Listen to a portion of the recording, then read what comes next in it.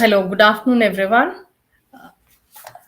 Uh, since this group is heterogeneous group, I'll be talking both in English as well as Kannada. So ಇವತ್ತಿನ ಒಂದು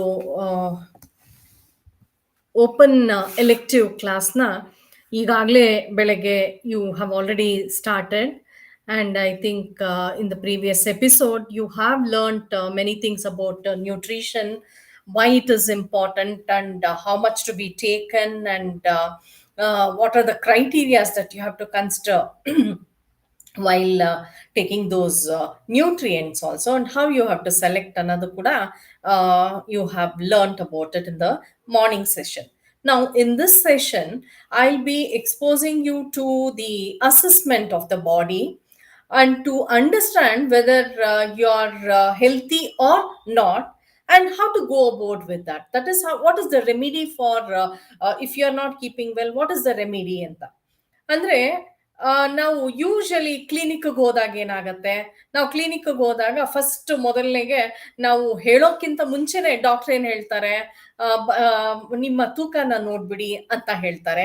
ಅಥವಾ ನನಗೆ ಸುಸ್ತಾಗ್ತಿದೆ sir ಅಂತ ಇನ್ನೇನೋ ನೀವು ಎಕ್ಸ್ಪ್ಲೈನ್ ಮಾಡಕ್ ಹೋದಾಗ ನಿಮ್ ಕಣ್ಣಿನ ಐಲಿಡ್ನ ಕೆಳಗಡೆಯ ಕಣ್ಣಿನ ಇದನ್ನ ಲಿಡ್ನ ಹಿಂಗೆ ನೋಡ್ತಾರೆ, ಅಥವಾ ಅಗ್ಲ ಮಾಡಿ ನೋಡ್ತಾರೆ, ಅಥವಾ ಕೈ ಬೆರಳುಗಳ ಅಂದ್ರೆ ಉಗುರನ್ನ ನೋಡ್ತಾರೆ. ಸೊ ಈ ರೀತಿಯಾದ ಕೆಲವು ಒಂದು ಅಸೆಸ್ಮೆಂಟ್ ನ ಅಥವಾ ಮಾಡ್ತಾರೆ. ಸೊ ಇದೆಲ್ಲವೂ ಏನಪ್ಪ ಹೇಳತ್ತೆ ಅಂತ ಹೇಳಿದ್ರೆ, ನೀವು ಹೇಳ್ತಿರುವಂತಹ ಕೆಲವು ಕಂಪ್ಲೇಂಟ್ಸ್ ಏನಿದೆಯೋ ಅದಕ್ಕೂ ಇದು ಮ್ಯಾಚ್ ಆಗ್ತಾ ಇದೆಯಾ, and what is the process that I have to do further after coming to understand that your problem are the health issues, ಯಾವ ರೀತಿ ಅದನ್ನ ನಾವು ಮುಂದುವರಿಸಬಹುದು ಅಥವಾ ಹೇಳ್ಬೋದು ಅನ್ನೋದನ್ನ ಈ ಒಂದು ಸೆಷನ್ ಅಲ್ಲಿ ನಾವು ನೋಡ್ತಾ ಇದೀವಿ. ಸೊ ಇಲ್ಲಿ ನ್ಯೂಟ್ರಿಷನಲ್ ಅಸೆಸ್ಮೆಂಟ್ ಅಂತ ಹೇಳಿದಾಗ ಇದು it gives a qualitative and quantitative assessment of the body. So what is qualitative and quantitative ಅಂತ ಹೇಳಿದ್ರೆ, ನಿಮ್ಮ ದೇಹದಲ್ಲಿ ಏನೋ ಒಂದು ಏರುಪೇರಾಗಿರುತ್ತೆ. That means there is some abnormality or imbalance in your body. So based on those imbalance, there are certain signs and symptoms. So certain science and symptoms ಅಂದ್ರೆ ಏನು, ಯಾವುದೋ ಒಂದು ಚಿಹ್ನೆ ಅಂತ ಹೇಳ್ತೀವಿ. ನಾ ಹೇಳ್ದೆ ಈಗಾಗ್ಲೇ, I told you, when you say that I cannot concentrate on my work, or I cannot sit alert in the class, ಅಥವಾ I cannot do work, I get fatigue, ಅಥವಾ ತುಂಬಾ ಸುಸ್ತಾಗುತ್ತೆ, ಆ ಬೇಗನೆ ಏನೂ ಕೆಲಸ ಮಾಡಕ್ ಆಗ್ತಿಲ್ಲ, ಒಂದು ಕಾನ್ಸಂಟ್ರೇಟ್ ಮಾಡೋದಕ್ಕೆ ಆಗ್ತಾ ಇಲ್ಲ ಅಂತ ಹೇಳಿದಾಗ ಇಮಿಡಿಯೇಟ್ ಆಗಿ ನಾ ಹೇಳ್ದೆ, ಅವರು ನಿಮ್ಮ ಕಣ್ಣನ್ನ ಟೆಸ್ಟ್ ಮಾಡ್ತಾರೆ ಡಾಕ್ಟ್ರು ಅಲ್ವಾ.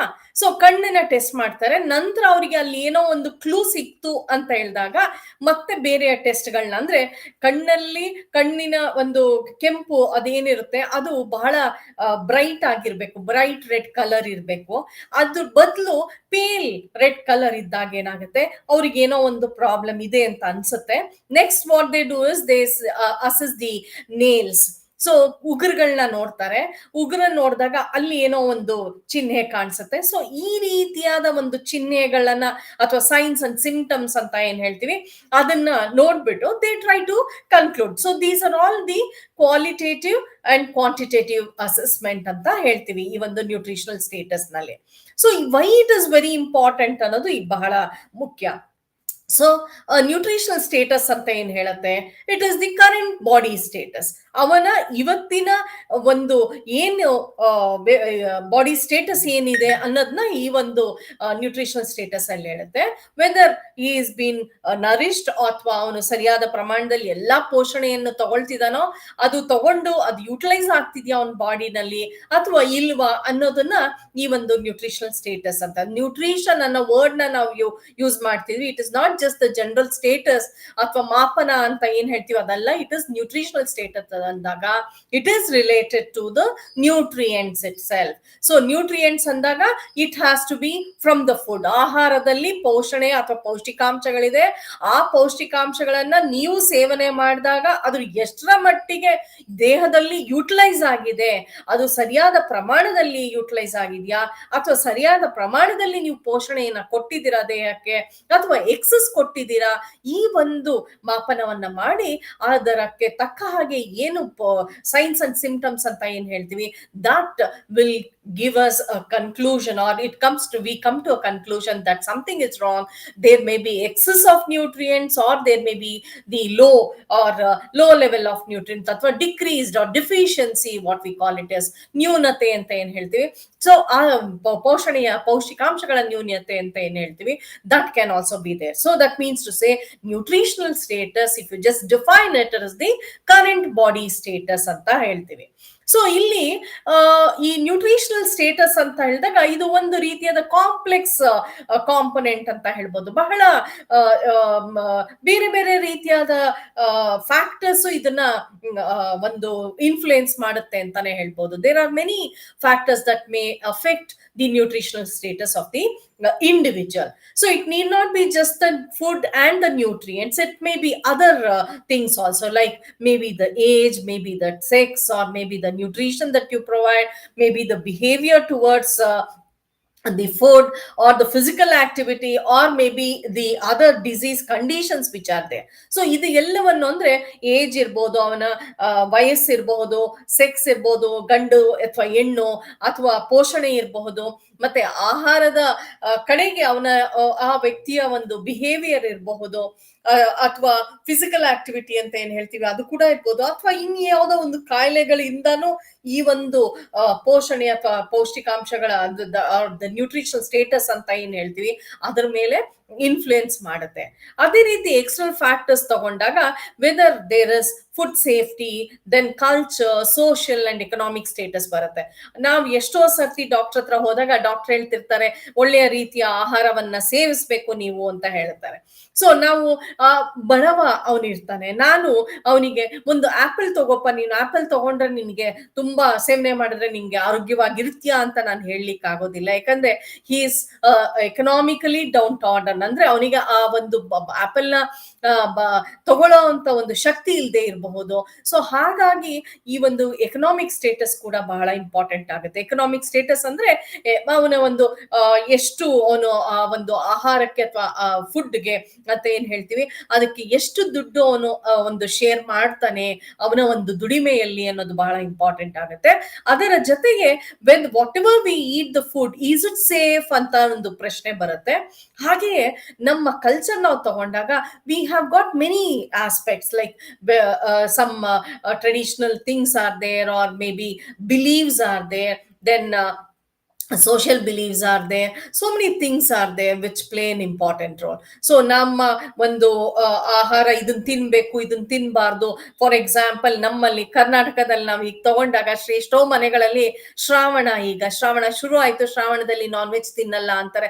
ಇದು ನಮ್ಮ ಕಲ್ಚರ್ ಅಥವಾ ಬಿಲೀಫ್ ಅಂತ ಏನ್ ಹೇಳ್ತೀವಿ, ಅಥವಾ ಇನ್ಯಾವುದೋ ಒಂದು ರೀತಿನಲ್ಲಿ ಒಂದು ಊಟ ತಿಂದೆ ಇರೋದು ಅಥವಾ ಸೇವನೆ ಮಾಡದೆ ಇರೋದು. ಸೊ ಇದೆಲ್ಲವೂ ಕೂಡ ಎಕ್ಸ್ಟರ್ನಲ್ ಫ್ಯಾಕ್ಟರ್ ಆಗಿ ನಮ್ಮ ಒಂದು ಬಾಡಿ ಸ್ಟೇಟಸ್ ಅಥವಾ ಹೆಲ್ತ್ ಸ್ಟೇಟಸ್ ಅಂದ್ರೆ ಆರೋಗ್ಯವಾದ ಒಂದು ಇದಕ್ಕೆ ಇನ್ಫ್ಲುಯೆನ್ಸ್ ಆಗುತ್ತೆ. So we say nutritional status ಅಂದಾಗ ಇದು ಕರೆಂಟ್ ಬಾಡಿ ಸ್ಟೇಟಸ್ ಅಂತ ಹೇಳ್ತೀವಿ. We say call it as a current body status ಅಂತ. It is related to food ಅಂತ ಹೇಳ್ತೀವಿ. But we have to consider what are the factors that may affect these nutritional status also, which is both internal as well as the external factors. I'll be dealing all these things in detail later on. ನಾವು optimum health ಅಂತ ಹೇಳ್ತೀವಿ, ಅಂದ್ರೆ ಸರಿಯಾದ ರೀತಿಯಲ್ಲಿ ಅವನು ಆರೋಗ್ಯವಾಗಿದ್ದಾನೆ ಅಂತ ಹೇಳಿದಾಗ optimum health is nothing but an optimal nutritional status. ಆ ವ್ಯಕ್ತಿ ಆರೋಗ್ಯವಾಗಿದ್ದಾನೆಪ್ಪ ಅಂತ ಹೇಳಿದಾಗ ಅಂದ್ರೆ ಅವನ ಪೋಷಣೆಯಿಂದ ಹಿಡಿದು, ಅಂದ್ರೆ ಆಹಾರ ಇರಬಹುದು ಅಥವಾ ಅವನ ಆಹಾರದಲ್ಲಿ ಒಳ್ಳೆಯ ಪ್ರಮಾಣದ ಪೌಷ್ಟಿಕಾಂಶಗಳಿರಬಹುದು.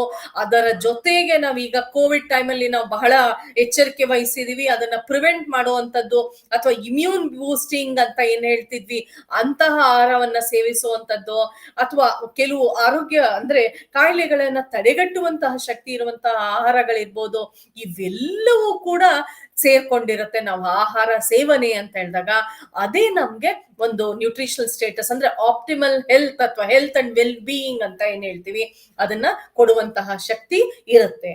That means to say the food which we eat should be promoting our health, and it should also prevent or even treat the disease condition also, and it has to improve the quality of life. What type of quality of life ಅಂತ ಹೇಳಿದಾಗ it is nothing but you have got maybe since COVID we are talking about the immune boosting foods and other things. So such type of a food should be consumed. So once you consume a healthy food, naturally you can obtain a optimal nutritional status, which tells that the individual is health and tells the status of the individual health and well-being. So it means to say that he is very healthy in condition, wherein he doesn't have any disease condition, or if he has got, it has been treated well, managed with the food itself. That is what we say. But ಅದರ opposite ಆದಾಗ we say risk factors ಅಂತ ಹೇಳ್ತೀವಿ. Risk factors, what are the risk factors ಅಂತ ಹೇಳಿದಾಗ it is nothing but we call it as malnutrition. So malnutrition ಅಂದ್ರೇನು? It is nothing but some ಏರುಪೇರು, ಅಂದ್ರೆ ನಮ್ಮ ಪೋಷಣೆಯ ಅಥವಾ ಆಹಾರ ಸೇವನೆಯಲ್ಲಿ ವ್ಯತ್ಯಾಸವಿರಬಹುದು, ಅಥವಾ ಅಂದ್ರೆ ಪೋಷಣೆಯಲ್ಲಿ ಅಂದ್ರೆ ಪೌಷ್ಟಿಕಾಂಶಗಳನ್ನ ನಮ್ಮ ದೇಹಕ್ಕೆ ನಾವು ಏನ್ ಕೊಡ್ತೀವೋ ಅದರಲ್ಲಿ ವ್ಯತ್ಯಾಸ ಆದಾಗ ಅದನ್ನ ನಾವೊಂದು ಮಾಲ್ನ್ಯೂಟ್ರಿಷನ್ ಅನ್ನೋ ಒಂದು ಪದದಲ್ಲಿ ಹೇಳ್ತೀವಿ. So we call the malnutrition as nothing but something is different or is not proper with regard to the supplementation or providing the nutrients to the body. That means to say there is a normal amount of food that nutrients that has to be consumed, and if you don't provide that amount to the individual, naturally it results in malnutrition. So malnutrition ಅಂದಾಗ it can be two types also. One is undernutrition and one is overnutrition ಅಂತ ಹೇಳ್ತೀವಿ. ಅಂದ್ರೆ ಬಹಳ ಕಡಿಮೆ ಆದಾಗ ಏನಾಗತ್ತೆ, under nutrition ಅಂತ ಹೇಳ್ತೀವಿ. ಅಂಡರ್ ನ್ಯೂಟ್ರಿಷನ್ ಅಂದ್ರೇನು? ಅಂದ್ರೆ ಪೋಷಣೆಯಲ್ಲಿ ನ್ಯೂನತೆ ಇದೆ, ಅಂದ್ರೆ ಪೋಷಣೆಯನ್ನ ಅಥವಾ ಪೌಷ್ಟಿಕಾಂಶಗಳನ್ನ ಸರಿಯಾದ ಪ್ರಮಾಣದಲ್ಲಿ ನೀವು ದೇಹಕ್ಕೆ ಒದಗಿಸ್ಕೊಡ್ತಾ ಇಲ್ಲ ಆಹಾರದ ಮುಖಾಂತರ.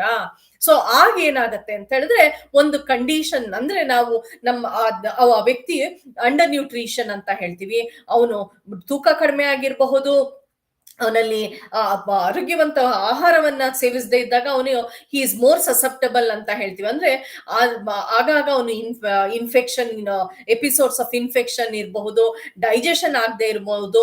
ಸೊ ಅವನ ಫಿಸಿಕಲ್ ಡೆವಲಪ್ಮೆಂಟ್, ಮಕ್ಕಳಾದ್ರೆ ಫಿಸಿಕಲ್ ಡೆವಲಪ್ಮೆಂಟ್ ಮತ್ತೆ ಮೆಂಟಲ್ ಡೆವಲಪ್ಮೆಂಟ್, ಮಾನಸಿಕ ಬೆಳವಣಿಗೆ ಇರಬಹುದು ಅಥವಾ ದೈಹಿಕ ಬೆಳವಣಿಗೆ ಇರಬಹುದು, ಇದೆಲ್ಲದರ ಮೇಲೂ ಪರಿಣಾಮ ಬೀರುತ್ತೆ ಈ ಒಂದು ಪೋಷಣೆಯಲ್ಲಿ ನ್ಯೂನತೆ ಆದಾಗ. ಅಂದ್ರೆ when there is under nutrition, definitely it depends upon the age and it will have its own impact on them, wherein if you take the example of children, it may affect the physical and mental development. It also affects their increases episodes of infection, which results in again worst condition anta helthivi. So ಹಾಗೇನೆ ಪೋಷಣೆಯು ಬಹಳ ಜಾಸ್ತಿ ಆದಾಗ ಕೂಡ ದೇಹ ಅದನ್ನ accept ಮಾಡ್ಕೊಳ್ಳೋದು. It is the natural phenomena. The body doesn't accept even the excess amount of nutrients you may supply. It is not just a store, ಇವತ್ತು ಜಾಸ್ತಿ ತಿಂತೀನಿ ನಾಳೆ ಕಡಿಮೆ ತಿಂತೀನಿ, ಇಲ್ಲ. ಇವತ್ತಿಗೆ ಎಷ್ಟು ಬೇಕೋ ಅಷ್ಟೇ ತಿನ್ಬೇಕು. You have to supply. The body will accept only how much it can hold, and the excess amount which is there will be either thrown out of the body or will be stored like that, or it will be dumped in the body, which gets reverted into a negative aspects anta heltivi. That is referred to as overnutrition anta heltivi. So what it is, it can be overweight, it can be obesity, it can be diabetes, which may lead to diabetes. So many things are there, so many conditions, health issues are there, which may be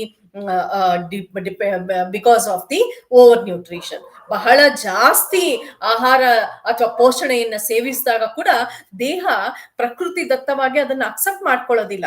so accept ಮಾಡ್ಕೊಳ್ಳಲ್ಲ, ಆದ್ರೂ ನಾವು ಅದನ್ನ ಕೊಡ್ತಾ ಇರ್ತೀವಿ. ಅವಾಗ ಏನ್ ಮಾಡತ್ತೆ, ಎಷ್ಟು ಸಾಧ್ಯನೋ ಅಷ್ಟು ಅದು ಅಕ್ಯುಮುಲೇಟ್ ಮಾಡ್ಕೊಳ್ತಾ ಇರುತ್ತೆ, ಅಂದ್ರೆ ಶೇಖರಣೆ ಮಾಡತ್ತೆ. ಇನ್ನು ಬಾಕಿದೆಲ್ಲ ಹಾಗೇ ದೇಹದಲ್ಲಿ ಸಂಗ್ರಹಿಸಿರುತ್ತೆ. ಸೊ ಸಂಗ್ರಹಿಸಿದಂತಹ ಅದು ಒಂದು ಪೋಷಣೆ ಅಥವಾ ಎಕ್ಸಸ್ ಪೌಷ್ಟಿಕಾಂಶಗಳ, ಹೆಚ್ಚಿನ ಪೌಷ್ಟಿಕಾಂಶಗಳೇನಾಗತ್ತೆ, ಅದರ ಒಂದು ನೆಗೆಟಿವ್ ಆಸ್ಪೆಕ್ಟ್ಸ್ ನ ತೋರಿಸುತ್ತೆ. ಸೊ ನೆಗೆಟಿವ್ ಆಸ್ಪೆಕ್ಟ್ಸ್ ಅಂದ್ರೆ ಅದು ನೆಗೆಟಿವ್ ಆಗಿ ಟರ್ನ್ ಆಗತ್ತೆ, ಅಂದ್ರೆ ದೇಹಕ್ಕೆ ಅದು ವಿರುದ್ಧವಾಗಿ ಆರೋಗ್ಯದ ವಿರುದ್ಧವಾಗ್ತಾ ಅದು ಪರಿಣಾಮಿಸುತ್ತೆ. ಸೊ ಆಗ ಸ್ಥೂಲಕಾಯತೆ ಇರಬಹುದು ಅಥವಾ ಡಯಾಬಿಟಿಸ್ ಇರಬಹುದು. ಸೊ ಹೀಗೆ ಬೇಕಾದಷ್ಟು ರೀತಿಯ ಕಾಯಿಲೆಗಳು ಅಥವಾ ಸಿಚುಯೇಷನ್ಗಳನ್ನ ಈ ಒಂದು ಓವರ್ ನ್ಯೂಟ್ರಿಷನ್ ಅಲ್ಲಿ ನಾವು ನೋಡ್ತೀವಿ. ಸೊ ಹಾಗಾಗಿ ನಾವು ನಮ್ಮ ನ್ಯೂಟ್ರಿಷನಲ್ ಸ್ಟೇಟಸ್ ನ ನಾವು ಮೇಂಟೈನ್ ಮಾಡ್ಬೇಕಾಗಿರೋದು ನಮ್ಮ ಆದ್ಯತೆ ಆಗಿರುತ್ತೆ. Probably with health and well-being, definitely the growth of the country also will depend upon the health of the individual, health and well-being of the individual. So ಅವನು ಸರಿಯಾದ ಪ್ರಮಾಣದಲ್ಲಿ ಆಹಾರ ಸೇವನೆ ಮಾಡಿದಾಗ ಸರಿಯಾಗಿ ಆರೋಗ್ಯನ ಕಾಪಾಡ್ಕೊಳ್ತಾರೆ. ಸರಿಯಾಗಿ ಆರೋಗ್ಯ ಕಾಪಾಡ್ಕೊಂಡಾಗ ಸರಿಯಾದ ರೀತಿಯಲ್ಲಿ ಕೆಲಸ ಮಾಡ್ತಾರೆ. ಸರಿಯಾದ ರೀತಿಯಲ್ಲಿ ಕೆಲಸ ಮಾಡಿದಾಗ ಉತ್ಪನ್ನಗಳು ಜಾಸ್ತಿ ಆಗತ್ತೆ. ಉತ್ಪನ್ನಗಳು ಜಾಸ್ತಿ ಆದಾಗ ಏನಾಗತ್ತೆ, ನಮ್ಮ ಒಂದು ರಾಜ್ಯದ ಅಥವಾ ರಾಷ್ಟ್ರದ ಒಂದು ಉನ್ನತಿಗೂ ಕೂಡ ಹೆಲ್ಪ್ ಆಗುತ್ತೆ. ಇದು ಒಂದು ರೀತಿಯಾದ ಒಂದು ಸೈಕಲ್ ಇದ್ದ ಹಾಗೆ. ಅಕಸ್ಮಾತ್ ನಾವೇನಾದ್ರೂ ಸರಿಯಾದ ಪ್ರಮಾಣದಲ್ಲಿ ನಾವು ಆಹಾರ ಅಥವಾ ಪೋಷಣೆಯನ್ನು ತಗೊಳ್ದಿದ್ದಾಗ ಏನಾಗುತ್ತೆ, we know negative impact of under nutrition. It will have an impact on the health of the individual. So it will again influence the working capacity. That means to say he cannot work properly. And once he doesn't work properly, the output is not there. Once there is no work output, economic status comes down. And it is not just the individual economic status. It will also have an impact on the economic status of the country also. So that is how it plays an important role. That is why we say we have to keep in a healthy condition, and we have to measure our nutritional status. And if there is any problem or if there is any issue, definitely we can correct it then and there itself. Now what happens, ಇಲ್ಲಿ risk factor ಅಂತ ಹೇಳ್ದೆ ನಾನು. So ಈ ಒಂದು risk factor ನಾವು ತಗೊಂಡಾಗ, risk factor ಅಂತ ಏನ್ ಹೇಳ್ದೆ ಅದನ್ನ ತಗೊಂಡಾಗ ಇಲ್ಲಿ ನೋಡ್ತಾ ಇರಬಹುದು, ಇಲ್ಲಿ ರಿಸ್ಕ್ ಫ್ಯಾಕ್ಟರ್ ಇದೆ. ಸೊ ಇಲ್ಲಿ ಮೊದಲಿಗೆ ನ್ಯೂಟ್ರಿಷನ್ ಸ್ಕ್ರೀನಿಂಗ್ ಅಂತ ಹೇಳ್ತೀವಿ. So the difference between nutritional status and nutritional screening ಅಂದಾಗ, nutrition screening is just for a short period of time and nutritional assessment is for a long period of time. Long period of time ಅಂದ್ರೆ nutritional screening ಅಂದ್ರೆ ನಾವು ನೋಡಿದ ತಕ್ಷಣ ಅದನ್ನ screen ಮಾಡ್ತೀವಿ. ಅಂದ್ರೆ ನಮ್ಮ ಕಣ್ಣೆದುರಿಗೆ ಎಷ್ಟೋ ಸರ್ತಿ we say someone we meet them after a long period of time, we say why you have gone down ಅಂತ ಹೇಳ್ತೀವಿ. ಅಥವಾ ನಾವು ಕೆಲವರಿಗೆ ತುಂಬಾ ಸಣ್ಣ ಆಗ್ಬಿಟ್ಟಿದೆಯಾ, ಯಾಕೆ ಮುಖ ಎಲ್ಲ ಬಾಡ್ದಂಗಿದೆ, ಅಥವಾ ಆ ರೀತಿಯಾದ ಒಂದು ಚಿಹ್ನೆಗಳನ್ನ ನೋಡಿ ನಾವು ಸ್ಕ್ರೀನಿಂಗ್ ಮಾಡ್ತೀವಿ. ಕಣ್ಣಲ್ಲೇ ಒಂದು ಸ್ಕ್ರೀನಿಂಗ್ ಮಾಡಿ ಆ ವ್ಯಕ್ತಿಯ ಒಂದು ಆರೋಗ್ಯ ಸ್ಥಿತಿಯನ್ನ ನಾವು ವಿಶ್ಲೇಷಣೆ ಮಾಡ್ತೀವಿ ಅಥವಾ ಹೇಳ್ತೀವಿ ಅವರಿಗೆ. ಸೊ ಅದನ್ನ ನಾವು ತಗೊಂಡಾಗ ಅಲ್ಲಿ ರಿಸ್ಕ್ ಫ್ಯಾಕ್ಟರ್ ಅಂತ ಹೇಳಿದಾಗ then we go for nutritional assessment. So ನಾವು ನೀನು ಹುಷಾರಿಲ್ಲಪ್ಪ ಅಂತ ಹೇಳಿದಾಗ ಅದು ರಿಸ್ಕ್ ಫ್ಯಾಕ್ಟರ್ ಆಗುತ್ತೆ. ಬಹಳ ತೊಂದರೆಯಲ್ಲಿ ಇದ್ದಾನೆ ಅಂತ ಆಗುತ್ತೆ. ದಪ್ಪ ಇರ್ಬೋದು, ಸಣ್ಣ ಇರ್ಬೋದು, ಎರಡೂ ಕೂಡ ರಿಸ್ಕ್ ಫ್ಯಾಕ್ಟರ್ ಆಗುತ್ತೆ. Then what we do is we ask him to undergo some test ಅಂತ ಹೇಳ್ತೀವಿ ಅಥವಾ ಅಸೆಸ್ಮೆಂಟ್ ಅಂತ ಹೇಳ್ತೀವಿ. So we ask him to go for the nutritional assessment. So ಒಂದ್ಸತಿ ಅವನು ನ್ಯೂಟ್ರಿಷನಲ್ ಅಸೆಸ್ಮೆಂಟ್ ಆ ವ್ಯಕ್ತಿ ಮಾಡಿಸ್ಕೊಂಡ ಮೇಲೆ ಅವನ ಆರೋಗ್ಯದ ಸ್ಥಿತಿ, ಕಾರಣ ಅದಕ್ಕೇನು, ಯಾವ ರೀತಿಯಲ್ಲಿ ಅದನ್ನ ನಾವು ಮಾಡ್ಬೋದು ಅಥವಾ ಇಂಪ್ರೂವ್ ಮಾಡ್ಬೋದು, ಅವನ ಒಂದು ಸ್ಥಿತಿ ಏನಿದೆ ಅದನ್ನ ಉತ್ತಮಗೊಳಿಸ್ಬೋದು ಅಂತ ಹೇಳಿದಾಗ ನಾವು ನೆಕ್ಸ್ಟ್ ಅದನ್ನ ಪ್ಲಾನ್ ಮಾಡ್ತೀವಿ. We call this after getting assessment of the individual, then the care should be done. So for the care, that means to say how can you improve his present status, or what are the steps that you need to take to improve his present status. So those things you have to plan, and while you're planning we call that as a nutrition care plan development anta heltivi. So nutrition care plan development andre it is only related to the nutrients. So if there is any problem with the nutrition or nutritional status, then we say that the person should be given some nutrients which he may not have given in a proper quantity, or the care should be taken. So how long it has to be taken, ಎಷ್ಟು ದಿನ ನಾನು ಮಾತ್ರೆಗಳು ತಿನ್ಬೇಕು sir, 1 ತಿಂಗಳು ತಿನ್ಬೇಕಾ, 2 ತಿಂಗಳು ತಿನ್ಬೇಕಾ, ಅಥವಾ 12 ದಿನ ಸಾಕು, ಆಂಟಿಬಯೋಟಿಕ್ ಆದ್ರೆ 4 ದಿನ ಸಾಕು, 3 ದಿನ ಸಾಕು ಅಂತ ಏನೋ ಹೇಳ್ತಾರಲ್ಲ, ಆ ರೀತಿಯಾಗಿ ಎಷ್ಟು ದಿನ, ಎಷ್ಟು ಪ್ರಮಾಣದಲ್ಲಿ, ಎಷ್ಟು ಸರ್ತಿ, ಯಾವ ರೀತಿಯಲ್ಲಿ, ಯಾವ ಆಹಾರವನ್ನು ಸೇವಿಸಬೇಕು ಅನ್ನೋದನ್ನ ಈ ಒಂದು ನ್ಯೂಟ್ರಿಷನ್ ಕೇರ್ ಪ್ಲಾನ್ ನಲ್ಲಿ ನಾವು ಮಾಡ್ತೀವಿ. ನೆಕ್ಸ್ಟ್ ಅದು ಬರೀ ಪೇಪರ್ ಮೇಲೆ ಇರಬಾರ್ದು. It should not B only on the the plan should not be only on the paper. Black and white ಮೇಲೆ ಇದ್ರೆ ಸಾಲಲ್ಲ, ಅದನ್ನ ನಾವು ಇಂಪ್ಲಿಮೆಂಟ್ ಮಾಡಬೇಕು ಅಂತ ಹೇಳಿದ್ರೆ ಕಾರ್ಯಗತವಾಗಿ ಅದನ್ನ ನಾವು ಕೊಡಬೇಕು. ಆ ವ್ಯಕ್ತಿಗೆ ಈ ತರ ತಗೊಳಪ್ಪ ಅಂತ ಅಡ್ವೈಸ್ ಮಾಡಿ ಅದು ಆಗ್ತಾ ಇದೆಯಾ ಅಂತ ನಾವು ನೋಡ್ಬೇಕು. So that means to say it is refer to as nutrition care plan delivery ಅಂತ ಹೇಳ್ತೀವಿ. ಸೊ ಈ ನ್ಯೂಟ್ರಿಷನಲ್ ಕೇರ್ ಪ್ಲಾನ್ ಡೆಲಿವರಿ ಆದಾಗ ನೋನ್ ಪೀರಿಯಡ್ ಆಫ್ ಟೈಮ್ ಅಂತ ಹೇಳಿದೆ, may be 2 months 3 months 1 week 2 weeks, it depends upon the condition of the individual. ಅವನ ಒಂದು ಸ್ಥಿತಿಗತಿಯ ಮೇಲೆ ಅವಲಂಬಿತವಾಗಿರುತ್ತೆ ಎಷ್ಟು ದಿನಗಳ ತನಕ ಈ ಒಂದು ನ್ಯೂಟ್ರಿಷನ್ ಕೇರ್ ನಾವು ತಗೋಬೇಕಾಗತ್ತೆ ಅಂತ ಹೇಳಿ. ಸೊ ಹಾಗಾಗಿ ಅದನ್ನ ನಾವು ಕೊಟ್ಟ ನಂತರ again what we do is we have to monitor is very important.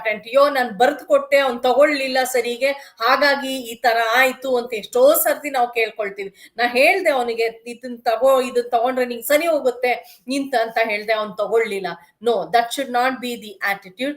You have to see, once you plan nutrition plan is being developed, then you deliver it and you have to monitor. So monitor ಅಂದ್ರೆ ಏನು, you have to see that he implements that in his life.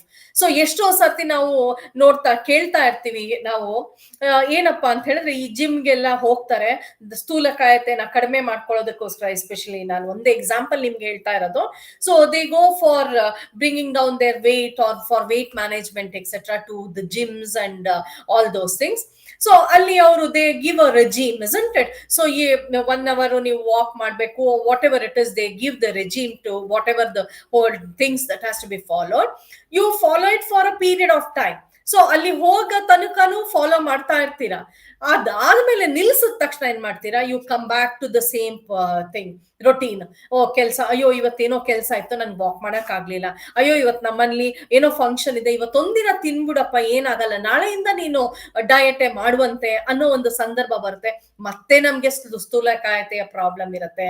So ಇದನ್ನ ನಾವು ನೋಡ್ತಾ ಇರ್ತೀವಿ ಕೆಲವು conditions ಅಲ್ಲಿ, ಅಥವಾ ಕೆಲವು ಎಕ್ಸಾಂಪಲ್ಸ್ ನಾವು ನೋಡ್ತಿರ್ತೀವಿ.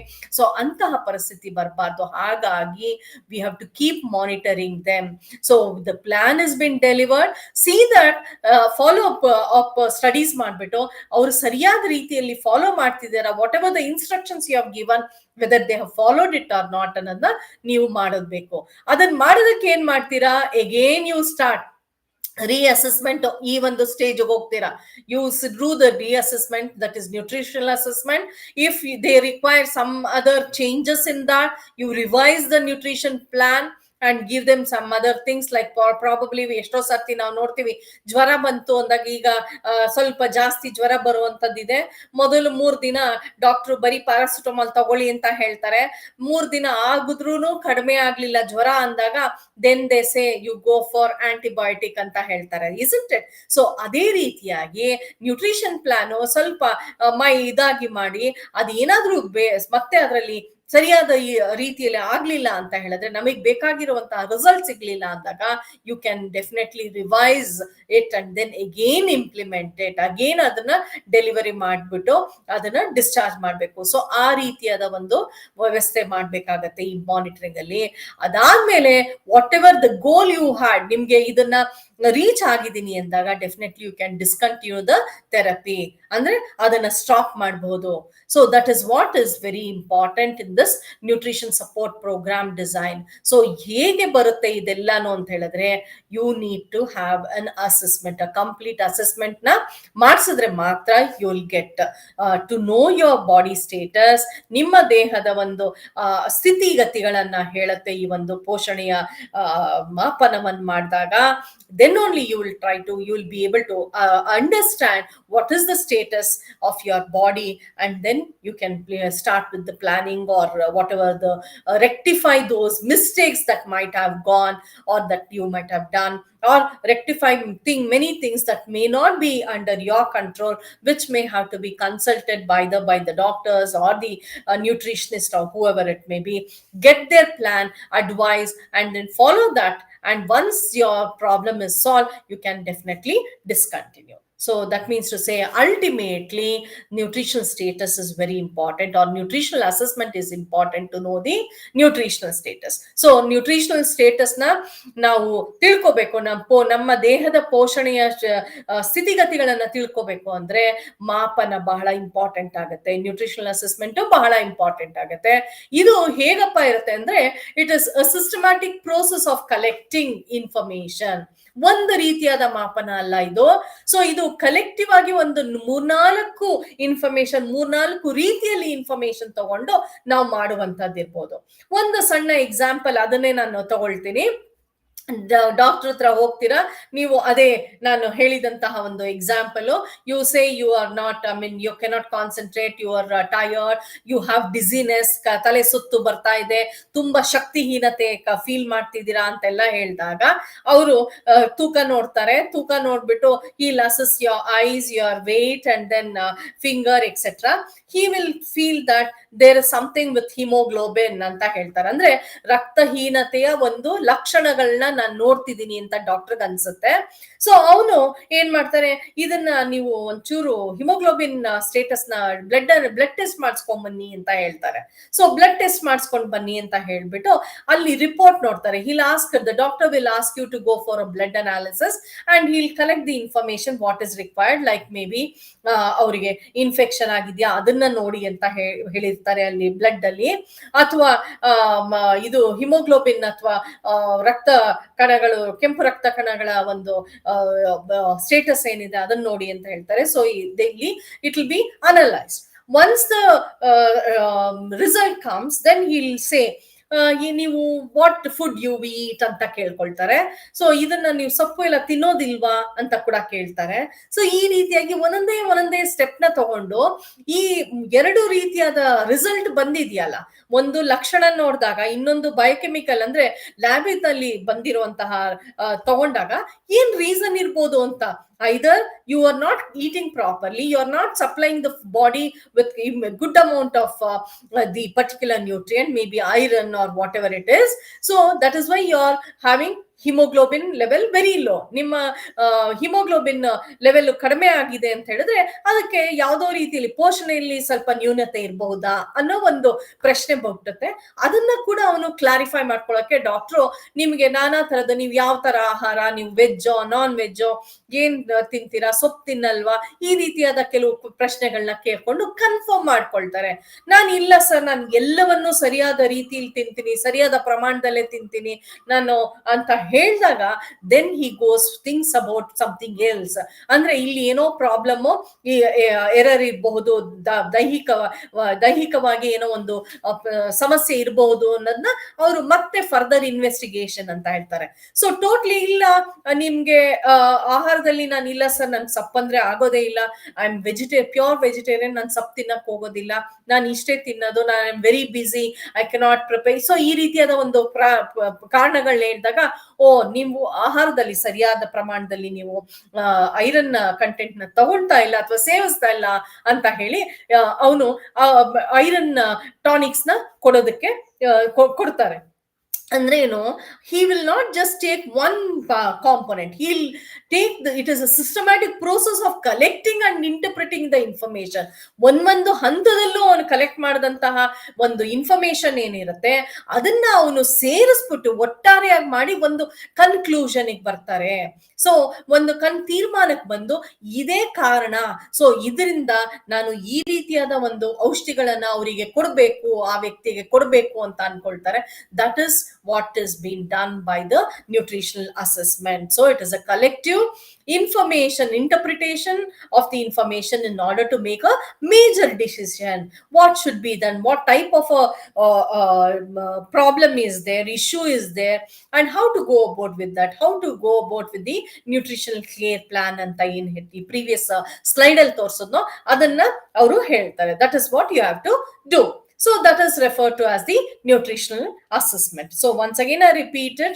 So nutritional assessment is nothing but a systemic process of collecting and interpreting the information so that you can plan you can understand the intensity of the problem or the health issues in that individual, and try to plan the nutrition care plans and try to implement it. So ಏನಂತ ಹೇಳಿದ್ರೆ, ಈ ಪೋಷಣೆಯ ಮಾಪನ ಅಂದ್ರೆ ಇದು ಹಲವಾರು ರೀತಿಯಲ್ಲಿ ಕೆಲವು ಮಾಹಿತಿಗಳನ್ನ ಕಲೆಕ್ಟ್ ಮಾಡ್ಕೊಂಡು ಅಥವಾ ಒಂದುಗೂಡಿಸಿ ಅದನ್ನ ನಾನು ಒಂದು ಕನ್ಕ್ಲೂಷನ್, ಒಂದು ತೀರ್ಮಾನಕ್ಕೆ ಬರ್ತೀನಿ. ಆ ತೀರ್ಮಾನ ಹೇಗಿರ್ಬೇಕು ಅಂತ ಹೇಳಿದ್ರೆ, ಅದು ಯಾವ ರೀತಿಯಲ್ಲಿ ಆ ವ್ಯಕ್ತಿಗೆ ತೊಂದರೆ ಆಗ್ತಿದೆ, ಯಾವದ್ರಿಂದ ತೊಂದರೆ ಆಗ್ತಿದೆ, ಏನು ಅದರ ಕಾರಣ, ಸೊ ಅದನ್ನ ಯಾವ ರೀತಿ ನಾನು ಸರಿಪಡಿಸ್ಬೋದು ಅನ್ನೋ ಒಂದು ಇದನ್ನ ತಿಳಿಸ್ಕೊಳ್ಳುವಂಥದ್ದು, ಮಾಹಿತಿ ಕೊಡುವಂಥದ್ದು ಈ ಒಂದು ನ್ಯೂಟ್ರಿಷನಲ್ ಅಸೆಸ್ಮೆಂಟ್ ಅಂತ ಹೇಳ್ಬೋದು. ನಾನು ಹೇಳ್ದೆ ನ್ಯೂಟ್ರಿಷನ್ ಸ್ಕ್ರೀನಿಂಗ್ ಅಂತೆ, ಇದನ್ನ ಮೊದಲು ಮಾಡುವಂತದ್ದು. as soon as we see some persons, as I said in the beginning, we will try to identify that he is not in a healthy condition, or probably he is risk factor is there ಅಂತ ಹೇಳ್ತೀವಿ. ನೋಡಿದ ತಕ್ಷಣನೇ ಅಯ್ಯೋ ತುಂಬಾ ತೂಕ ಜಾಸ್ತಿ ಆಗ್ಬಿಟ್ಟಿದೆ, ಯಾಕೆ ದಪ್ಪ ಆಗ್ಬಿಟ್ಟಿದ್ಯಾ, ಈಗ ಯಾಕೆ ನೀನು ಕೆಲಸ ಮಾಡ್ತಿಲ್ವಾ, ಅಥವಾ ನೀನು ವಾಕಿಂಗ್ ಹೋಗ್ತಾ ಇಲ್ವಾ, ಈ ರೀತಿಯಾದ ಪ್ರಶ್ನೆಗಳನ್ನ ಕೇಳ್ತೀವಿ. ಸಣ್ಣ ಆಗಿದ್ರು ಕೂಡ ಹೇಳ್ತೀವಿ, ನೀವು ತುಂಬಾ ಸಣ್ಣ ಆಗ್ಬಿಟ್ಟಿದ್ಯಾ, ಯಾಕೆ ಹುಷಾರಿಲ್ವಾ, ಡಯಾಬಿಟಿಕ್ಕಾ, ಸ್ವಲ್ಪ ಏಜ್ಡ್ ಆಗಿದ್ರೆ ಡಯಾಬಿಟಿಸಾ, ಅಥವಾ ಇನ್ನೇನಾದ್ರೂ ಥೈರಾಯ್ಡ್ ಇದೆಯಾ ಅಂತೆಲ್ಲ ಕೇಳ್ತಾ ಇರ್ತೀವಿ. ಜನರಲ್ ಆಗಿ we just when we come across a friends or someone like that, we just try to analyze them just by seeing what their status or their health status also, isn't it? So that is nothing but the nutritional screening, and this gives a way for nutritional assessment. So ಹಾಗ ಅಂದಾಗ ಅದರ ಮುಂದಿನ ಅದರ ಪರಿಣಾಮದಿಂದ, ಅಂದ್ರೆ screening ಅಲ್ಲಿ ಆದಂತಹ ಒಂದು ಕನ್ಕ್ಲೂಷನ್ ಏನಿದೆಯೋ ಅದರ ಪರಿಣಾಮವಾಗಿ ನಾವು ಈ ಒಂದು ಪೋಷಣೆಯ ಮಾಪನವನ್ನ ಮಾಡುವಂತದ್ನ ನಾವು ತಗೊಳ್ಳುವಂಥದ್ದು ಎರಡನೆಯ ಹಂತದ್ದು. ಅಂದ್ರೆ nutritional status is a detailed investigation, whereas nutritional screening is just a frontline process, just identify by just looking at the individual, ಇದೇ ಪ್ರಾಬ್ಲಮ್ ಅಂತ ಹೇಳುವಂತದ್ದಿರ್ಬೋದು, ಅದನ್ನ ನಾವು ಮಾಡುವಂಥದ್ದು ಸ್ಕ್ರೀನಿಂಗ್, ಅಂದ್ರೆ ನ್ಯೂಟ್ರಿಷನಲ್ ಸ್ಕ್ರೀನಿಂಗ್ ಅಂತ ಹೇಳ್ತೀವಿ. ಅದರ ಎರಡನೇ ಹಂತವಾಗಿ ಡೀಟೇಲ್ ಆಗಿ ಅದನ್ನ ಓದೋದು, ಕಾರಣ ಯಾವ ರೀತಿಯಾದ ಕಾರಣಗಳು, ಅದಕ್ಕೆ ರೆಮಿಡಿ ಏನು ಅಂತ ಓದ್ತೀವಲ್ಲ, ಅದು ನ್ಯೂಟ್ರಿಷನಲ್ ಅಸೆಸ್ಮೆಂಟ್ ಆಗುತ್ತೆ. Now developing identify the patients who are risk ಅಂತ ಹೇಳಿದ್ರೆ, developing nutritional related complications ಇರಬಹುದು, it can be in the hospital when he is staying in the hospital ಇರಬಹುದು, ಅಥವಾ at home only ಇರಬಹುದು. ಅಂದ್ರೆ ಒಂದು ರಿಸ್ಕ್ ಫ್ಯಾಕ್ಟರ್ ಅಂತ ಏನ್ ಹೇಳ್ತೀವಿ, ಆ ಕಾಂಪ್ಲಿಕೇಶನ್ಸ್ ನ ಮನೆಯಲ್ಲಿ ಇತ್ಕೊಂಡೇನೆ ಬರುವಂತದ್ದು ಇರ್ಬೋದು, ಅಥವಾ ಹಾಸ್ಪಿಟಲ್ ಅಲ್ಲಿ ಇದ್ದಾಗ ಕೂಡ ಬರುವಂತದ್ದು ಇರ್ಬೋದು. ಈ ಒಂದು ಮಾಲ್ ನ್ಯೂಟ್ರಿಷನ್ ಅಂತ ಏನ್ ಹೇಳ್ತೀವಿ, ಅದನ್ನ ನ್ಯೂನತೆ, ಪೋಷಣೆಯ ನ್ಯೂನತೆ ಅಂತ ಏನ್ ಕರಿತೀವಿ, ಅದನ್ನ ನಾವು ಹೇಳ್ಬೋದು. ಅದು ಬಹಳ ಸಿಂಪಲ್ ಆಗಿರಬಹುದು, ಅಥವಾ ಅದು ಬಹಳ ಬೇಗನೆ ಬರುವಂತದ್ದಿರಬಹುದು, ಅಥವಾ ಅದು ಬಹಳ ಹಾಸ್ಪಿಟಲ್ ಅಲ್ಲಿ ಬಹಳ ಪೇಷಂಟ್ಸ್ ನ ಎಲ್ಲಾ ಪೇಷಂಟ್ಸ್ ಅದು ಹರಡುವಂತದ್ದಿರಬಹುದು. ಸೊ ಇವೆಲ್ಲವನ್ನು ನಾವು ನಮ್ಮ ಕೊನೆಯ ಒಂದು ಗೋಲ್ ಅಥವಾ ಏಮ್ ಅಂತ ಏನ್ ಹೇಳ್ತೀವಿ, that is nothing but nutritional management. So this is just a difference between, I've just quoted a difference between nutritional screening and nutritional assessment. Nutritional screening is immediate and assessment is longer time. It is just a minimum. It just gives us just a glimpse of individual. It gives us some to come to some conclusion. Illi you require more measurements to be done. And here it is least, and by look itself you can say that, or maybe look of the physical, ಅಂದ್ರೆ ನಮ್ಮ ದೈಹಿಕ ಒಂದು ರಚನೆಯನ್ನ ನೋಡಿದ ತಕ್ಷಣನೇ ಗೊತ್ತಾಗುವಂತದ್ದಿರಬಹುದು, ಅಥವಾ ನಾವು ಒಂದು ಅವರ ಬ್ಲಡ್ ನೋಡ್ದಾಗಿರ್ಬಹುದು, ಅಥವಾ ಅವ್ರ ಯೂರಿನ್ ಕಲರ್ ನೋಡ್ದಾಗಿರ್ಬೋದು, ಏನೋ ಒಂದು ಇನ್ಫೆಕ್ಷನ್ ಏನೋ ಆಗಿದೆ ಅಂತ ಹೇಳುವಂತದ್ನ ನಾವು ಈ ಒಂದು ಸ್ಕ್ರೀನಿಂಗ್ ಅಲ್ಲಿ ನೋಡ್ತೀವಿ. ಆದ್ರೆ ಇಲ್ಲಿ ಅಸೆಸ್ಮೆಂಟ್ ಅಲ್ಲಿ it has to be done very for a longer period of time. ಇದು ಇಮಿಡಿಯೇಟ್ ಆಗಿ ಬರುವಂತದ್ದಲ್ಲ, ನಾವು ವೇಟ್ ಮಾಡ್ಬೇಕಾಗತ್ತೆ ಟೆಸ್ಟ್ ನ ರಿಸಲ್ಟ್ಗೆ. and it may be sometimes expensive also. That means cost ಕೂಡ ಜಾಸ್ತಿ ಇರಬಹುದು. ಮತ್ತೆ ಇಲ್ಲಿ ಇನ್ಫಾರ್ಮೇಶನ್ ಬಹಳ ಕಡಿಮೆ ಸಿಗುತ್ತೆ. ಅಯ್ಯೋ ಪೇಲ್ ಅಂತ ಹೇಳಿದಾಗ ನೀನ್ ಸುಸ್ತಾಗಿದ್ಯಾ, ನಿನ್ ಮುಖದಲ್ಲಿ ಕಳೆ ಇಲ್ಲ ಅಂತ ಹೇಳಿದಾಗ ಬೇರೆ ಬೇರೆ ರೀತಿಯಾದ ರೀಸನ್ಸ್ ಇರ್ಬೋದು ಅದಕ್ಕೆ. I cannot just tell them if the person is looking pale ಅಂತ ಹೇಳಿದಾಗ I cannot tell him it is because of this ಅಂತ ಹೇಳೋದಕ್ಕಾಗೋದಿಲ್ಲ. So it can be different also. So that means to say there is some problem ಅಂತ ಹೇಳುವಂಥದ್ದು screening ಆಗತ್ತೆ. ಆ problem ಏನು ಅಂತ ಹೇಳೋದು ಇನ್ ಡೆಪ್ತ್ ಅಲ್ಲಿ ಹೋಗುವಂಥದ್ದು ಅಸೆಸ್ಮೆಂಟ್ ಆಗತ್ತೆ. So that is the difference between nutrition screening and nutrition assessment. So nutrition screening illi assessment bandaga it is multidisciplinary anta helde. It is a collective information anta kuda helde of different types or different assessment that is being done anta helde. So it can start with anthropometric assessment andre physical assessment, ಮಾಪನ ಮಾಡುವಂತದ್ದು ಅಂದ್ರೆ measure ಮಾಡುವಂತದ್ದು, ಬಾಡಿನ measure ಮಾಡುವಂತದ್ದು ಇರ್ಬೋದು. ಒಂದು example ಹೇಳೋದಾದ್ರೆ ನಾನು ಹೇಳ್ದೆ, ಡಾಕ್ಟರ್ ಬಂದ ತಕ್ಷಣ ಅವ್ರು ಏನ್ ಹೇಳ್ತಾರೆ, they ask you stand on the weighing machine ಅಂತ ಹೇಳ್ತಾರೆ. So they may ask you to weigh yourself ಅಂತ ಹೇಳ್ತಾರೆ. So that is nothing but anthropometric assessment. Then I think you are familiar, ಒಂದು ರೈಲ್ವೆ ಸ್ಟೇಷನ್ ಕೂಡ weighing machines ಇಟ್ಟಿರ್ತಾರೆ. ಒಂದು medical college, medical stores ಅಲ್ಲೂ ಕೆಲವು ಕಡೆ ವೇಯಿಂಗ್ ಮಿಷಿನ್ ಇಟ್ಟಿರ್ತಾರೆ. ಅಲ್ಲಿ BMI ಅಂತ ಬಾಡಿ ಮಾಸ್ ಇಂಡೆಕ್ಸ್ ಅನ್ನೋದನ್ನ ಮಾಡಿಟ್ಟಿದ್ದಾರೆ. ಅದನ್ನ ಕೂಡ ನಾವು ₹1 ಕಾಯಿನೋ ಏನೋ ಹಾಕಿದಾಗ ನಮ್ಮ ತೂಕ ಎಷ್ಟು ಮತ್ತೆ ನಮ್ಮ ತೂಕನ ಸರಿ ಇದೆಯಾ ಅಂತ ಕೂಡ ಬರುವಂತಹ ಒಂದು ವ್ಯವಸ್ಥೆ ಕೂಡ ಇದೆ. ಅದನ್ನ ಬಾಡಿ ಮಾಸ್ ಇಂಡೆಕ್ಸ್ ಅಂತ ಕರಿತೀವಿ. ಸೊ ಅದ ನಂತರ we send for biochemical assessment ಅಥವಾ ಬಯೋಕೆಮಿಕಲ್ ಅನಾಲಿಸಿಸ್ ಲ್ಯಾಬಿಗೆ ಕಳಿಸ್ತೀವಿ. ರಕ್ತನೋ ಅಥವಾ ಯೂರಿನ್ ಸ್ಯಾಂಪಲ್ ಇರಬಹುದು, or it can be some other fluids which may be required for some test. So ಅದನ್ನ ಬಯೋಕೆಮಿಕಲ್ ಅಂದ್ರೆ ಲ್ಯಾಬಿಗೆ ಕಳಿಸೋದು, ಲ್ಯಾಬೋರೇಟರಿ ಕಳಿಸುವಂಥದ್ದು ಬಯೋಕೆಮಿಕಲ್ ಟೆಸ್ಟ್ ಅಂತ ಹೇಳ್ತೀವಿ. ಅದಾದ ಮೇಲೆ V have got the food assessment ಅಂತ ಹೇಳ್ತೀವಿ, ಡಯಟ್ರಿ ಅಸೆಸ್ಮೆಂಟ್ ಅಂತ ಹೇಳ್ತೀವಿ. ಅಂದ್ರೆ ಯಾವ್ದು ರೀಸನ್ ಅಂತ ನಾವು ತಿಳ್ಕೋಬೇಕು ಅಂತ ಹೇಳಿದ್ರೆ ವಾಟ್ ಯು ಹವ್ ಕನ್ಸ್ಯೂಮ್ಡ್ ಅನ್ನೋದು ಕೂಡ ಇಂಪಾರ್ಟೆಂಟ್ ಆಗುತ್ತೆ. So that is also there. And then subjective assessment ಅಂತ ಹೇಳ್ತೀವಿ, ಅಂದ್ರೆ ಡೈರೆಕ್ಟ್ ಆಗಿ ಏನೇನ್ ಬೇಕು ಅಂತ ಕೇಳ್ಕೊಳ್ಳೋಂಥದ್ದು.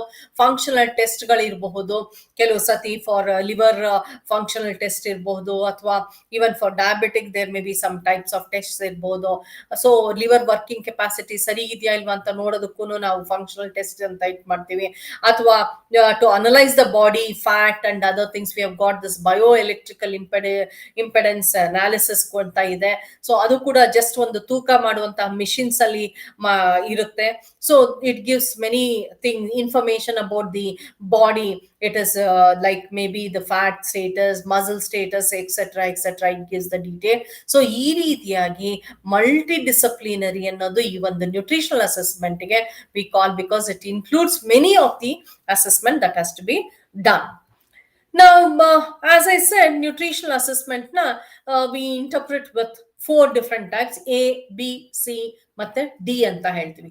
What is A? A is nothing but the anthropometric assessment. B is nothing but the biochemical assessment. C stands for clinical assessment.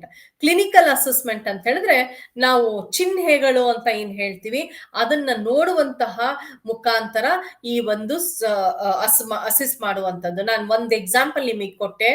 So ಅದೇ ರೀತಿ ತೂಕ ಅಂತೆಲ್ಲಾನು ಹೇಳ್ತೀವಿ, ಅಥವಾ ದಪ್ಪ ಆಗಿದ್ರೆ ಸ್ಥೂಲಕಾಯತೆ ನಾವು ಕಣ್ ಮುಖಾಂತರ ನೋಡುವಂತದ್ನ ಕ್ಲಿನಿಕಲ್ ಅಸೆಸ್ಮೆಂಟ್ ಅಂತ ಹೇಳ್ತೀವಿ.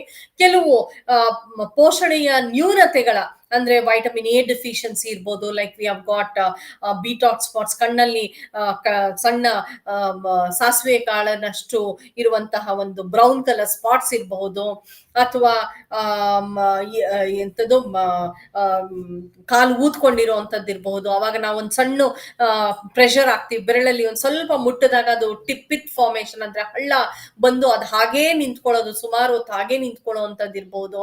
ಸೊ ಇವೆಲ್ಲವನ್ನ ನಾವು ಕ್ಲಿನಿಕಲ್ ಅಸೆಸ್ಮೆಂಟ್ ಅಂತ ಹೇಳ್ತೀವಿ. ಆಮೇಲೆ ಆಹಾರ ಸೇವನೆಯ ಬಗ್ಗೆ ತಿಳ್ಕೋಬೇಕು ಅಂತ ಹೇಳಿದ್ರೆ we call that as dietary assessment. So all these things will give us whether the individual is nourished or not nourished. So mall nourishment ಅಥವಾ ನರಿಶ್ ಆಗಿದಾರ ಅಂದ್ರೆ ವೆಲ್ ಬೀಯಿಂಗ್ ಅಂದ್ರೆ ಆಹಾರ ಪೋಷಣೆ ಚೆನ್ನಾಗಿದೆ ಅಂತ ಹೇಳ್ತೀವೋ, ಅದನ್ನ ಎಲ್ಲವನ್ನು ಈ ಒಂದು 4 ಮಾಪನಗಳ ಮುಖಾಂತರ ನಾವು ಹೇಳುವಂತದ್ದು ಈ ಒಂದು ನ್ಯೂಟ್ರಿಷನಲ್ ಅಸೆಸ್ಮೆಂಟ್ ಅಲ್ಲಿ ಬರುತ್ತೆ. So nutritional assessment includes many things like I told you, not just the biochemical assessment or whatever it is, ಈ ಒಂದು ಬಯೋ ಎಲೆಕ್ಟ್ರಿಕಲ್ ಇಂಪೆಡಮಿಸ್ ಅಂತ ಹೇಳ್ತೀವಿ. ಇದನ್ನ ಬಾಡಿ ಕಾಂಪೋಸಿಷನ್ ಅಂದ್ರೆ ದೇಹದಲ್ಲಿ ಇರುವಂತಹ ನೀರಿನ ಅಂಶ ಇರಬಹುದು, ದೇಹದಲ್ಲಿರುವಂತಹ ಫ್ಯಾಟ್ ಅಂಶ ಇರಬಹುದು, ಪ್ರತಿ ಒಂದು ಡಿಟೇಲ್ ಆಗಿ ಕೊಡುವಂತದ್ದು ಈ ಒಂದು ಟೆಸ್ಟ್ ಅಂತ ಹೇಳಿದೆ. ಸೊ ಅದಿರಬಹುದು. ಸೊ ಅದರ ಜೊತೆಗೆ review of medications and life style and fitness indicators ಅಂತ ಕೂಡ ಕರಿತೀವಿ. ಈಗ ಇತ್ತೀಚೆಗೆ ಈ ಒಂದು ಲೈಫ್ ಸ್ಟೈಲ್ ಅನ್ನೋ ವರ್ಡ್ ಒಂದು 2 ಡಿಕೇಟ್ಸ್ ಇಂದ, ಒಂದು 15-20 ವರ್ಷಗಳಿಂದ ಈ ಒಂದು ಲೈಫ್ ಸ್ಟೈಲ್ ಮತ್ತೆ ಫಿಟ್ನೆಸ್ ಅನ್ನೋ ಒಂದು 2 ಪದಗಳನ್ನ ಬಹಳ ಉಪಯೋಗಿಸ್ತೀವಿ. ಯಾಕಂದ್ರೆ ನಮ್ಮ ಜೀವನ ಶೈಲಿ ಏನಾಗಿದೆ, it is becoming more and more easier for us. Why? Because of technology. So ಟೆಕ್ನಾಲಜಿಯಿಂದ ಏನಾಗುತ್ತೆ, ನಾವು ಕೂತಿದ್ದ ಕಡೆನೆ ನಮ್ಗೆಲ್ಲ ಬರುವಂತದ್ದು, ಎಲ್ಲಾ ವ್ಯವಸ್ಥೆಗಳಾಗುವಂತದ್ನ ನಾವು ನೋಡ್ತಾ ಇರೋದ್ರಿಂದ ನಮ್ಮ ಜೀವನ ಶೈಲಿ ಕಡಿಮೆ ಜೀವನ ಶೈಲಿಯಲ್ಲಿ ವ್ಯತ್ಯಾಸ ಕಾಣಿಸ್ತಾ ಇದೆ. ಸೊ ವ್ಯತ್ಯಾಸ ಕಾಣಿಸಿದಾಗ ಫಿಸಿಕಲ್ ಆಕ್ಟಿವಿಟಿ ಬಹಳ ಕಡಿಮೆ ಆಗ್ತಾ ಇದೆ. ದೈಹಿಕ ಚಟುವಟಿಕೆಗಳು ಕಡಿಮೆ ಆದಾಗ ಏನಾಗುತ್ತೆ, ನ್ಯಾಚುರಲಿ ಎಲ್ಲ ಕಾಯಿಲೆಗಳು ಬರುವಂತಹ ಒಂದು ಸಾಧ್ಯತೆಗಳು ಇರುತ್ತೆ. ಸೊ ಅದನ್ನು ಕೂಡ ನಾವು ಅನಲೈಸ್ ಮಾಡ್ತೀವಿ. I try to get the information or elicit the information about those things also. Life style and fitness indicators ಅಂತ ಕೂಡ ಕರಿತೀವಿ ಅದನ್ನ. So whether the person is physically active or not, ಅಥವಾ whether the person is just travelling or whether the person is just sitting and doing work. So ಈ ರೀತಿಯಾದ ಒಂದು ಪ್ರಶ್ನೆಗಳನ್ನ ಕೇಳ್ತೀವಿ. ಎಸ್ಪೆಷಲಿ ನಾವು IT-BT ಹೋದಾಗ ಸೆಕ್ಟರ್ ಅಲ್ಲಿ ಅವರಿಗೆ 24/7 ಎಷ್ಟೋ ಸಾರ್ತಿ ಅವರು ಬೆಳಗ್ಗೆ 9 ಗಂಟೆಯಿಂದ ರಾತ್ರಿ 10-12 ಗಂಟೆವರೆಗೂ ಕಂಪ್ಯೂಟರ್ ಮುಂದೆ ಕೂತ್ಕೊಳ್ಳೋ ಅಂತ ವ್ಯವಸ್ಥೆ ಇರುತ್ತೆ. ಅಂತಹ ಒಂದು ಕೆಲಸಗಳನ್ನ ಮಾಡ್ತಾ ಇರ್ತಾರೆ ಅವರು. ಸೊ ಅವರ ಕೆಲಸ ಅದು ಕಂಪ್ಯೂಟರ್ ಮುಂದೆ ಕೂತ್ಕೊಳ್ಳೋ ಅಂತದ್ದಿರುತ್ತೆ. ಸೊ ಅವರಿಗೆ ಫಿಸಿಕಲ್ ಆಕ್ಟಿವಿಟಿ ಅಥವಾ ಒಂದು ಚೂರು ಕೆಲಸ ಮಾಡೋ ಇದನ್ನ ವಾಕ್ ಮಾಡುವಂತ ಒಂದು ಇದು ಕೂಡ ಇರೋದಿಲ್ಲ, ಸಮಯ ಕೂಡ ಇರೋದಿಲ್ಲ, ಆತರ ಇರುತ್ತೆ. ಅದರ ಜೊತೆಗೆ ಏನಾಗುತ್ತೆ ಅಂತ ಹೇಳಿದ್ರೆ ಅವರ ಆಹಾರದ ಶೈಲಿ ಕೂಡ ಕಡಿಮೆ ಡಿಫರೆಂಟ್ ಆಗ್ಬಿಡುತ್ತೆ. They it not only changes that's the life style but also the eating habit also has been changed tremendously. Why ಅಂತ ಹೇಳಿದ್ರೆ like they require, because they have to work for a longer period of time and continuously what they do is they try to eat small amount of food which is giving rich more nutrient ಅನ್ನೋದಕ್ಕಿಂತ only rich food ಅಂತ ಹೇಳ್ತೀವಿ. Like it can B carbohydrate ಜಾಸ್ತಿ ಇರುವಂತದ್ದು ಇರ್ಬೋದು, ಅಥವಾ sugar ಜಾಸ್ತಿ, ಅಂದ್ರೆ ಶಕ್ತಿ immediate ಆಗಿ ಶಕ್ತಿ ಸಿಗ್ಬೇಕು ನಾನು ಕೆಲಸ ಮಾಡ್ಲಿಕ್ಕೆ, ಅಂತಹ ಒಂದು ಆಹಾರವನ್ನ ನಾವು ಸೇವಿಸಕ್ ಶುರು ಮಾಡಿದಾಗ ಏನಾಗುತ್ತೆ, we don't have physical activity and upon that we are eating. ನಾವು ಈಗ ಒಂದು ಪದಾನ ಉಪಯೋಗಿಸ್ತೀವಿ, ಜಂಕ್ ಫುಡ್ ಅಂತ ಹೇಳ್ತೀವಿ. Junk food is not unedible food, it is edible food, but it contains more of energy, gives us more of rich in energy producing foods only, like ಮೈದಾ ಇಂದ ಮಾಡಿರುವಂತದ್ದು ಇರ್ಬೋದು, ಅಥವಾ ಜಾಸ್ತಿ ಸಕ್ಕರೆ ಹಾಕಿರುವಂತದ್ದು ಇದು, ಅಥವಾ ಆಯಿಲ್ ಹಾಕಿರುವಂತದ್ದು, ಫ್ಯಾಟ್ ಅಂಡ್ ಆಯಿಲ್ ಹಾಕಿರುವಂತದ್ದು ಇರ್ಬೋದು. ಇದರಿಂದ ಇಂತಹ ಆಹಾರಗಳನ್ನ ನಾವು ಸೇವಿಸ್ತಾ ಇದ್ದೀವಿ. ಸೊ ಹಾಗಾಗಿ life style and fitness is also very important. ಅದರ ಜೊತೆಗೆ ರಿವ್ಯೂ ಆಫ್ ಮೆಡಿಕೇಶನ್ಸ್ ಅಂತ ಹೇಳ್ತೀವಿ.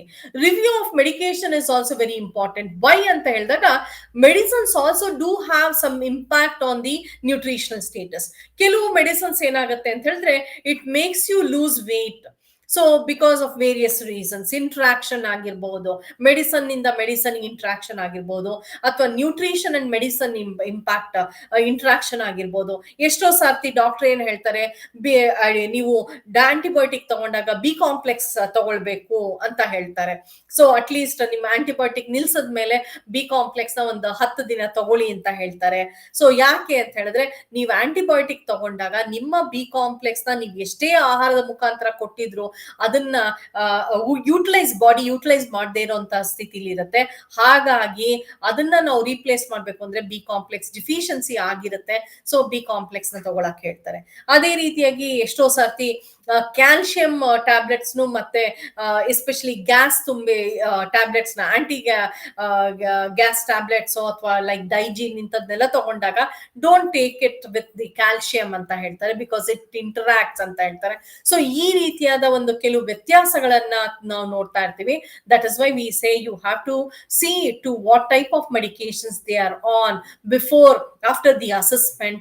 All these things are also very important to judge and to come to a conclusion so that we can plan the nutrition care for them and what are the plans that you have to give another. Now decide ಮಾಡೋದಕ್ಕೆ it will be helpful. So it aims at discovering facts and guiding action intended to improve nutrition and health. ನಾವು ಈ ಒಂದು nutritional assessment ಬಂದಾಗ ಎರಡು ರೀತಿಯಾದ nutritional assessment ಮಾಡ್ಬೋದು. ಒಂದೇನಪ್ಪಾ ಅಂತ ಹೇಳಿದ್ರೆ ಡೈರೆಕ್ಟ್ ಅಸೆಸ್ಮೆಂಟ್ ಅಂತ ಹೇಳ್ತೀವಿ. ಡೈರೆಕ್ಟ್ ಅಸೆಸ್ಮೆಂಟ್ ಅಂತ ಹೇಳಿದ್ರೆ word it self will tell. ನಾನು ಏನೇನ್ ಹೇಳ್ದೆ, ಆಂಥ್ರೋಪೋಮೆಟ್ರಿಕ್ ಅಸೆಸ್ಮೆಂಟ್ ABCD ಅಂತ ಏನ್ ಕೊಟ್ನ, ಆಂಥ್ರೋಪೋಮೆಟ್ರಿಕ್ ಅಸೆಸ್ಮೆಂಟ್ ಇರಬಹುದು, ಬಯೋಕೆಮಿಕಲ್ ಅಂದ್ರೆ ಲ್ಯಾಬ್ ಅಸೆಸ್ಮೆಂಟ್ ಇರಬಹುದು, ಲ್ಯಾಬ್ ರಿಪೋರ್ಟ್ ಇರಬಹುದು, ಅಥವಾ ಕ್ಲಿನಿಕಲ್ ಅಸೆಸ್ಮೆಂಟ್ ಇರಬಹುದು, ಅಥವಾ ಫುಡ್ ಇಂಟೇಕ್ ಮಾಡುವಂಥದ್ದು ಅಂದ್ರೆ ಡಯಟ್ರಿ ಅಸೆಸ್ಮೆಂಟ್ ಇರಬಹುದು. ಇದು ನಾಲ್ಕನ್ನು ನಾವು ಡೈರೆಕ್ಟ್ ಮೆಥಡ್ ಅಂತ ಹೇಳ್ತೀವಿ. ಯಾಕಂದ್ರೆ we are directly involving the individual or the person, and we are measuring him or measuring his body and try to conclude or asking him some questions and try to conclude things. So ಅದಕ್ಕೆ ಅವರ ಒಂದು participation ಇರೋದ್ರಿಂದ ಇದನ್ನ direct assessment ಅಂತ ಹೇಳ್ತೀವಿ. ಹಾಗಿದ್ರೆ indirect assessment ಅಂದ್ರೆ ಏನು ಅಂತ ಹೇಳಿದ್ರೆ, indirect assessment is getting information.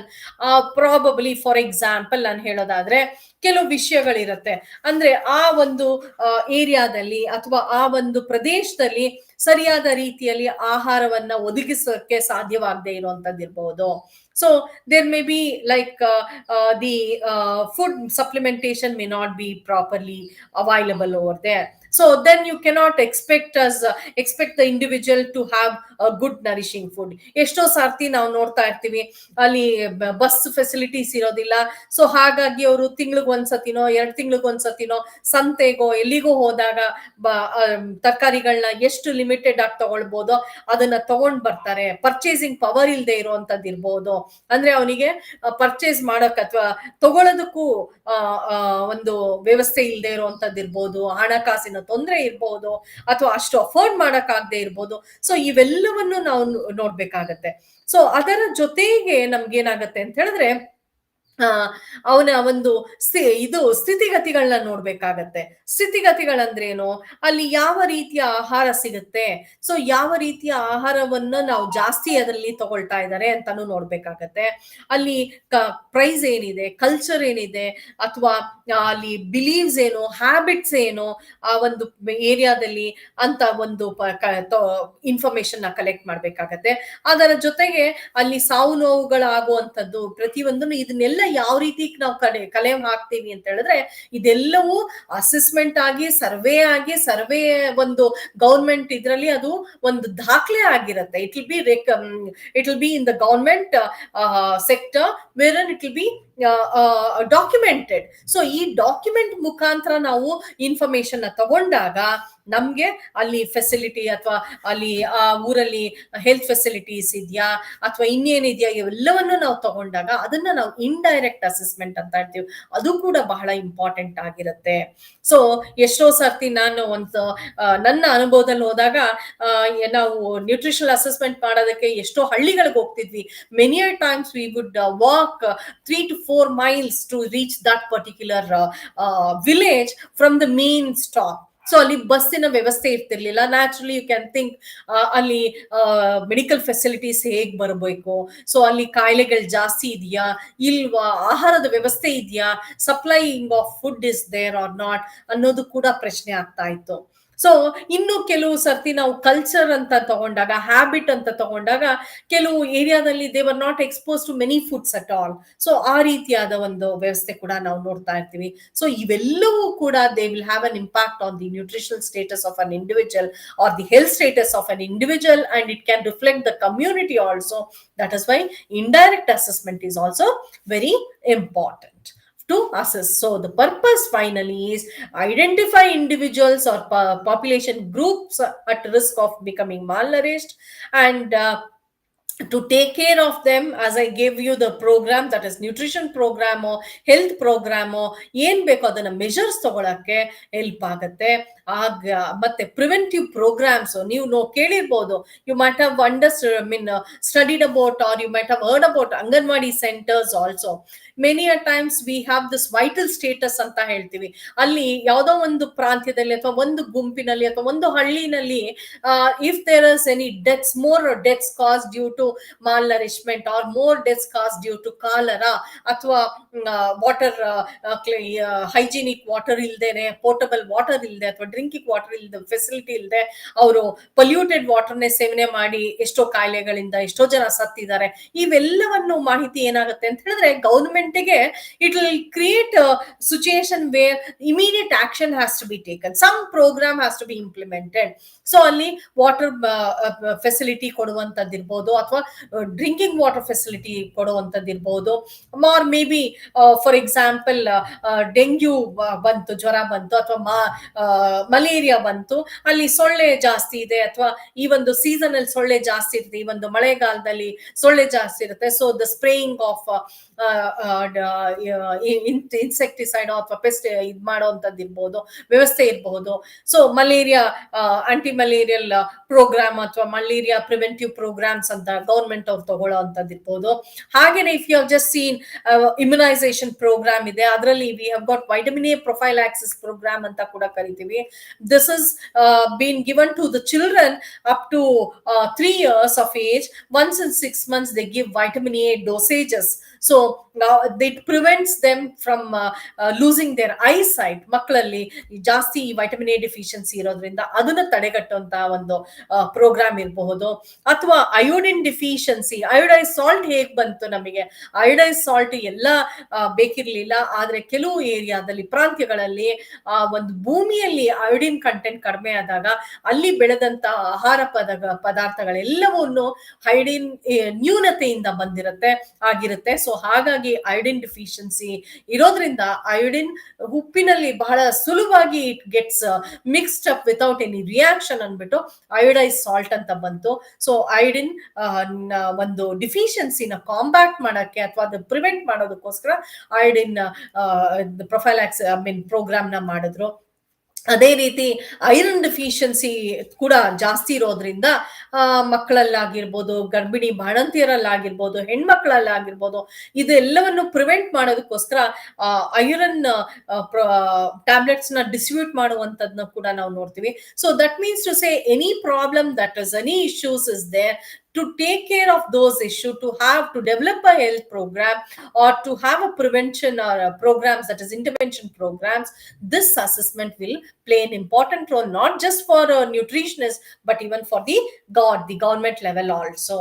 So that is why we say it is very important ಅಂತ ಹೇಳಿದ್ವಿ. So methods of assessment I've already explained. Direct and indirect methods of assessment is there, and we'll deal with this direct assessment of nutritional status. So that means to say, as I said, A, anthropometry, B is biochemical assessment, C is clinical assessment, and D is the dietary assessment. Let us start with each one of these assessments together. ನಾವು anthropometric assessment ಅಂತ first ಮೊದಲನೆಯದು nutritional assessment ಅಲ್ಲಿ, direct assessment ಅಲ್ಲಿ we have got this anthropometric assessment. ನಾವು this anthropometric assessment ಅಂತ ಹೇಳಿದಾಗ the word if you just take it comes from that is anthro ಅಂತ ಹೇಳಿದಾಗ, ಆಂಥ್ರೋಸ್ ಅಂತ ಹೇಳಿದಾಗ it is nothing but human being, that is man ಅಂತ ಆಗುತ್ತೆ. And metron ಅಂತ ಹೇಳಿದಾಗ it is nothing but the measurement. So together it is branch which involves the measurement, that is quantitative measurement of the body, that is human body, that is referred to as anthropometry. Metry is nothing but measurement, anthro is nothing but the human being. So ಅದನ್ನ ನಾವು ಆಂಥ್ರೋಪೋಮೆಟ್ರಿಕ್ assessment ಅಂತ ಹೇಳ್ತೀವಿ. It is nothing but the physical assessment.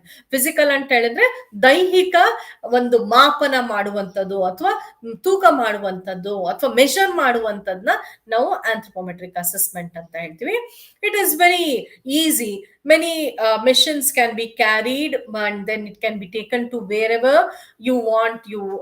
ನೀವು ನಾ ಹೇಳದ್ನಲ್ಲ, ಯಾವ್ದೋ ಒಂದು ಹಳ್ಳಿಗೆ ಹೋಗಿ ನಾವು ಅಸೆಸ್ಮೆಂಟ್ ಮಾಡೋದಕ್ಕೂ ಬಹಳ ಸುಲಭವಾಗಿ ಕೆಲವು ಸಣ್ಣ ಸಣ್ಣ ಮಿಷಿನ್ಸ್ ಇರುತ್ತೆ, ಅದನ್ನ ತಗೊಂಡು ಹೋಗುವಂತದ್ದು ಇರ್ಬೋದು.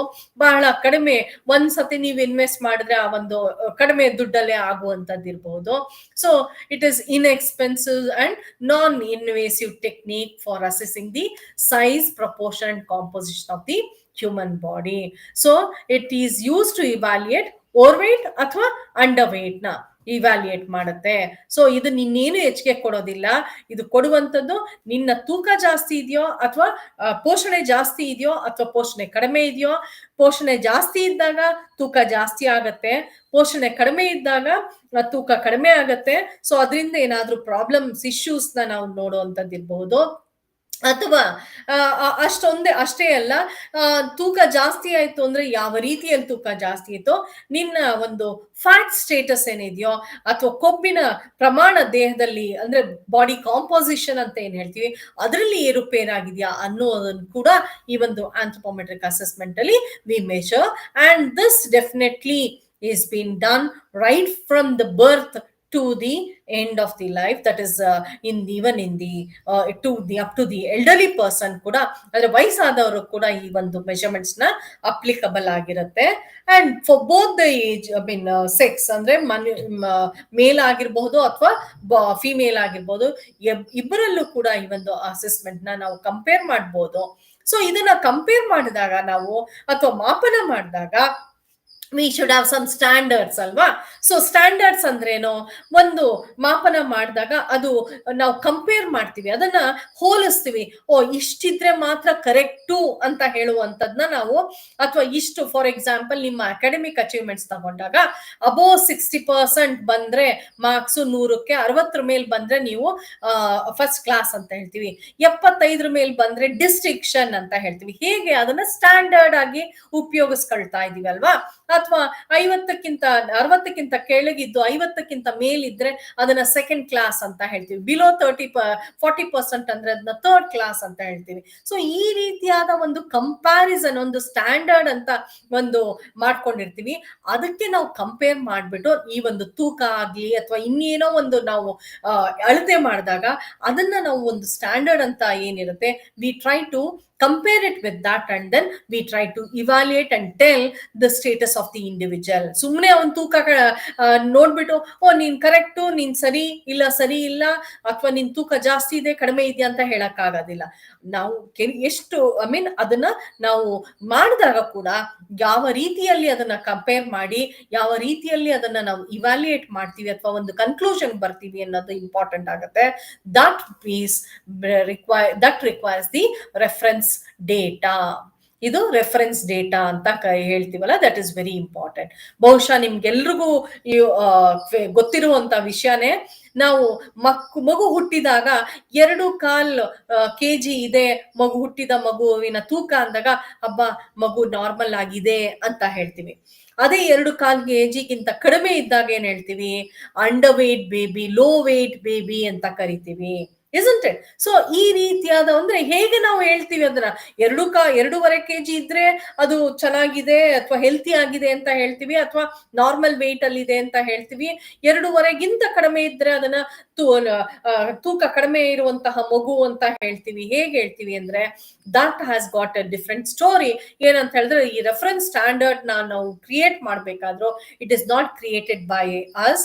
ಇಂಡಿಯನ್ ಸೈನ್ಸ್ ಆಫ್ ಇದು ICD, ಇದು ICMR ಅವರು, Indian Institute of Medical Science ಅಂತ ಏನ್ ಹೇಳ್ತೀವಿ, ಅವರು ಬೇಕಾದಷ್ಟು ಎಕ್ಸ್ಪೆರಿಮೆಂಟ್ಸ್ ನ ಮಾಡಿದ್ದಾರೆ. They have conducted many experiments and they have come to a conclusion for the Indian scenario. You have to remember, ಈ ಒಂದು ಭಾರತದ ಒಂದು ಎನ್ವೈರನ್ಮೆಂಟ್ಗೆ ನಮ್ಮ ದೇಹದ ತೂಕ ಈ ವಯಸ್ಸಿಗೆ ಇಷ್ಟಿರ್ಬೇಕು, ಈ ಒಂದು ಸೆಕ್ಸ್ಗೆ ಅಂದ್ರೆ ಹೆಣ್ಮಗುಗೆ ಇಷ್ಟಿರ್ಬೇಕು, ಗಂಡಸ್ರಿಗೆ ಇಷ್ಟಿರ್ಬೇಕು ಅಂತ ಇರುತ್ತೆ. ತೂಕ ಒಂದೇ ಅಲ್ಲ, ಪ್ರತಿಯೊಂದು ಕೂಡ ನಾವು ಫಾರ್ ಎಕ್ಸಾಂಪಲ್ ಇನ್ನೂ ಒಂದು ಎಕ್ಸಾಂಪಲ್ ತಗೊಳ್ಳೋದಾದ್ರೆ, ನಾವು ಬ್ಲಡ್ ಟೆಸ್ಟ್ ಇದು BP ಚೆಕ್ ಮಾಡಿದಾಗ 120/80 ಇರಬೇಕು ಅಂತ ಹೇಳ್ತೀವಿ. ಹೆಂಗ ಅದನ್ನೇ ಅಷ್ಟಿದ್ರೇನೆ ನಾರ್ಮಲ್ ಅಂತ ಹೇಳ್ತೀವಿ, ಯಾಕೆ ಬೇರೆ ಏನು ನಾವು ಕೇಳೋದಿಲ್ಲ? ಅಥವಾ ಹಿಮೋಗ್ಲೋಬಿನ್ ಒಂದು 12ರಿಂದ 14 ಒಳಗಿದ್ರೆ ನಾರ್ಮಲ್ ಅಂತ ಹೇಳ್ತೀವಿ, ಕೆಳಗಿದ್ರೆ ತುಂಬಾ ಕಡಿಮೆ ಇದೆ, ನಿಮ್ಮ ರಕ್ತ ಕಣಗಳ ಕಡಿಮೆ ಇದೆ ಅಂತ ಹೇಳ್ತೀವಿ. ಹೇಗ್ ಡಿಸೈಡ್ ಮಾಡ್ತೀವಿ ಅಂದ್ರೆ, ಬೇಕಾದಷ್ಟು ಎಕ್ಸ್ಪೆರಿಮೆಂಟ್ಸ್ ನ ಕಂಡಕ್ಟ್ ಮಾಡಿ ಈ ಒಂದು Indian Council of Medical Research ಅವರು ಈ ಒಂದು ಮಾಪನದ ಒಂದು ಸ್ಟ್ಯಾಂಡರ್ಡ್ಸ್ ಅಂತ ಏನ್ ಹೇಳ್ತೀವಿ, ಆ ಸ್ಟ್ಯಾಂಡರ್ಡ್ಸ್ ನ ರೆಫರೆನ್ಸ್ ಸ್ಟ್ಯಾಂಡರ್ಡ್ಸ್ ಅಂತ ಕ್ರಿಯೇಟ್ ಮಾಡಿದ್ದಾರೆ. ನಮ್ಮ ಭಾರತದ ಒಂದು ಎನ್ವೈರನ್ಮೆಂಟ್ ಗೆ ಅದನ್ನ ಇದ್ ಮಾಡಿದ್ದಾರೆ.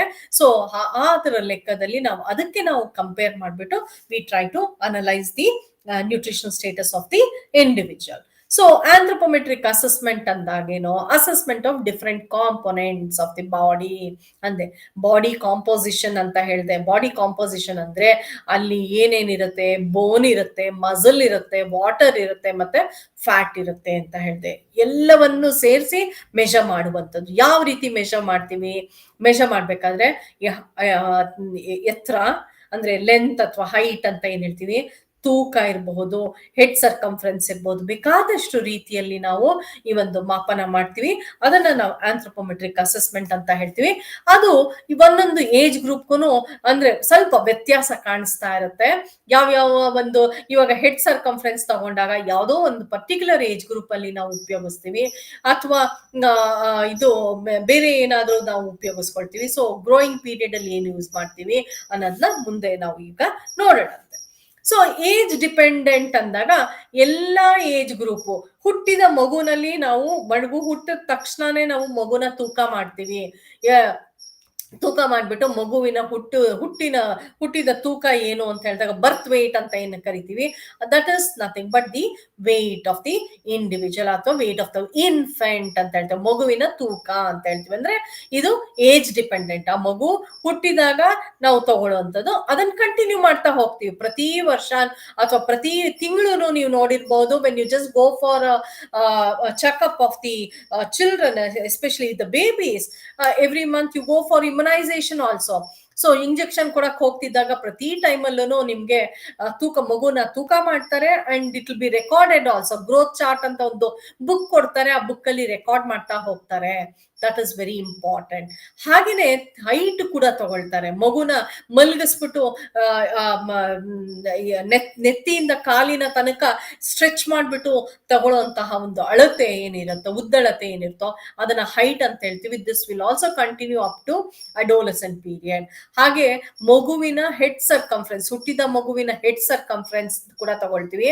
ಆ ತಲೆಯ ಸುತ್ತಳತೆಯನ್ನ ತಗೊಳ್ತೀವಿ. ಹಾಗೆ ಚೆಸ್ಟ್ ಸರ್ಕಂಫರೆನ್ಸ್ ಅಂದ್ರೆ ಎದೆಯ ಸುತ್ತಳತೆ ಬಹಳ ಇಂಪಾರ್ಟೆಂಟ್ ಆಗಿರ್ತೀವಿ ಎರಡೂನು, ಅದು ಕೂಡ ತಗೊಳ್ತೀವಿ.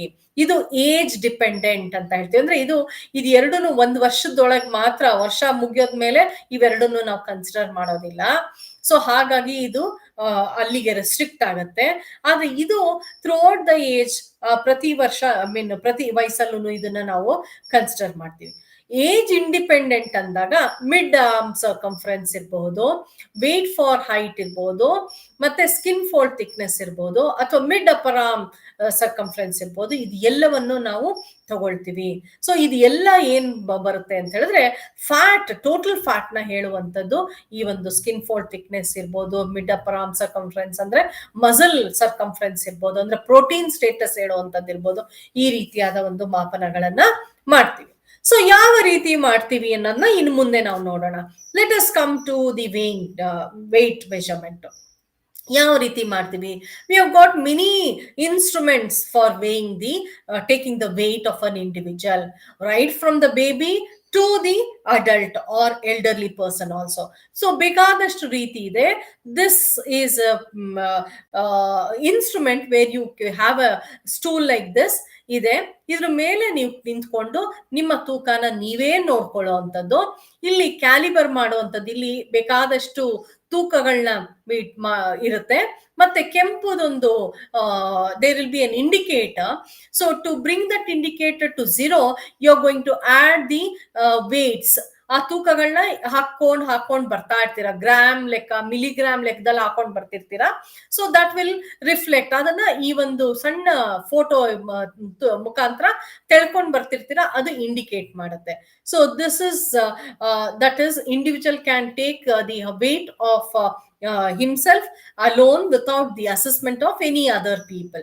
So this can be done only by the grown up people, grown up children like adolescent irbodu athwa adult. Yakandre you will not, children cannot understand how to put the weight anta, so it is restricted to the adult people only. Now when you take this this ಈ ಎರಡು ರೀತಿಯಾದ ಒಂದು instruments ನ ತಗೊಂಡಾಗ, this is portable, this is not portable ಅಂದ್ರೆ ಒಂದು ಊರಿಂದ ಇನ್ನೊಂದ್ ಕಡೆ, ಒಂದ್ ಜಾಗದಿಂದ ಇನ್ನೊಂದ್ ಜಾಗಕ್ಕೆ ಇದನ್ನ ತಗೊಂಡೋಗಕ್ಕಾಗೋದಿಲ್ಲ. ಸೊ ಹಾಗಾಗಿ these two we depend upon these two. ಇದು ಎಲೆಕ್ಟ್ರಾನಿಕ್ ತೂಕ, ಇದನ್ನ ನಾವು ಕಿಚನ್ ವೇಯಿಂಗ್ ಮಿಷಿನ್ ಅಂತ ಕೂಡ ಒಂದೊಂದ್ಸತಿ ಕರಿತೀವಿ, ಅಥವಾ ಬಾತ್ರೂಮ್ ವೇಯಿಂಗ್ ಮಿಷಿನ್ ಅಂತ ಕೂಡ ಕರಿತೀವಿ ಇದನ್ನ. ಮತ್ತೆ ಇದು ಹ್ಯಾಂಗ್ ಅಂದ್ರೆ ಒಂದು ಇದಕ್ಕೆ ಹಾಕುವಂತದ್ದು, ಸಿಕ್ಸ್ ಅಂತದ್ದು ಇರ್ಬೋದು. ಸೊ ನೀವು ಇಲ್ಲಿ ನೋಡ್ತಾ ಇದ್ದೀರಾ, there is a red point. So ಇದು ಯಾವಾಗ್ಲೂ ಝೀರೋಗಿರುತ್ತೆ. ನಾವು ಇಲ್ಲಿ ಒಂದು ಹುಕ್ ನೋಡ್ತಾ ಇದ್ದೀರಾ, ಈ ಹುಕ್ಗೆ ನಾವು ಒಂದು ಚೀಲಾನೋ ಅಥವಾ ಡಿಪೆಂಡಿಂಗ್ ಅಪಾನ್ ದಿ ಅವೈಲಬಿಲಿಟಿ, ಕೆಲವು ಸತಿ ಟಬ್ ಕೂಡ ಹಾಕಿರ್ತಾರೆ, ಚೀಲ ಕೂಡ ಹಾಕಿರ್ತಾರೆ. ಇದೆಲ್ಲವನ್ನು ಮಗು ನಿಲ್ದೇ ಇರುವಂತಹ ಮಗು, ಅಂಗನವಾಡಿ ನಲ್ಲಿ ಸೆಂಟರ್ಸ್ ಅಲ್ಲಿ ನಾವು ನೋಡ್ತೀವಿ, ನಿಲ್ಲಕ್ಕಾಗದೇ ಇರುವಂತಹ ಮಕ್ಕಳು ಅಥವಾ ಚಿಕ್ಕ ಮಕ್ಕಳನ್ನ ಅದ್ರಲ್ಲಿ ಕೂರಿಸ್ಬಿಟ್ಟು ನಾವು ತೂಕನ ನೋಡಬಹುದು. ಇಲ್ಲಿ this needle gets reflected, it comes down and then you can see to it. So that means to say it requires two people. Okay, and here also you will ask the individual to stand on the machine without wearing slippers or having any heavy things in his hand, and then he has to stand erect ಅಥವಾ straight ಆಗಿ ನಿಂತ್ಕೊಳ್ಬೇಕು, ತಲೆ straight ಮಾಡ್ಕೊಂಡು ನಿಂತ್ಕೊಳ್ಬೇಕು. ಇನ್ನೊಬ್ರು ಬಗ್ಗಿ ನೋಡುವಂತಹ ವ್ಯವಸ್ಥೆ ಇರುತ್ತೆ. ಅಲ್ಲಿ ಎಲೆಕ್ಟ್ರಾನಿಕ್ ಆಗಿರೋದ್ರಿಂದ the weight will come on, get reflected immediately. So ಈ ರೀತಿಯಾದ ಒಂದು ತೂಕವನ್ನ ಕೂಡ ಮಾಡ್ತೀವಿ, ಅದನ್ನ ರೆಕಾರ್ಡ್ ಮಾಡ್ತೀವಿ. ಮತ್ತೆ ಮನುಷ್ಯನ, ಆ ವ್ಯಕ್ತಿನ ಕೆಳಗಡೆ ಇಳಿಸ್ಬಿಟ್ಟು ಅದು ಝೀರೋಗ್ ಬರುತ್ತಾ ಅಂತ ನೋಡ್ತೀವಿ. ಸೊ ಝೀರೋಗ್ ಬಂದ ನಂತರ ಅದು ಕರೆಕ್ಟ್ ಆದ ಒಂದು ಆನ್ಸರ್ ಕೊಟ್ಟಿದೆ ಅಂತ ಆಗುತ್ತೆ. So just you can see here, for babies we just have this one electronic weighing machine which has got a tray here. So a tray ಮೇಲೆ ಮಗುನ ಮಲಗಿಸಿ ಇಲ್ಲಿ ತೂಕನ ನಾವು ನೋಡ್ತೀವಿ. ಅದೇ ರೀತಿ ಅಂಗನವಾಡಿ ಸೆಂಟರ್ಸ್ ಅಲ್ಲಿ, as I told you, this has been done. ಅದು ಹ್ಯಾಂಗ್ ಮಾಡ್ತೀವಿ, ಅದನ್ನ ಅಂದ್ರೆ ಸಿಗಿಸ್ತೀವಿ ಒಂದು ಇದ್ರಲ್ಲಿ. ಅದು ಚೀಲ ಇರುತ್ತೆ, ಆ ಚೀಲದೊಳಗೆ ಮಗುನ ಹಾಕ್ಬಿಟ್ಟು ಇದನ್ನ ಸ್ಪ್ರಿಂಗ್, ಅಂದ್ರೆ ಸ್ಪ್ರಿಂಗ್ ಮುಖಾಂತರ ಇದು ಹೋಗುವಂತದ್ದು. ಅಂದ್ರೆ ಆ ರೆಡ್ ನೀಡಲ್ ನಾನು ತೋರಿಸ್ದೆ ಹಿಂದೆ, ಸೊ ಅದು ಬರುವಂತದ್ದು, ಅದನ್ನ ತೂಕನ ಹೇಳುತ್ತೆ. So one should make the child to sit in this and until this thing red needle ಏನಿದೆಯೋ ಸ್ಟೆಬಿಲೈಸ್ ಆಗಿ ಒಂದ್ ಕಡೆ ನಿಂತ್ಕೊಳ್ಳೋ ತನಕನೂ ಅದನ್ನ ನಾವು ನೋಡ್ತಾ ಇರ್ಬೇಕಾಗುತ್ತೆ. ನಿಂತ್ಕೊಂಡ ಮೇಲೆ ಅದನ್ನ ರೆಕಾರ್ಡ್ ಮಾಡೋದು, ಆ ವೇಟ್ ನ ರೆಕಾರ್ಡ್ ಮಾಡ್ಬೇಕಾಗುತ್ತೆ. So that is how we try to analyse or weigh the children, young children or the infants. So you can just see tub ಅಂತ ಹೇಳ್ದೆ, ಆ ಟಬ್ಬು ಮತ್ತೆ ಈ ಚೀಲನ ನೋಡ್ತಾ ಇದ್ದೀರಾ. This is how it has been taken, the weight has been taken. Now ಆ ಒಂದು ಈ ತೂಕವನ್ನ ನಾವು ತಗೊಂಡಾಗ, ಆ ಮಕ್ಕಳ ತೂಕವನ್ನ, ನಾನು ಮಕ್ಕಳ ಬಗ್ಗೆ ಮಾತ್ರ ಇಲ್ಲಿ ಸ್ಟಾರ್ಟ್ ಮಾಡ್ತಾ ಇದ್ದೀನಿ. ಮಕ್ಕಳ ತೂಕ ತಗೊಂಡಾಗ again we will refer to the standard. ಆ ಒಂದು ಏಜ್ಗೆ ಆ ಮಗುವಿನ ತೂಕ ಎಷ್ಟಿದೆ ಅಂತ ನಾವು ನೋಡ್ತೀವಿ. ಅದು ಮಗುವಿನ ತೂಕ ಕಡಿಮೆ ಇದೆಯೋ ಜಾಸ್ತಿ ಇದೆಯೋ ಅಂತ ಪರ್ಸೆಂಟೇಜ್ ಕ್ಯಾಲ್ಕುಲೇಟ್ ಮಾಡಿಬಿಟ್ಟು then will try to classify whether the individual or whether the child is suffering from malnutrition, ನ್ಯೂನತೆ, ಪೋಷಣೆಯ ನ್ಯೂನತೆಯಿಂದ ಬಳಲ್ತಿದ್ಯಾ ಇಲ್ವಾ ಅಂತ ಕೂಡ ನಾವು ಕಂಡುಹಿಡಿತೀವಿ. That is how it is been done. Now I will come to this later on. Again next is the height. Height ಅಂತ ಹೇಳಿದ್ರೆ ಲೆಂತ್ ಅಂತಾನು ಹೇಳ್ತೀವಿ ಅಥವಾ ಹೈಟ್ ಅಂತ ಹೇಳ್ತೀವಿ. ಸೊ ಹೈಟ್ ನ ಮಗು, ಹುಟ್ಟಿದ ಮಗು ಒಂದು ನಿಂತ್ಕೊಳ್ಳೋ ತನಕನು, ಸರಿಯಾದ ರೀತಿಯಲ್ಲಿ ನಿಂತ್ಕೊಳ್ಳಕ್ ಆಗದೆ ಇರುವಂತ ಮಕ್ಕಳಿಗೆ ಈ ರೀತಿಯಾದ ಒಂದು ವ್ಯವಸ್ಥೆ ಇರುತ್ತೆ.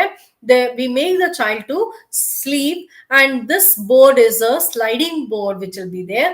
You can see the marking here, ಇಲ್ಲಿ ಮಾರ್ಕಿಂಗ್ ಇರುತ್ತೆ. ಸೊ ಆ ಮಗುವಿನ ಇಂಥದ್ದು ತಲೆಯ ತುದಿಯಿಂದ ಕಾಲಿನ ತುದಿಯವರೆಗೂ ಲೆಂತ್ ಇರುತ್ತೆ, ಮಾರ್ಕಿಂಗ್ಸ್ ಇರುತ್ತೆ. ಅದನ್ನ ನಾವು ಮಾಪನ ಮಾಡ್ತೀವಿ, ರೆಕಾರ್ಡ್ ಮಾಡ್ಕೊಳ್ತೀವಿ. In the same way we have got this way also, or we have got this sliding method. Wall ಅಂದ್ರೆ ನಿಲ್ಬೇಕಾದ್ರೂ ಕೂಡ ಮಕ್ಕಳು ಹೇಗ್ ನಿಲ್ಬೇಕು ಅಥವಾ ದೊಡ್ಡವ್ರು ಕೂಡ ಹೇಗ್ ನಿಲ್ಬೇಕು ಅಂದ್ರೆ ಅವರ ಹಿಮ್ಮಡಿ, buttock, then back and the back of the head, it should touch the wall, straight ಆಗಿ ನಿಂತ್ಕೊಳ್ಬೇಕು. and slowly the flag will be slided, and then marking will be there on the wall or on the wooden plank which is there.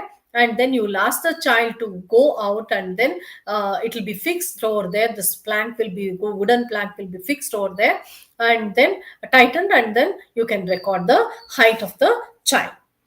Now the previous ಇಲ್ಲಿ ಮಗು ಏಜ್ಗೆ ಸರಿಯಾದ height ಇದೆಯಾ ಅಂತ ನೋಡೋದಕ್ಕೆ ಒಂದು mackerel classification ಅಂತ ಮಾಡ್ತೀವಿ. So depending, again considering the standard, you're going to compare it with the standard. If the child is above, height is above 80%, I mean sorry, below 80%, then we say the child is dwarf ಅಂತ ಹೇಳ್ತೀವಿ. ಅಂದ್ರೆ ಕುಳ್ಳತನ ಅಂತ, ಕುಳ್ಳರು ಅಂತ ಏನ್ ಹೇಳ್ತೀವಿ ಆ ತರ ಹೇಳ್ತೀವಿ. ನೋಡಿ ವ್ಯತ್ಯಾಸ ನೋಡಿ ಇಲ್ಲಿ, dwarf and shortness both are different.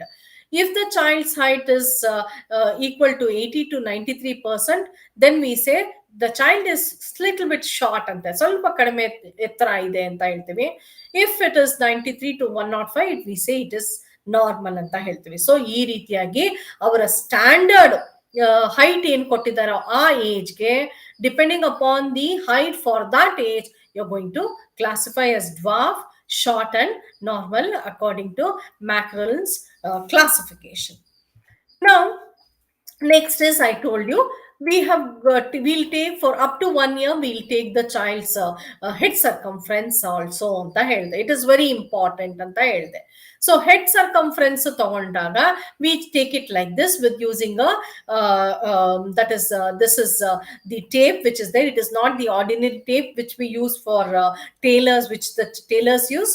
It is stretchable. ಅದಕ್ಕೆ ನಾವೇನ್ ಮಾಡ್ತೀವಿ, ಪ್ಲಾಸ್ಟಿಕ್ ಟೇಪ್ ಸಿಗುತ್ತೆ ಈ ಒಂದು ಮಾಪನ ಮಾಡೋದಕ್ಕೆ. ಅಂತಹ ಒಂದು ಟೇಪ್ ನ ತಗೊಂಡು ಹೆಡ್ ಸರ್ಕಂಫರೆನ್ಸ್ ನ ತಗೊಳ್ತೀವಿ. ಹೆಡ್ ಸರ್ಕಂಫರೆನ್ಸ್ ಅಂದ್ರೆ ತಲೆಯ ಸುತ್ತಳತೆ ಅಂತ ಏನ್ ಹೇಳ್ತೀವಿ ಅದನ್ನ ತಗೊಳ್ತೀವಿ.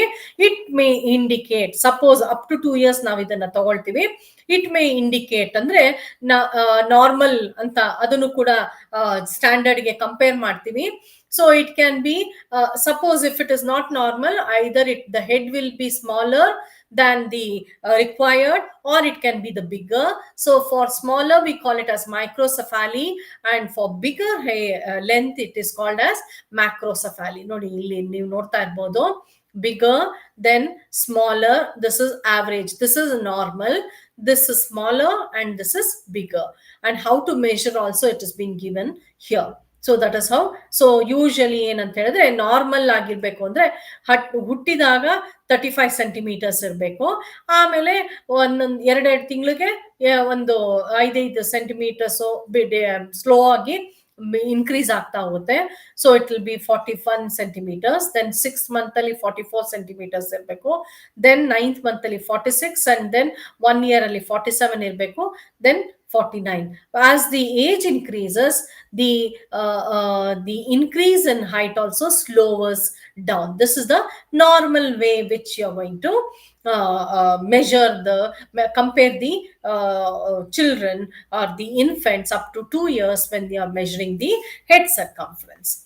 Now chest circumference is also taken. Chest circumference ಏಕೆ ತಗೊಳ್ತಿದ್ದಾರೆ ಅಂದ್ರೆ, ಈ ಚೆಸ್ಟ್ ಸರ್ಕಂಫರೆನ್ಸ್ ಮತ್ತೆ ಹೆಡ್ ಸರ್ಕಂಫರೆನ್ಸ್ ಅದು ಮೊದಲು head circumference is bigger than the chest circumference when the child is born.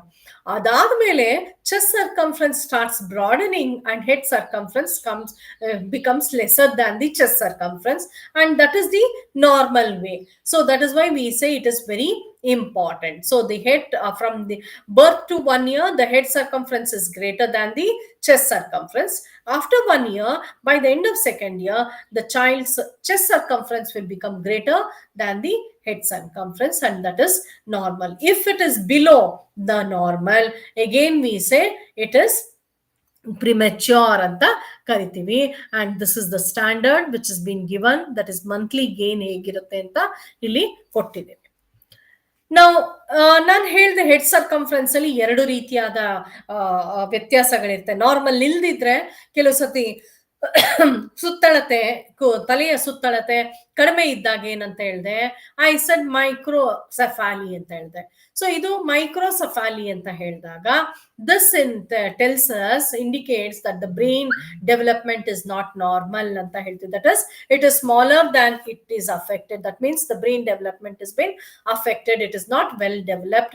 Maybe during the pregnancy, ತಾಯಿ ಗರ್ಭಿಣಾವಸ್ಥೆಯಲ್ಲಿದ್ದಾಗ ಆ ಒಂದು ಮಗುವಿನ ಅದು ಎಸ್ಪೆಷಲಿ ಸೆಕೆಂಡ್ ಟ್ರೈಮೆಸ್ಟರ್ ಅಲ್ಲಿ ಮಗುವಿನ ಪೋಷಣೆ ಅಥವಾ ತಾಯಿಯ ಪೋಷಣೆ ಸರಿಯಾದ ರೀತಿಯಲ್ಲಿ ಆಗದೆ ಇದ್ದಾಗ, then it can lead to this microcephaly ಅಂದ್ರೆ ಬ್ರೈನ್ ಡೆವಲಪ್ಮೆಂಟ್ ನ ಅಫೆಕ್ಟ್ ಮಾಡುತ್ತೆ. So that is what we call it as microcephaly.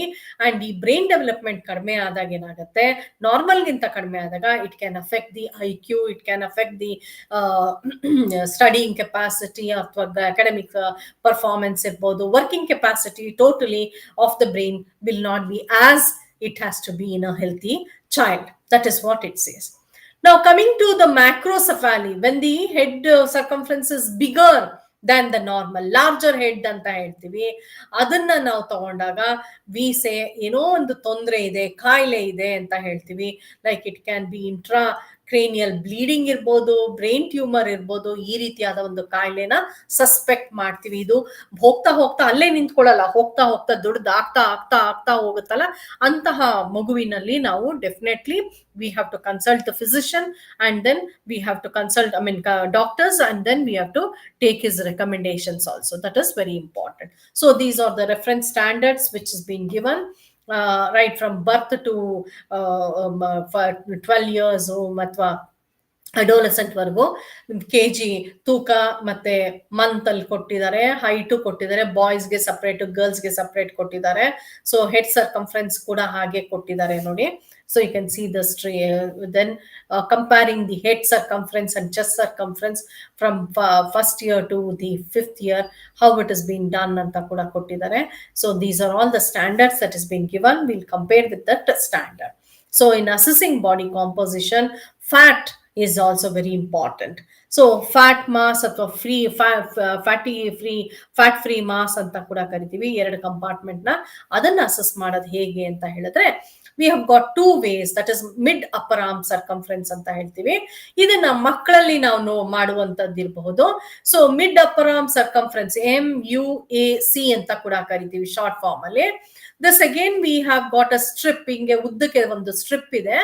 ಇಲ್ಲಿ ಈ ಮೇಲ್ಗಡೆಯ ಮೂಳೆಯಿಂದ ಕೆಳಗಡೆಯ ಮೂಳೆವರೆಗೂ ಲೆಂತ್ ತಗೊಂಡು ಅದರ ಮಧ್ಯದ ಪಾಯಿಂಟ್ ನ ಗುರ್ತು ಹಾಕೊಳ್ತೀವಿ. ಆ ಸುತ್ತಳತೆಯನ್ನ ನಾವು ತಗೊಳ್ತೀವಿ. This gives us fat mass. Remember, fat mass ಮತ್ತೆ ಮಸಲ್ ಮಾಸ್ ನ ಕೊಡುತ್ತೆ. Muscle is nothing but your protein status. It gives the protein status of the children. So ಈ ರೀತಿಯಾಗಿ ಮಾಡ್ತೀವಿ. ಸೊ ಇದನ್ನ ಸ್ಟ್ರಿಪ್ ಅಂತ ಹೇಳ್ತೀವಿ. ಈ ಸ್ಟ್ರಿಪ್ ಅಲ್ಲಿ ಏನಂತ ಹೇಳಿದ್ರೆ, ಈ ರೆಡ್ ಸ್ಟ್ರಿಪ್ ಬಂದ್ಬಿಟ್ರೆ ಹಿಂಗೆ ನಾವು ತೂತಲ್ಲಿ ಇದನ್ನ ಈ ತೂತಿಗೆ ಹಾಕ್ತಿವಿ ಬೆಲ್ಟ್ ಇದ್ದಂಗೆ. ಅದು ಟೈಟ್ ಮಾಡಿದಾಗ ಈ ಒಂದು ಗ್ರೀನ್ ಅಲ್ಲೇ ಇದ್ರೆ then the child is healthy ಅಥವಾ ನಾರ್ಮಲ್ ಅಂತ ಹೇಳ್ತೀವಿ. That is mid upper arm circumference is good ಅಂತ ಹೇಳ್ತೀವಿ. If it is comes to the yellow, we say the child's muscle mass is not normal ಅಂತ ಹೇಳ್ತೀವಿ. If it is red, we say my child is malnourished. Maybe it is suffering from protein energy malnutrition ಅಂತ ಕೂಡ ಕರಿತೀವಿ, ಅಥವಾ malnourished ಅಂತ ಹೇಳ್ತೀವಿ. So ಇದು ಒಂದು ರೀತಿಯಾದ one way of measuring the mid upper arm circumference. We have got a bangle also, standard bangles they have used. They know the diameter, they know what it indicates. They just ask the child to wear the bangle and push it. How, if it is in a normal condition, it cannot be pushed beyond this ankle, I mean mule ಕೈಯ ಮೂಳೆ ಏನಿದೆಯೋ ಅದ್ರ ಮುಂದಕ್ಕೆ ಹೋಗಕ್ಕಾಗಲ್ಲ, ತೋಳಗ್ ಹೋಗಕ್ಕಾಗಲ್ಲ. If it is that is elbow ಅಂತ ಏನ್ ಕರಿತೀವ ಅದಕ್ಕೆ ಮುಂದೆ ಹೋಗಕ್ಕಾಗಲ್ಲ. Suppose it moves above the elbow, ಈ ಒಂದು ತೋಳು ಒಳಗಡೆ ತೋಳ ಹತ್ರಕ್ಕೆ ಹೋದಾಗ then we say the child is not normal, it is underweight ಅಥವಾ ಮಾಲ್ ನರಿಷ್ಡ್ ಅಂತ ಕರಿತೀವಿ. That is how it is been done. That is what it indicates. So measurement, apart from that we have got measuring the fat content, skin fold thickness anta kuda karitivi. This is applicable for children as well as for the other age group also. See, the point in which you are going to measure is ಯಾವ place alli nama fat content accumulate agutte annadna nodkondo we try to measure it. Like we have got thighs for children, then for the elder adult people it is behind the elbow, that is ತೋಳಿನ ಹಿಂಭಾಗದ ಅಲ್ಲಿ ಅಥವಾ ತೊಡೆಯಲ್ಲಿ ನಾವು ಎಲ್ಲೆಲ್ಲಿ fat accumulation ಇರುತ್ತೋ ಆ ಒಂದು position ಅಲ್ಲಿ ಅಥವಾ ಪಾಯಿಂಟ್ ಅಲ್ಲಿ ನಾವು ನೋಡ್ತೀವಿ. We have got a machine, this caliper ಅಂತ ಹೇಳ್ತೀವಿ. And there is a deflection, ಇಲ್ಲಿ ಮೆಜರ್ಮೆಂಟ್ ಡಿಫ್ಲೆಕ್ಷನ್ ಇರುತ್ತೆ. ಸೊ ಇದನ್ನ ನಾವು ಇಂಚ್ ಅಂತ, ನೀವು ರಿಂಚ್ ಅಂತ ಏನೋ ಮೆಷಿನ್ ನ ನಾವು ಒಂದು ಸ್ಕ್ರೂನ ಬಿಡ್ಸ್ಬೇಕಾದ್ರೆ ನೀವು ಮಾಡ್ತಿರಲ್ಲ, ಸೊ ಆ ರೀತಿಯಾದ ಒಂದು ಮೆಕ್ಯಾನಿಸಮ್ ಇರುತ್ತೆ ಇಲ್ಲಿ. ಸೊ ಇಲ್ಲಿ ಮಾಡಿದಾಗ this will have the deflection or the marking will be there and it gives the measurement in millimetre. So ಇದು ಸಬ್ಕ್ಯುಟೇನಿಯಸ್ ಫ್ಯಾಟ್ ಅಂದ್ರೆ ಫ್ಯಾಟ್ ಇಂಡಿಕೇಟ್ ಮಾಡುತ್ತೆ. ಫ್ಯಾಟ್ ನ ಟ್ರೈಸೆಪ್ಸ್ ಅಥವಾ ಮೆಜರ್ಮೆಂಟ್ ಅಲ್ಲಿ ಫ್ಯಾಟ್ ಇಂಡಿಕೇಟ್ ಮಾಡುವಂತದ್ದು, ಕಾಂಪೋಸಿಷನ್ ಮಾಡುವಂತದ್ದು ಇರುತ್ತೆ. Now, once we know the measurement, next is how to classify, especially in children. How do you classify in daga? We have got many classification. I have put one slide itself because you will understand it anta. So many classification are there when you measure the children up to adolescent period ಅಲ್ಲಿ, ಅಂದ್ರೆ ಯೌವನಾವಸ್ಥೆ ತನಕನೂ ಈ measurements ನ ತಗೊಂಡಾಗ ಈ ಒಂದು types of classification ಅಲ್ಲಿ ನೀವು ಕ್ಲಾಸಿಫೈ ಮಾಡ್ಬಿಟ್ಟು ಅವರು ನಾರ್ಮಲ್ ಇದಾರೋ ಅಥವಾ ಅಬ್ನಾರ್ಮಲ್ ಇದಾರೋ, ಅಂದ್ರೆ they are nourished or not nourished, ಅಂದ್ರೆ ಮಾಲ್ ನ್ಯೂಟ್ರಿಷನ್ ಅಲ್ಲಿ ಇದಾರಾ, ಯಾವ ರೀತಿಯ ಮಾಲ್ ನ್ಯೂಟ್ರಿಷನ್, ವೆದರ್ ಅಂಡರ್ ವೇಟೋ ಅಥವಾ ಓವರ್ ವೇಟೋ ಅಂತ ನಾವು ಡಿಸೈಡ್ ಮಾಡ್ಬೇಕಾದ್ರೆ we have got the classifications. So this is called as international classification, Gomez classification ಅಂತ ಹೇಳ್ತೀವಿ. This is given for age, for that is weight for age ಅಂತ. ಆ ಒಂದು ಏಜ್ಗೆ, ಆ ಒಂದು ವಯಸ್ಸಿಗೆ ತಕ್ಕ ಹಾಗೆ ವೆಯ್ಟ್ ಅಥವಾ ತೂಕ ಇದೆಯಾ ಅಂತ ನೋಡುವಂಥದ್ದು. So how to calculate also they have done. Again ಇಲ್ಲಿ ನಾವು ನಾರ್ಮಲ್ ಚೈಲ್ಡ್ ಅಂದ್ರೆ ರೆಫರೆನ್ಸ್ ಸ್ಟ್ಯಾಂಡರ್ಡ್ ನ ನಾವ್ ಇಲ್ಲಿ ಹಾಕೊಂಡಿರ್ತೀವಿ. ಸೊ ಹಾಕೊಂಡಾಗ if the child is above 90% of the normal reference standard, we say the child is normal. If the child is between 75 to 90% of the standard reference standard, we say the child is suffering from malnutrition, that is first grade of malnutrition. Then between 60 to 75 is second grade of malnutrition, ಅಂದ್ರೆ underweight. ನಾನು ಇಲ್ಲಿ ಹೇಳ್ತಾ ಇರೋದು underweight ಹೇಳ್ತಾ ಇದ್ದೀನಿ. Again if it is below, it is severe case of malnutrition, that is third degree malnutrition, protein energy malnutrition ಅಂತ ಕರಿತೀವಿ. ಅದೇ ರೀತಿಯಲ್ಲಿ we have got for Indian children IAP classification ಅಂತ ಹೇಳ್ತೀವಿ. That is refer to as Indian Academy of Pediatrics ಅಂತ ಹೇಳ್ತಾರೆ. So ಇಲ್ಲಿ ಸ್ವಲ್ಪ ವ್ಯತ್ಯಾಸ ಏನಂದ್ರೆ, ವೆಸ್ಟರ್ನ್ ಕಂಟ್ರೀಸ್ ಅಲ್ಲಿ ಮೋರ್ ಆಫ್ ಅವರ ಊಟದ ವ್ಯವಸ್ಥೆ ಕೂಡ ಬೇರೆ ಇರುತ್ತೆ. See they have got more of protein rich food than the Indians who have got more of carbohydrate rich food. So ಅವರ ಒಂದು ವಾತಾವರಣ ಕೂಡ ಅಲ್ಲಿ ಎನ್ವೈರನ್ಮೆಂಟ್ ಕೂಡ ಡಿಫ್ರೆಂಟ್ ಆಗಿರೋದ್ರಿಂದ they will be very taller and heftier, whereas Indian children are not like that. Our Indian ಸಿನಾರಿಯೋದಲ್ಲಿ ಆ ರೀತಿಯ ಬೆಳವಣಿಗೆ ಇಲ್ಲದೆ ಇರೋದ್ರಿಂದ we have got a own classification wherein you got to compare to the standard itself, but the classification is illi instead of 90% and above, it is 80% and above, and instead of 75 to 90 it is 71 to 80. idana grade 1, grade 2, grade 3 matte severe cases na grade 4, that is less than 50% idre grade 4 anta karitivi. So this gives us the present status. ಈ ಎರಡು ಏನಪ್ಪ ಕೊಡುತ್ತೆ ಅಂದ್ರೆ present status, ಆ ಮಗುವಿನ ಏಜ್ಗೆ ತೂಕ ಸರಿಗಿತ್ತೋ ಇಲ್ವೋ ಅಂತ ನೋಡೋದು ಪ್ರೆಸೆಂಟ್ ಸ್ಟೇಟಸ್, ಅಥವಾ ಮಗುವಿನ ಏಜ್ಗೆ ಹೈಟ್ ಸರಿಗಿತ್ತೋ ಇಲ್ವೋ ಅಂತ ನೋಡ್ಬೋದು ಇದ್ರಲ್ಲೇನೆ. So it gives the present status. But we have to know the problem. So especially when the child weight height is not proper andaga, maybe previously also the child, what was the reason anta nodidaga we go for this Waterloo classification and Wellcome Trust classification anta hogtivi. Nan hinde torisde nimgagle Lacron classification anta torisde. Alli I told you 3 classification. One normal ande, ಇನ್ನೊಂದು dwarf ಅಂತ ಕುಳ್ರು ಅಂತ ಕರಿತೀವಲ್ಲ ಅದು ಅಂತ ಹೇಳ್ದೆ. again I said short structured ಅಂತ ಹೇಳ್ದೆ. ಅಂದ್ರೆ ಶಾರ್ಟ್ ಅಂದ್ರೆ ಸ್ವಲ್ಪ ಹೈಟ್ ಕಡಿಮೆ ಇದೆ, ನಾರ್ಮಲ್ ಗಿಂತ ಹೈಟ್ ಕಡಿಮೆ ಇದೆ ಅಂತ ಹೇಳ್ದೆ. there are various reasons, like it need not be just nutrition, it can be even genetics also. so adu ondagate. so adar bittu nutrition ಗೆ ಬಂದಾಗ we can say that if the weight for the height, ಆ ಮಗುವಿನ ಹೈಟ್ಗೆ ತಕ್ಕ ಹಾಗೆ wait ಇದೆಯಾ, ಅಥವಾ ಹೈಟ್ಗೆ ಆ ಏಜ್ಗೆ ತಕ್ಕ ಹೈಟ್ ಇದೆಯಾ ಅಂತ ನೋಡಿದಾಗ ಆ ಮಗು ನಾರ್ಮಲ್ ಇದೆಯೋ, ವೇಸ್ಟೆಡ್ ಇದೆಯೋ ಅಥವಾ ಸ್ಟಂಟೆಡ್ ಇದೆಯೋ ಅನ್ನೋದನ್ನ ನಾವು ನೋಡ್ಬೋದು. ಇಲ್ಲಿ 2 ಪದಗಳನ್ನ ನಾನು ಉಪಯೋಗಿಸಿದೀನಿ, ವೇಸ್ಟೆಡ್ ಅಂಡ್ ಸ್ಟಂಟೆಡ್ ಅಂತ. ಆ ವೇಸ್ಟೆಡ್ ಅಂತ ಹೇಳಿದ್ರೆ ಇಲ್ಲಿ ಮಗುವಿನ ತೂಕ ಕಡಿಮೆ ಆಗ್ತಾ ಇರುತ್ತೆ. ಯಾಕೆ ಅಂದ್ರೆ ಮಗು ಮಾಲ್ನರಿಸ್ಟ್. ಯಾವ ಮಾಲ್ನರಿಸ್ಟ್ ಅಂದ್ರೆ ಪ್ರೋಟೀನ್ ಎನರ್ಜಿ ಮಾಲ್ನ್ಯೂಟ್ರಿಷನ್, ಮಗುವಿನ ಪೋಷಣೆಯ ನ್ಯೂನತೆ ತುಂಬಾ ಚೆನ್ನಾಗಿ ಕಾಣಿಸುತ್ತೆ. ಸೊ ಅಲ್ಲಿ ವೇಸ್ಟೆಡ್ ಅಂದ್ರೆ ಮಸಲ್ಸ್, ಅಲ್ಲಿ ಪ್ರೋಟೀನ್ ಮಸಲ್ಸ್ ಅಲ್ಲಿ ಇರುತ್ತೆ, ಅಂದ್ರೆ ಮಾಂಸಖಂಡಗಳಲ್ಲಿ ಇರುತ್ತಲ್ಲ, ಅದೆಲ್ಲವೂ ಕೂಡ ಉಪಯೋಗಿಸ್ಕೊಂಡು ಮಗು ಬಹಳ ಸಣ್ಣ ಕಾಣಿಸ್ತಾ ಇರುತ್ತೆ. ಅಂದ್ರೆ ಮೂಳೆ ಚಕ್ಳ ಅಂತ ನಾವು ಹೇಳ್ತಿರ್ತೀವಿ, ಬಳಿ ಮೂಳೆ ಕಾಣಿಸ್ತಿದೆ ಅವನ ಮೈಯಲ್ಲಿ ಅಂತ ಹೇಳ್ತೀವಲ್ಲ, ಆ ರೀತಿಯಾದ ಒಂದು ಇದನ್ನ ನೋಡ್ತೀವಿ. When it is stunted V say the child's height is not normal. even though the child was suffering from a longer period of time from PM, it can result in stunted growth. ಅಂದ್ರೆ ಮಗು normal ಗಿಂತ ಕಡಿಮೆ height ಇರುತ್ತೆ, but ಮಗು ಆ ವ್ಯವಸ್ಥೆಯಿಂದ ಆ situation ಇಂದ ಹೊರಗಡೆ ಬಂದಾಗ, ಅಂದ್ರೆ when it has been treated for malnutrition, that is PM, it can recover, but it will not be at that same space. ಈಗ ಏನಿತ್ತೋ ಹೈಟ್ ನ ಅದು ನಾರ್ಮಲ್ ಆಗಿ ಬೆಳೀತಾ ಹೋಗುತ್ತೆ. ಆದ್ರೆ when you compare it with the normal healthy child, it will not be the same. So that is what it gives. So ಇಲ್ಲಿ Waterloo classification ಅಲ್ಲಿ present to past ಎರಡೂ ಹೇಳುತ್ತೆ. ಅಂದ್ರೆ ಲಾಂಗ್ ಟರ್ಮ್ PM ಇದ್ದಾಗ the child will be having stunted growth.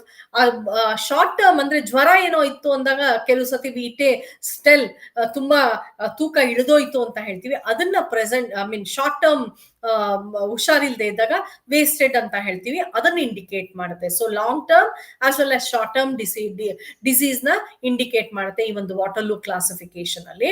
This will B long term protein energy malnutrition. Now in the same way we can have undernourishment ali, we can also say whether edema is present or absent anta nodidaga we can say if edema is present. edema andre no, it is nothing but water accumulation. ನೀರು ದೇಹದಲ್ಲಿ accumulate ಆದಾಗ ನಾ ಹೇಳ್ತೆ ಊದ್ಕೊಳ್ಳೋ ಒಂಥರ puffiness ಇರುತ್ತೆ. ಕಾಲಿನ ಪಾದದಲ್ಲಿ ಇರ್ಬೋದು, ಮೇಲ್ಗಡೆ ಇರ್ಬೋದು, ಕಾಲ್ ಮೇಲೆ ಅಥವಾ ಕೈಗಳಲ್ಲಿ ಇರ್ಬೋದು. ಸೊ ನಾವು ಜಸ್ಟ್ ಒಂದು ಪ್ರೆಸ್ ಕೊಟ್ಟಾಗ it forms a pit formation ಇರುತ್ತೆ. ದಟ್ ಮೀನ್ಸ್ ಇಟ್ ಜಸ್ಟ್ ಒಂದು ಹಳ್ಳ ರೀತಿಯಲ್ಲಿ ಆಗುತ್ತೆ. ಅದನ್ನ ನೀವು ಬೆರಳು ತೆಗೆದಾಗೂ ಕೂಡ ಹಾಗೇ ಇರುತ್ತೆ. ಸೊ ಸ್ವಲ್ಪ ಹೊತ್ತು ಆಮೇಲೆ ಬಹಳ ಸ್ಲೋ ಆಗಿ ಇಟ್ ಕಮ್ಸ್ ಬ್ಯಾಕ್. ಅದನ್ನ ನಾವು ಎಡಿಮಾ ಅಂತ ಹೇಳ್ತೀವಿ, ಅಂದ್ರೆ ವಾಟರ್ ಅಕ್ಯುಮುಲೇಷನ್ ಅಂತ ಹೇಳ್ತೀವಿ. ಸೊ ದೇಹದಲ್ಲಿ ನೀರಿನ ಅಕ್ಯುಮುಲೇಷನ್, ಬರೀ ನೀರೊಂದೇ ಇರಲ್ಲ, ಅಲ್ಲಿ ಎಲೆಕ್ಟ್ರೋಲೈಟ್, ಸೋಡಿಯಂ ಅವೆಲ್ಲ ಅಕ್ಯುಮುಲೇಟ್ ಆಗಿರುತ್ತೆ. ಬಹುಶಃ ನೀವು ಇದನ್ನ ಹೈಪರ್ಟೆನ್ಸಿವ್ ಪೇಷಂಟ್ಸ್ ಅಲ್ಲಿ ನೋಡಿರ್ಬೋದು, ಅಂದ್ರೆ BP ಪೇಷಂಟ್ಸ್ ಅಲ್ಲಿ ನಾವು ನೋಡ್ತೀವಿ.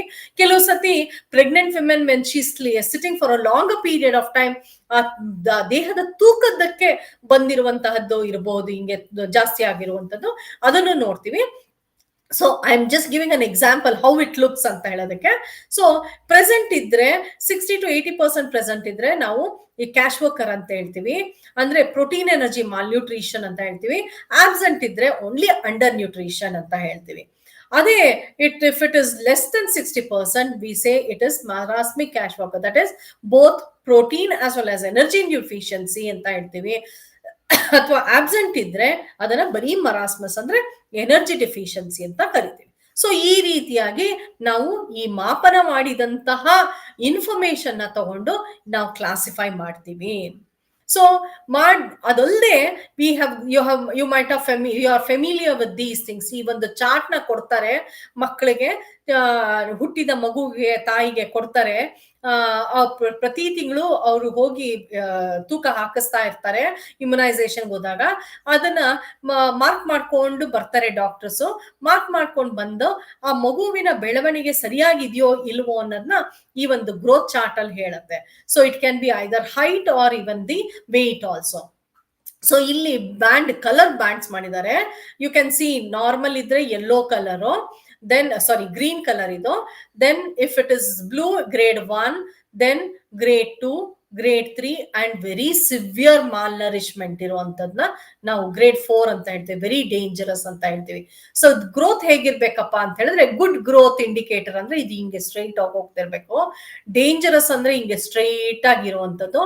ವೆರಿ ಡೇಂಜರಸ್ ಅಂದ್ರೆ ಅದು ಕೆಳಗಡೆ ಇಳಿಯುವಂಥದ್ದು, ಹೀಗೆ ಹೋಗ್ಬಿಟ್ಟು ಹೀಗೆ ಬರುವಂತದ್ದು. ಆಗಿದ್ದಾಗ ತೂಕ ಪ್ರತಿ ತಿಂಗಳು ನಾವು ಅದಕ್ಕೋಸ್ಕರ ಹೇಳೋದು, ನಾವು ತೂಕ ಹಾಕಿಸ್ಬೇಕು ಮಗುಗೆ ಅಂತ ಹೇಳ್ತೀವಿ. Anganwadi central you might have seen or you might have heard that every month the child is being weighed. Up to 6 years the child is being weighed, because 3 to 6 years the child's age is, that age group is very critical and crucial and very important to indicate its health for lifetime.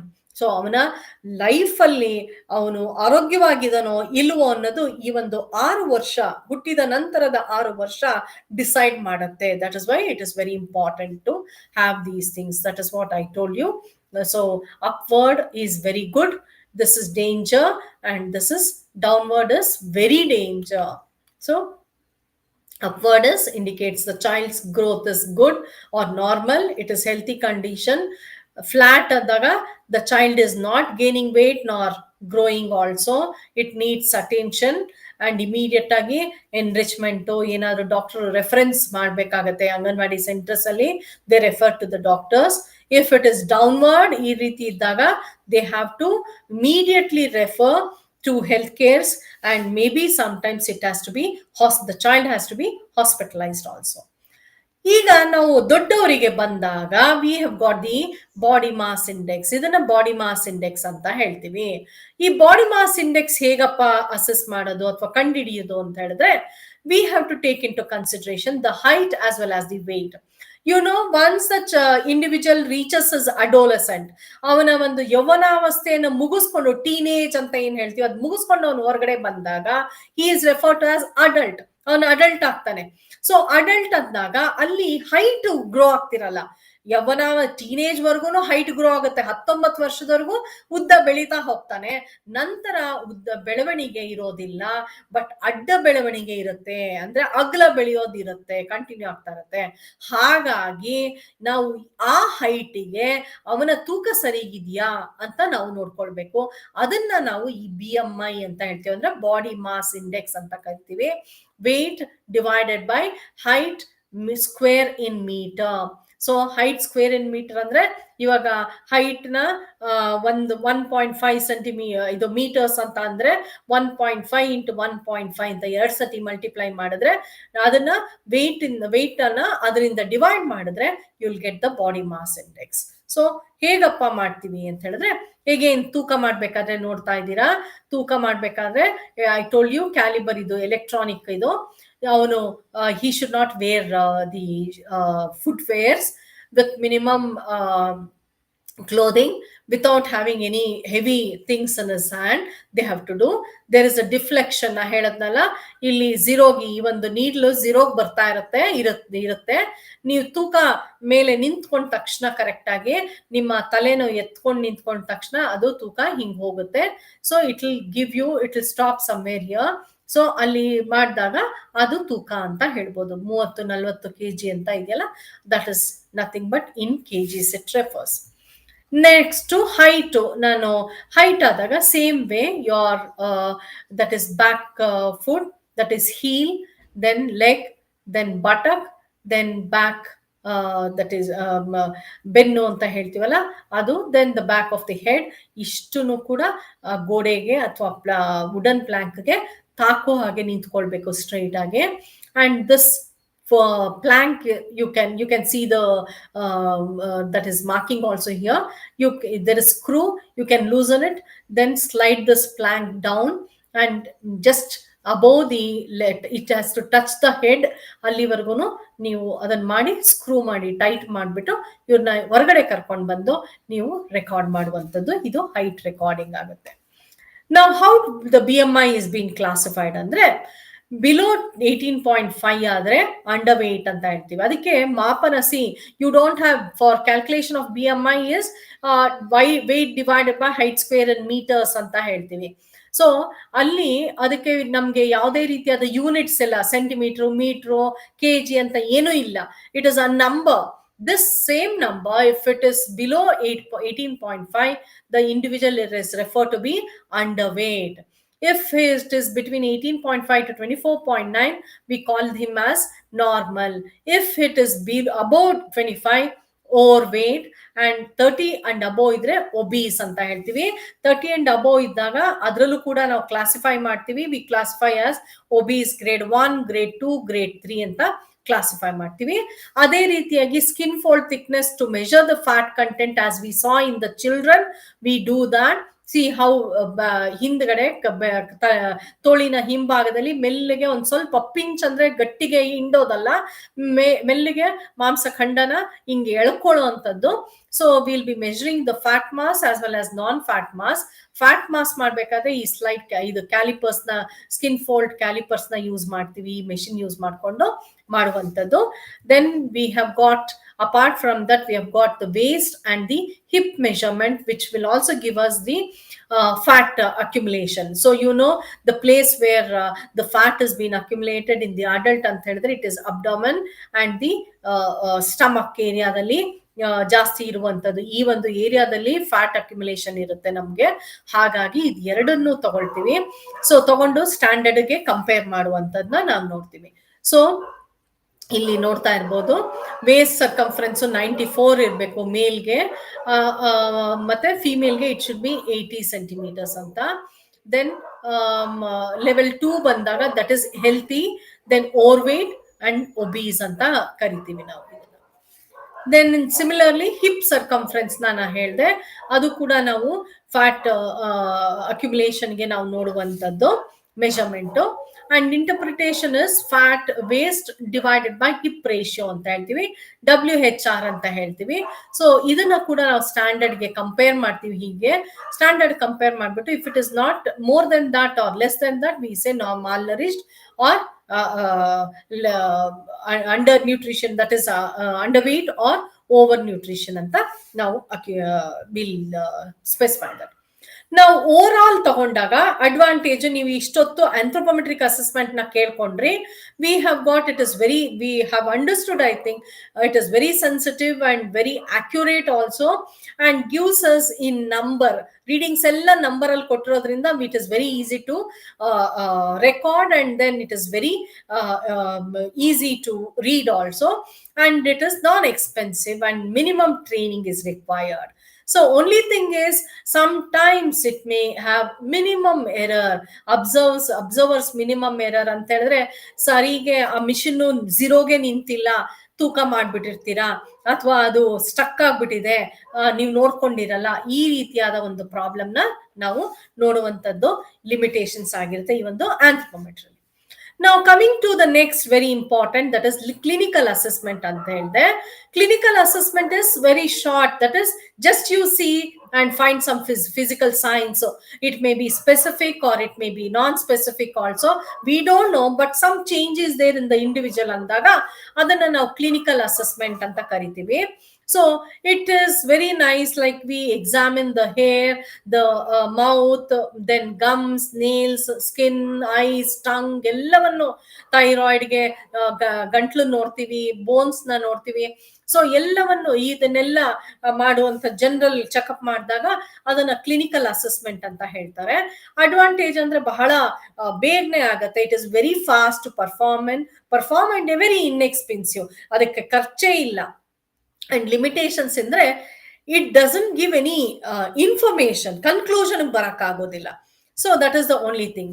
I was talking about oedema ಅಂತ ಹೇಳ್ತಿದ್ದೆ.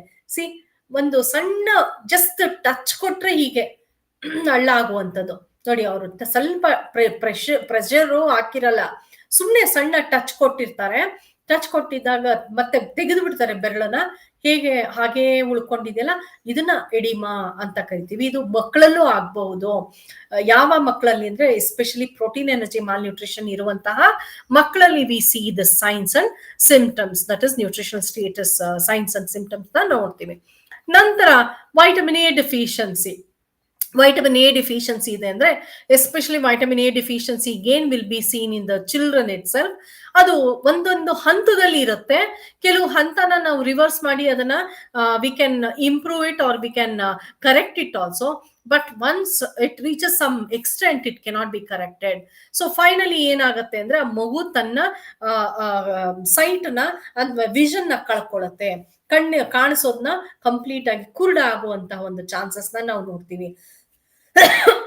Excuse me. ಇದೇನಪ್ಪಾ ಅಂದ್ರೆ ಮಗು ಎಷ್ಟೋ ಸತಿ ನಾವು 6 years ಮಕ್ಕಳನ್ನ ಅಥವಾ children ನಾವು ನೋಡ್ತಾ ಇರ್ತೀವಿ. You might have observe or you might have felt also yourself, experience ಆಗಿರ್ಬೋದು. ನಾವು ಕತ್ಲಿಂದ ಬೆಳಕಿಗೆ ಬಂದಾಗ, ಬೆಳಕಿಂದ ಕತ್ಲಿಗೆ ಬಂದಾಗ ಒಂದು ಕಣ್ಣು ಮಂಪ್ರಾಗುತ್ತೆ. We cannot, I mean it needs time to adjust. That is we have got rods and cones ಅಂತ ಇರುತ್ತೆ ನಮ್ಮ ಕಣ್ಣಲ್ಲಿ, ಎರಡು ಕಾಂಪೊನೆಂಟ್ಸ್. ಅದು ಎರಡೂ ಆ ಒಂದು ವಾತಾವರಣಕ್ಕೆ ಅಥವಾ ಅದು ಲೈಟಿಗೆ ಅಡ್ಜಸ್ಟ್ ಆಗ್ಬೇಕಾಗುತ್ತೆ. ಸೊ ಆ ಒಂದು ಫ್ಯೂ ಸೆಕೆಂಡ್ಸ್ ಏನಾಗುತ್ತೆ ಅಂತ ಹೇಳಿದ್ರೆ we cannot see. That is called as ಸ್ವಲ್ಪ ಫೋಟೋ ಅಡ್ಜಸ್ಟ್ಮೆಂಟ್ಸ್ ಅಂತ ಹೇಳ್ತೀವಿ. That is different. ಆದ್ರೆ ಈ ಮಕ್ಕಳಲ್ಲಿ ಏನಾಗುತ್ತೆ ಅಂತ ಹೇಳಿದ್ರೆ even in light also sometimes we have children complaint I cannot see the board ಅಂತ ಹೇಳ್ತಾರೆ. ಮೇಡಮ್ ನಂಗೆ ಬೋರ್ಡ್ ಕಾಣಿಸಲ್ಲ ಅಂತ ಮುಂದೆ ಕುತ್ಕೊಳ್ಳೋ ಅಂತದ್ದು ಇರ್ಬಹುದು, ಮುಂದಕ್ಕೆ ಹೋಗಿ ಕುತ್ಕೊಳ್ತಾರೆ. ಸೊ ಅಂತಹ ಸಂದರ್ಭದಲ್ಲಿ once the child complains about such type of thing, immediately the first thing you have to do is take the child to the ophthalmologist, ಕಣ್ಣಿನ ಡಾಕ್ಟರ್ ಹತ್ರ ಹೋಗಿ ಟೆಸ್ಟ್ ಮಾಡಿಸ್ಬೇಕಾಗತ್ತೆ. ಅಕಸ್ಮಾತ್ ನೀವು ನೆಗ್ಲೆಕ್ಟ್ ಮಾಡಿದ್ರಿ ಅನ್ಕೊಳ್ಳಿ, ನೆಕ್ಸ್ಟ್ ಸ್ಟೇಜ್ಗೆ ಹೋಗುತ್ತೆ. ಏನಪ್ಪ ನೆಕ್ಸ್ಟ್ ಸ್ಟೇಜ್ ಅಂತ ಹೇಳಿದ್ರೆ ಈ ಬಿಳಿಯ ಪಾರ್ಟ್ ಇದೆಯಲ್ಲ, ಟ್ರಯಾಂಗ್ಯುಲರ್ ಶೇಪ್ಡ್ ಬಿಳಿಯ ಪಾರ್ಟ್ ಇರುತ್ತಲ್ಲ, ಕಣ್ಣಿನ ಗುಡ್ಡೆಯ ಸುತ್ತ ಬಿಳಿಯ ಪಾರ್ಟ್ ಇರುತ್ತಲ್ಲ, ಅದು ಎಲ್ಲವನ್ನು epithelial tissue ಅಂತ ಇರುತ್ತೆ. There will be epithelial tissues here on either side of the eyeball. So this epithelial tissue will become dry. Dry ಆಗ್ಬಿಡುತ್ತೆ. ಅದು ಒದ್ದೆ ಇರೋದಿಲ್ಲ, ಡ್ರೈ ಆಗ್ಬಿಟ್ಟು ಒಂಥರ ಪಿಂಕ್ ಕಲರ್ ಏನೋ ಮಾಸ್ಲು ಬಂದಂಗ ಆಗ್ಬಿಡುತ್ತೆ. ಅಲ್ಲಿ ಏನೋ ಗ್ರೋತ್ ಆದಂಗೆ ಕಾಣಿಸ್ತಾ ಇರುತ್ತೆ. ಸೊ ಆ ಒಂದು ಒಂಥರ ಮೇಲ್ಗಡೆ ಏನೋ ಬೆಳೆದಿದ್ಯೇನೋ ಅನ್ನೋ ರೀತಿಲಿ ಇರುತ್ತೆ. ಸೊ ಡ್ರೈನೆಸ್ ಆಗಿ that is refer to as conjunctival xerosis. ಇದನ್ನ ಕೂಡ ನಾವು ರಿವರ್ಸ್ ಮಾಡ್ಬೋದು. ಹೇಗೆ ರಿವರ್ಸ್ ಮಾಡ್ಬೋದು ಅಂದ್ರೆ we can give the child immediately if we see that type of growth on the white part, white colour ಇರೋದು ಬದಲು ಅದು ಒಂಥರ ಮಾಸ್ಲು ಬಣ್ಣದಲ್ಲಿ ಆ ಒಂದು ಗ್ರೋತ್ ಕಂಡಾಗ ಇಮಿಡಿಯೇಟ್ ಆಗಿ ನೀವು ಮಗುವಿಗೆ ವೈಟಮಿನ್ ಎ ರಿಚ್ ಫುಡ್ ಕೊಡ್ಬೋದು. You have already learned about vitamin A rich food, which are the vitamin A rich food and other things. So I will not repeat those things. So ಅದನ್ನ ಪೋಷಣೆಯನ್ನ ಮಾಡಬಹುದು. ಅಥವಾ vitamin A tablets, tonics, syrups ಬರುತ್ತೆ, ಅದನ್ನ ಕೊಟ್ಟರು ಕೂಡ ನಿಮ್ಗೆ ಅದು ವಾಸಿ ಆಗತ್ತೆ. ಅದು ನಾವು ಆ ಸ್ಟೇಜ್ನು ನಾವು ಮೀರಿ ಹೋದಾಗ ಏನಾಗತ್ತೆ, ಆ ಸ್ಪಾಟ್ ಮೇಲೆ ಹೀಗೆ ಬ್ರೌನ್ ಆಗಕ್ ಶುರು ಆಗತ್ತೆ. ಒಂಥರ ಸಣ್ಣ ಸಾಸಿವೆ ಕಾಳಿನ ರೀತಿಯಲ್ಲಿ ಒಂದು ಬರಕ್ ಶುರು ಆಗತ್ತೆ. ಅದನ್ನ ನಾವು ಬೀಟಾಟ್ ಸ್ಪಾಟ್ಸ್ ಅಂತ ಕರಿತೀವಿ. This is again reversible. You can cure it with at home itself by giving vitamin A supplementation. So ಇದು ಮೀರಿ ಹೋದಾಗ ಏನಾಗತ್ತೆ, ಈ ಒಂದು ಡ್ರೈನೆಸ್ ಏನಿತ್ತೋ it spreads on the cornea, it spreads on the ಆ ಕಣ್ಣಿನ ಗುಡ್ಡೆಯ ಮೇಲೆ ಕೂಡ ಎಪಿಥೆಲಿಯಲ್ ಟಿಶ್ಯೂ ಇರುತ್ತೆ. ಆ ಟಿಶ್ಯೂ ಮೇಲೆ ಹೋಗಿ ಅದು ಡ್ರೈ ಆಗಕ್ ಶುರು ಆಗತ್ತೆ. ಅಲ್ಲಿ ನೋಡಿ ವೈಟ್ ಆಗ್ತಾ ಬರುತ್ತೆ. This is called as corneal xerosis. ಇದು ಬಂದ್ರೆ ಮಗು ಬಹಳ ರಿಸ್ಕ್ ಅಲ್ಲಿ ಇದೆ. ಮಗುವಿನ ಕಣ್ಣಿನ ಪೊರೆ ಅಂತ ಏನು ನಾವು ವಯಸ್ಸಾದವರಲ್ಲಿ ಪೊರೆ ಬರುತ್ತಲ್ಲ, ಆ ರೀತಿಯಾದ ಒಂದು ಪೊರೆಯನ್ನ ಕಾಣಿಸ್ತಾ ಇರುತ್ತೆ ಇಲ್ಲಿ. ಅದು ರಿಸ್ಕ್ ಫ್ಯಾಕ್ಟರ್ ಆಗುತ್ತೆ. ಮಗು ತನ್ನ ಕಣ್ಣನ್ನ ಕಳ್ಕೊಳ್ಳುವಂತಹ ಒಂದು ಸ್ಥಿತಿ ಬರುತ್ತೆ. ಬಟ್ ಅಲ್ಲೂ ಕೂಡ ನಾವೇನು ವ್ಯವಸ್ಥೆ ಮಾಡ್ಲಿಲ್ಲ, ಡಾಕ್ಟರ್ ಹತ್ರ ತೋರಿಸ್ಲಿಲ್ಲ, ಒಂದು ಪ್ರಿಕಾಷನ್ ತಗೊಳ್ಳಿಲ್ಲ ಅಂದ್ರೆ ಡೆಫಿನೆಟ್ಲಿ ಈ ಸ್ಟೇಜ್ ಅಲ್ಲಂತೂ ಡಾಕ್ಟರ್ ತೋರಿಸಲೇಬೇಕು. You have to show to the doctor.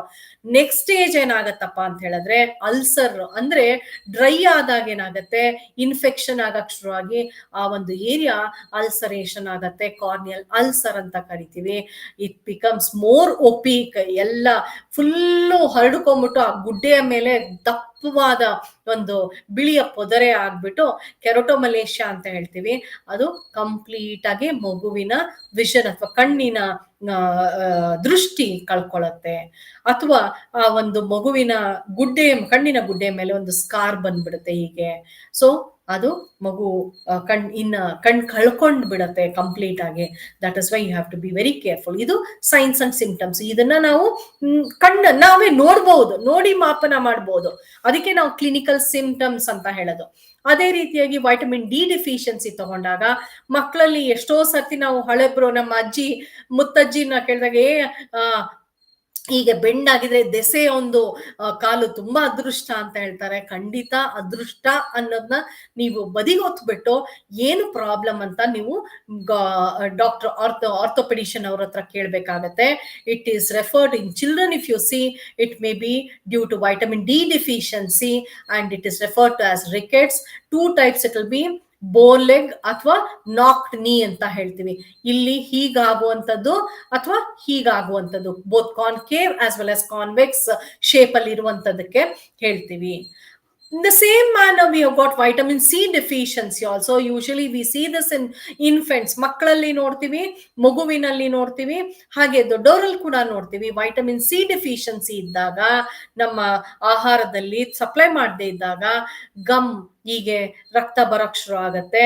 ಮತ್ತೆ ಮೂಗಿನ ಅಂದ್ರೆ ಸ್ಕಿನ್ ಎಲ್ಲೆಲ್ಲಿ ಇರುತ್ತೋ ಅಲ್ಲೆಲ್ಲ ಎಪಿಥೀಲಿಯಲ್ ಟಿಶ್ಯೂ ಡ್ರೈ ಆಗಕ್ ಶುರು ಆಗತ್ತೆ. ಆಮೇಲೆ ನಮ್ಮ ಹಲ್ಲಿನ ಮೇಲ್ಗಡೆಯ ಭಾಗ ವಸಡು ಅಂತ ಏನ್ ಹೇಳ್ತೀವಿ, the gums become swollen. So ಈ ರೀತಿಯಾದ ಒಂದು ನೀವು ಸೈನ್ಸ್ ಅಂಡ್ ಸಿಂಪ್ಟಮ್ಸ್ ಕಂಡಾಗ you have to supplement with vitamin C. Maybe ಒಂದು ಬೆಟ್ಟದ ನೆಲ್ಲಿಕಾಯಿ ದಿನ ತಿಂತಾ ಹೋದ್ರೆ ನಿಮ್ಗೆ ಅದು ಸಾಲ್ವ್ ಆಗುತ್ತೆ ಪ್ರಾಬ್ಲಮ್. ರೈಬೋಫ್ಲೇವಿನ್ ಡೆಫಿಷಿಯನ್ಸಿ, ಬೇಕಾದಷ್ಟು ಸತಿ ನಾವು ಇದನ್ನೆಲ್ಲ ನೋಡ್ತೀವಿ. ಇಂಥದ್ದು ಬಾಯಿಯ ಆ ಕಡೆ ಈ ಕಡೆ ಒಂಥರ ಬಿಳಿಯ ಒಂದು ಪೌಡರ್ ತರ ಆಗೋದು, ಇದು ಇನ್ಫೆಕ್ಷನ್ ಆಕ್ಚುಲಿ. ಅದೇ ರೀತಿ ನೋಸ್ ಹತ್ರ, ಮೂಗಿನ ಹತ್ರ ಆಗುವಂಥದ್ದು ಇರ್ಬೋದು, ನಾಲಿಗೆ ಕೆಂಪುಗಾಗುವಂಥದ್ದು ಇರ್ಬೋದು, ತುಟಿ ಎಲ್ಲ ಹೊಡೆಯೋವಂಥದ್ದು. ಅಂದ್ರೆ ಚಳಿಗಾಲದಲ್ಲಿ ಬರುವಂತಹ ಹೊಡೆಯೋವಂಥ ತುಟಿ ಇರುತ್ತಲ್ಲ ಅದಲ್ಲ, ಇದು ಯಾವಾಗ್ಲೂ ತುಟಿ ಹೊಡೆಯೋದು ಮತ್ತೆ ರಕ್ತ ಬರುವಂಥದ್ದು ನೋಡ್ಬೋದು. ಎಷ್ಟೋ ಸತಿ ಮನೇಲಿ ಅಮ್ಮ ಹೇಳ್ತಾ ಇರ್ತಾರೆ, ಗಸಗಸೆ ಪಾಯಸ ಮಾಡ್ಕೊಡ್ತಾರೆ ಅಥವಾ ಬಿ ಕಾಂಪ್ಲೆಕ್ಸ್ ಟ್ಯಾಬ್ಲೆಟ್ಸ್ ತಿನ್ನಿ ಅಂತ ಹೇಳ್ತಾರೆ. This is nothing but riboflavin deficiency, which we call it as arabinoflavinosis ಅಂತ ಹೇಳ್ತೀವಿ. This particular on the angles of this lips we call it as angular stomatitis. ನಾಲ್ಗೆಯ ಹುಣ್ಣಾದ್ರೆ we call it as chillosis. ತುಟಿಯ ಹುಣ್ಣು ಆದ್ರೆ glossitis ಅಂತ ಹೇಳ್ತೀವಿ. ಸರ್ಬೋರಿಕ್ dermatitis ಅಂದ್ರೆ skin ಮೇಲೆ ಈ ರೀತಿ ಆಗುತ್ತೆ, ಕೆಂಪು ಪ್ಯಾಚಸ್ ಬರೋ ಹಾಗಾಗತ್ತೆ. ಮೂಗಿನ ಈ ಸಂಧಿಯಲ್ಲಿ ಕೂಡ ಈ ವೈಟ್ ಪೌಡರ್ ತರಾನೇ ಇಲ್ಲೂ ಆಗತ್ತೆ. ಸೊ ಇದೆಲ್ಲವೂ it indicates that is B complex, riboflavin deficiency ಇದೆ ಅಂತ ತೋರಿಸುತ್ತೆ. ಅದೇ ರೀತಿ ಐರನ್ ಡೆಫಿಷಿಯನ್ಸಿ ನಾ ಹೇಳ್ತಾ ಇದ್ದೆ. Once you go to the ಡಾಕ್ಟರ್ಗೆ ನನ್ಗೆ ಸುಸ್ತಾಗ್ತಿದೆ ಅಂದಾಗ he stretches the lower lid, eyelid, ಕಣ್ಣಿನ ಹಿಂಗೆ ಅಗ್ಲ ಮಾಡ್ತಾರೆ. ಕಣ್ಣನ್ನ ಅಗ್ಲ ಮಾಡಿದಾಗ ಇಲ್ಲಿ ಪೇಲ್ ಆಗಿದೆ ನೋಡಿ, ಎಷ್ಟು ಪೇಲ್ ಆಗಿದೆ ಅಲ್ವಾ. ಸೊ ಇಲ್ಲಿ ಹೆಲ್ತಿ ಆಗಿದ್ರೆ ನೋಡಿ ಎಷ್ಟು ಪಿಂಕಿಶ್ ರೆಡಿಶ್ ಪಿಂಕ್ ಇದೆ, ಇಲ್ಲಿ ಪೇಲ್ ಇದೆ. ಇಲ್ಲಿ ನೋಡಿ ಇನ್ನೂ ತುಂಬಾನೇ ಪಿಂಕ್ ಆಗಿ ಸ್ವಲ್ಪ ಇದಾಗ್ತಿದೆ, ಇಲ್ಲಿ ರೆಡ್ಡಿಶ್ ಆಗಿದೆ. ಸೊ ಇದು ಅನಿಮಿಕ್ ಕಂಡೀಷನ್ ಇದ್ದಾಗ, ಅಂದ್ರೆ ಹಿಮೋಗ್ಲೋಬಿನ್ ಲೆವೆಲ್ ಕಡಿಮೆ ಆದಾಗ ಈ ರೀತಿ ಇರುತ್ತೆ. ಸ್ವಲ್ಪ ಮೈಲ್ಡ್ ಅನಿಮಿಯಾ ಆದಾಗ ಈ ರೀತಿಯಾಗಿರುತ್ತೆ. ಹಾಗೇನೆ ಮುಂದುವರೆದು when you just don't take iron supplementation, iron rich food ತಗೊಳ್ದೆ ಇದ್ದಾಗ it spreads on to the nails. You can see the nails also brittle ಆಗ್ಬಿಟ್ಟಿರುತ್ತೆ, ಗಟ್ಟಿಗಾಗಿ ಮುರಿದೋಗೋ ಅಂತ ಪರಿಸ್ಥಿತಿ ಬರುತ್ತೆ. ಹಿಂಗೆ ಇದ್ ಮಾಡ್ತಾ ಇದ್ರೆ ಮುರಿದೋಗ್ತಿರುತ್ತೆ, ಕಟ್ ಮಾಡಲ್ಲ, ಮುರಿದೋಗ್ತಿರುತ್ತೆ ಪೀಸ್ ಹಂಗೆ ಸಣ್ಣಕ್ಕೆ. Just if you just pluck it just comes off, ಆ ತರ ಇರುತ್ತೆ. ಮತ್ತೆ ಸ್ಕೇಲಿನೆಸ್, ಇಲ್ಲಿ ನೋಡಿ ಹೀಗೆ ಉದ್ದಕ್ಕೆ ಸ್ಕೇಲ್ ತರ ಮಾರ್ಕಿಂಗ್ ಇದೆ, ಆ ತರ ಆಗುತ್ತೆ. ಕೊನೆಯ ಹಂತ ಅಂದ್ರೆ ಸ್ಪೂನ್ ಶೇಪ್ಡ್ ಆಗಿರುತ್ತೆ, ಹಳ್ಳ ಬಂದಿರುತ್ತೆ. So this is severe case of iron deficiency. You have to take the supplementation in the initial stage to avoid this stage.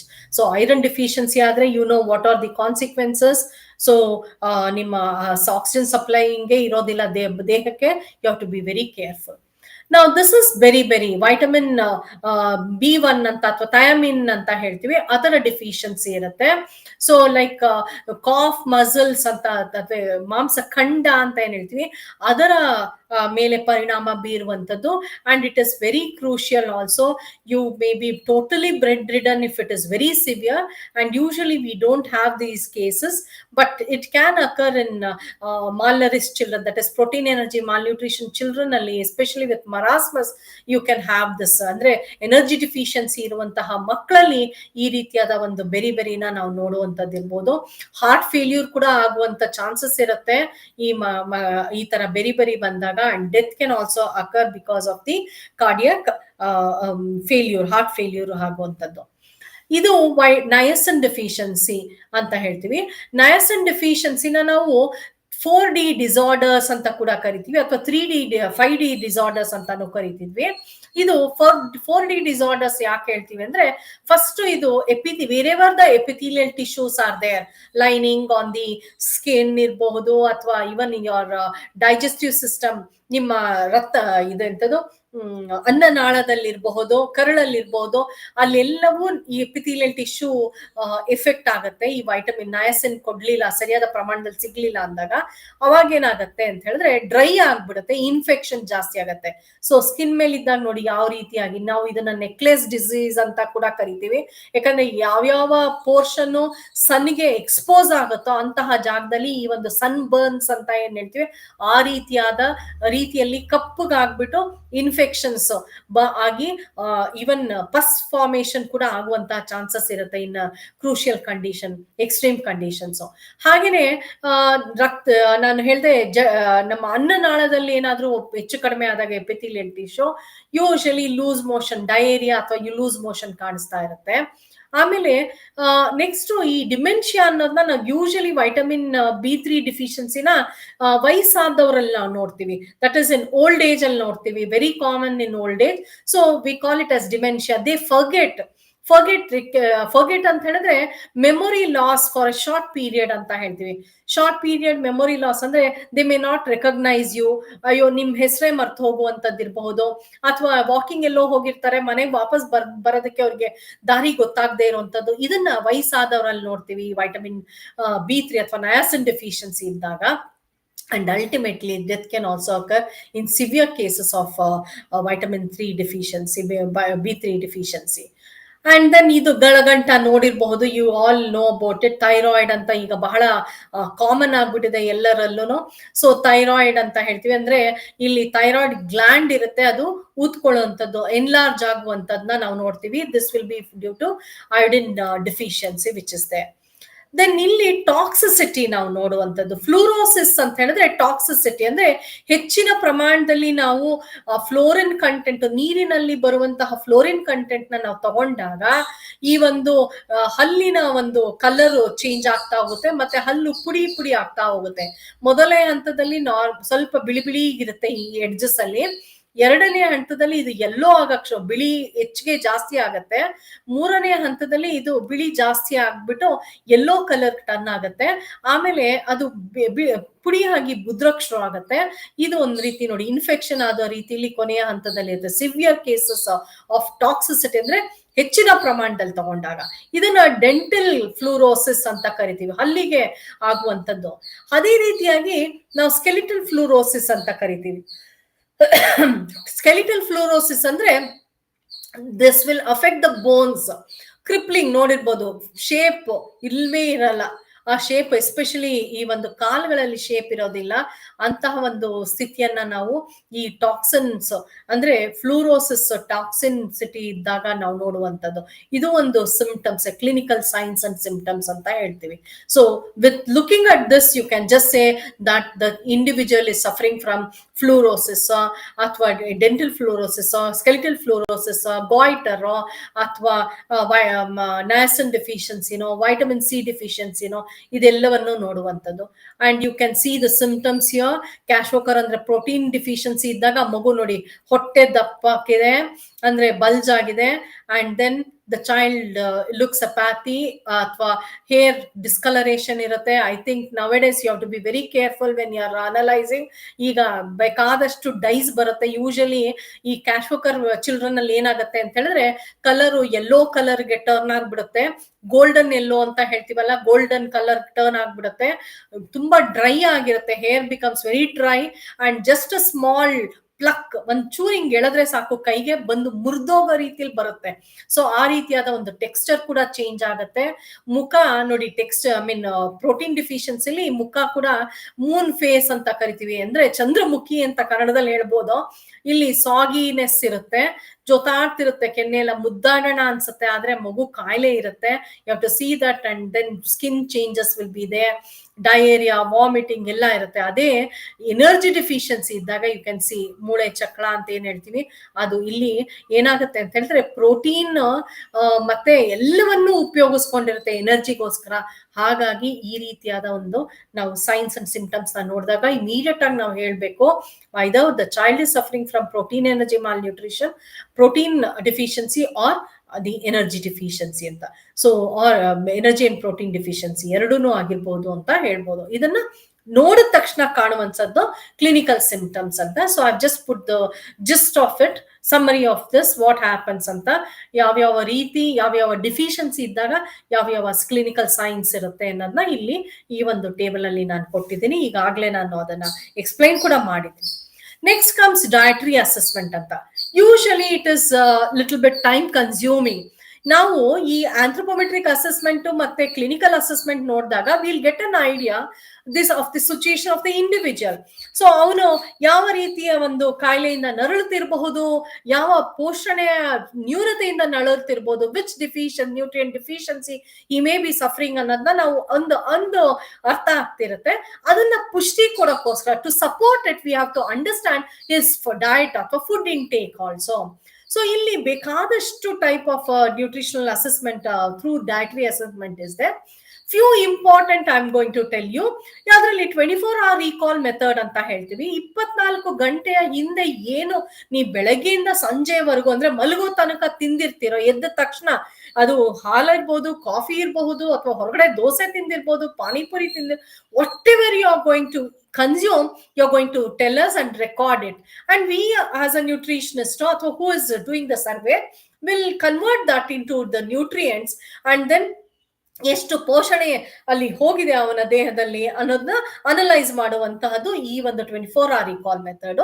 Usually ಇದನ್ನ depending upon the situation 3 days, ಒಂದು ವರ್ಕಿಂಗ್ ಡೇ, ಒಂದು non working day, ಒಂದು general day ಅಂತ ಹೇಳ್ತೀವಿ. ಯಾಕೆ working day ಅಥವಾ general day ಅಂತ ಹೇಳ್ತೀವಿ ಅಂದ್ರೆ, ವರ್ಕಿಂಗ್ ಟೈಮ್ ಅಲ್ಲಿ maybe we will be very busy, we may not eat, ನಾವು ತುಂಬಾ ರಶ್ ಅಲ್ಲಿ ಇರ್ತೀವಿ. ಒಂದು ಡಬ್ಬಿಲಿ ಬ್ರೇಕ್ಫಾಸ್ಟ್ ಸ್ಕಿಪ್ ಮಾಡುವಂತದ್ದು ಇರ್ಬೋದು, ಮಕ್ಕಳಾಗ್ಲಿ ದೊಡ್ಡವರಾಗ್ಲಿ, ಕೆಲ್ಸಕ್ಕೆ ಹೋಗದೆ ಇರೋರು, they may skip the breakfast or lunch will be very small. By the time they come, only dinner will be there, so consumption of dinner also will be very less. So ಆ ರೀತಿಯಾದ ವ್ಯತ್ಯಾಸ ಇರುತ್ತೆ. ಅದೇ ನಾವು ರಜದಲ್ಲಿ ಇದ್ದಾಗ ಏನಾಗುತ್ತೆ, we eat elaborately because we'll be with the family and we'll have leisure time and we are going to prepare many things and eat. So ಅದು leisure time ಅಲ್ಲಿ. That is why we take holidays as well as working days into consideration in this 24 hour recall method, and that is how it has been done. But the only crux here is he or she has to remember what they have eaten for in the previous day or 24 ಗಂಟೆ ಹಿಂದೆ ಏನ್ ತಿಂದಿದ್ರು ಅನ್ನೋದನ್ನ ಅವ್ರು ಹೇಳುವಂತಹ ಒಂದು ability ಇರ್ಬೋದು. So that means to say it is applicable not for children, younger children, it is applicable for adolescent or adult. Even elderly ವಯಸ್ಸಾದವರು ಮರ್ತು ಹೋಗುವಂತ ಚಾನ್ಸಸ್ ಇರೋದ್ರಿಂದ ಅವ್ರಿಗೂ ಕೂಡ ನಾವು ಇದನ್ನ ಅಪ್ಲಿಕಬಲ್ ಮಾಡೋದಕ್ಕೆ ಸಾಧ್ಯ ಆಗದೆ ಇರಬಹುದು. ನಂತರ ಈ ಬಹಳ ಇಂಪಾರ್ಟೆಂಟ್ ಆಗಿ ಕಾಮನ್ ಆಗಿ ಉಪಯೋಗಿಸ್ತಾ ಇರೋದು ಅಂದ್ರೆ, ಓದು ಬರಹ ಬರುವಂತಹವರು ಇರಬಹುದು, ಅಥವಾ ನೀವು ಸರ್ವೆ ಮಾಡುವಂತಹರೇ ಅಥವಾ ಇನ್ಫಾರ್ಮೇಶನ್ ಕೇಳುವಂತವ್ರು ಇರ್ಬೋದು. ಅವರು they just identify the foods that R commonly available in that area and they try to ask them, ನೀವು ಪ್ರತಿದಿನ ಮೊಸರು ತಿಂತೀರಾ, ಪ್ರತಿದಿನ ಹಾಲು ಕುಡಿತೀರಾ, ಅಥವಾ ವಾರಕ್ಕೊಂದ್ಸತಿ ಮಾಂಸ ತಿಂತೀರಾ, 2 ದಿನಕ್ಕೊಂದ್ಸತಿ ಬೇಳೆ ತಿಂತೀರಾ? ಹೀಗೆ ನಾವು ನೆವರ್ ಒಂದ್ ವಾರಕ್ಕೊಂದ್ಸತಿ, ಒನ್ಸ್ ಎ ವೀಕ್, ಅಥವಾ 2 to 4 times a week, 5 to 6 times a week, daily, once in a month, or once in 3 months, or once in a year, ಆ ತರ ಹಾಕೊಂಡು ನಾವಿಲ್ಲಿ ಆ ಆಹಾರ ಪದಾರ್ಥಗಳನ್ನ ಹೆಸರುಗಳನ್ನ we just list it, and then we start ticking, asking question. So if the person is able to read and write, we give them this chart, and we'll ask him to tick, or we do it ourselves. Only thing is, the problem here is either the person should be educated, or it is time consuming. If I have to get the information, I have to sit in front of him and ask each and every time what you consume, how many times you consume a week, what foods you consume for all the foods. So it is a long questionnaire, and more of time consuming. So in this method you get an idea, ಒಂದು ರೀತಿಯಾದ idea ಸಿಗುತ್ತೆ. ಇವರು ಏನ್ ತಿಂತಾರೆ, ಯಾವ್ದರಲ್ಲಿ ಯಾವ್ದನ್ನ ಕಡಿಮೆ ಮಾಡಿದ್ದಾರೆ, ಒಂದು ವಾರಕ್ಕೊಂದ್ಸತಿ ನಾನು ಸೊಪ್ಪು ತಿಂತೀನಿ, ಅಥವಾ ತಿಂಗಳಿಗೊಂದ್ಸತಿ ಸೊಪ್ಪು ತರ್ತೀನಿ ಅಂತ ಹೇಳೋರು ಇರ್ತಾರೆ.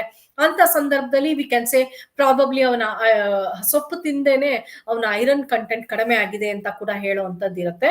So that is how you are going to try to analyse that. Diet history is nothing but usually food intake for a long period of time. So ಹೇಗ್ ತಿಂದೆ, ಯಾವ್ದು ತಿಂದೆ ಅಂತ, it is just a replica of 24 hour recall method. ಅದನ್ನ subject ಎದುರುಗಡೆನೆ ಕೂರಿಸ್ಕೊಂಡು ನಾವು ಮಾಡುವಂಥದ್ದು. ಅವನಿಗೆ ಮಾಡ್ಬೇಕಾದ್ರೆ, ಕ್ವಶನ್ಸ್ ಕೇಳ್ಬೇಕಾದ್ರೆ, we show him some spoon, standard cups ಅಂತೆಲ್ಲ ಮಾಡ್ಕೊಂಡಿರ್ತೀವಿ. ಅದನ್ನ ನಾವು ತೋರಿಸ್ಬಿಟ್ಟು, ಈ ಕಪ್ಪಲ್ಲಿ ತಿಂದ್ಯಾ, ಇಷ್ಟಿರಬಹುದಾ ಅಂತ ಅಮೌಂಟ್ ಕೂಡ ನಾವು ತಗೊಳ್ಳೋಂಥದ್ದು. We collect those information also in this diet history.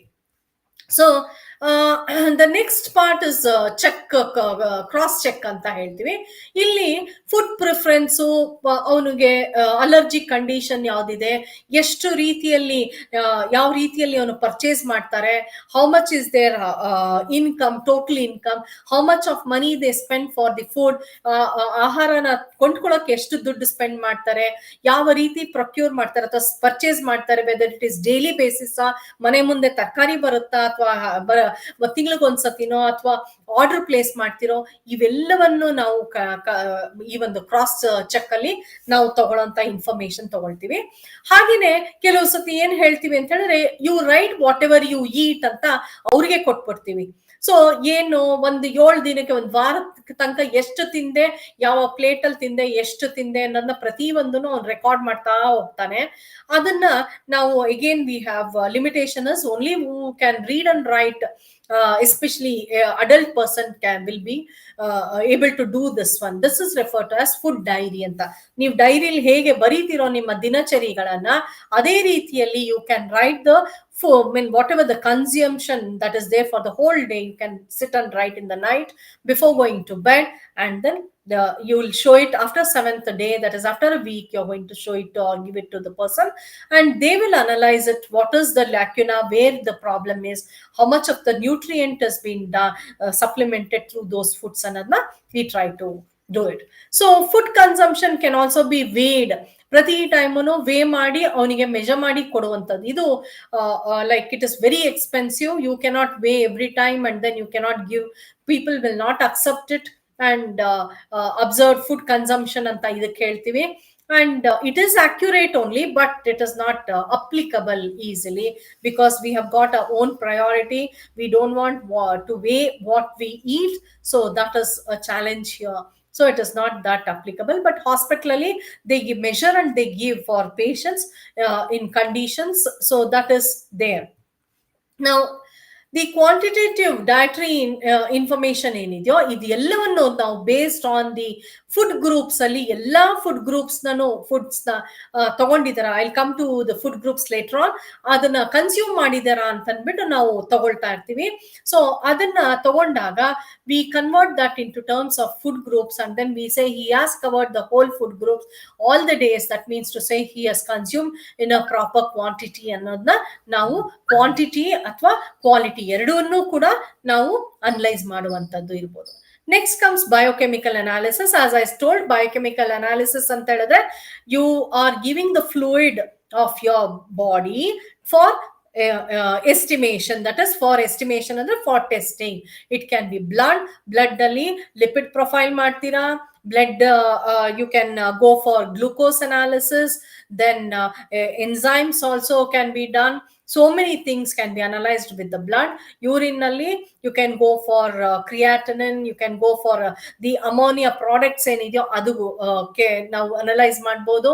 ಜೊತೆಗೆ ಡಯಾಬಿಟಿಕ್ ಕೂಡ ಅನಲೈಸ್ ಮಾಡ್ಬೋದು. ಅದೇ ರೀತಿಯಾಗಿ we have got albumin which is there, sugar level ಮಾಡಬಹುದು.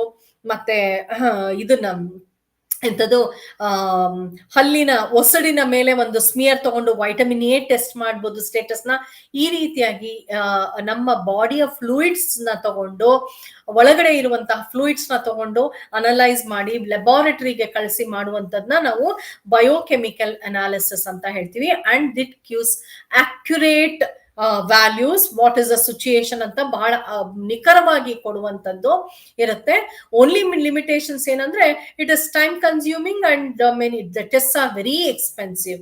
So and it needs trained people. So no other common people can test for it. Only the trained persons can test the test, give the result for it. So that is how it has been done.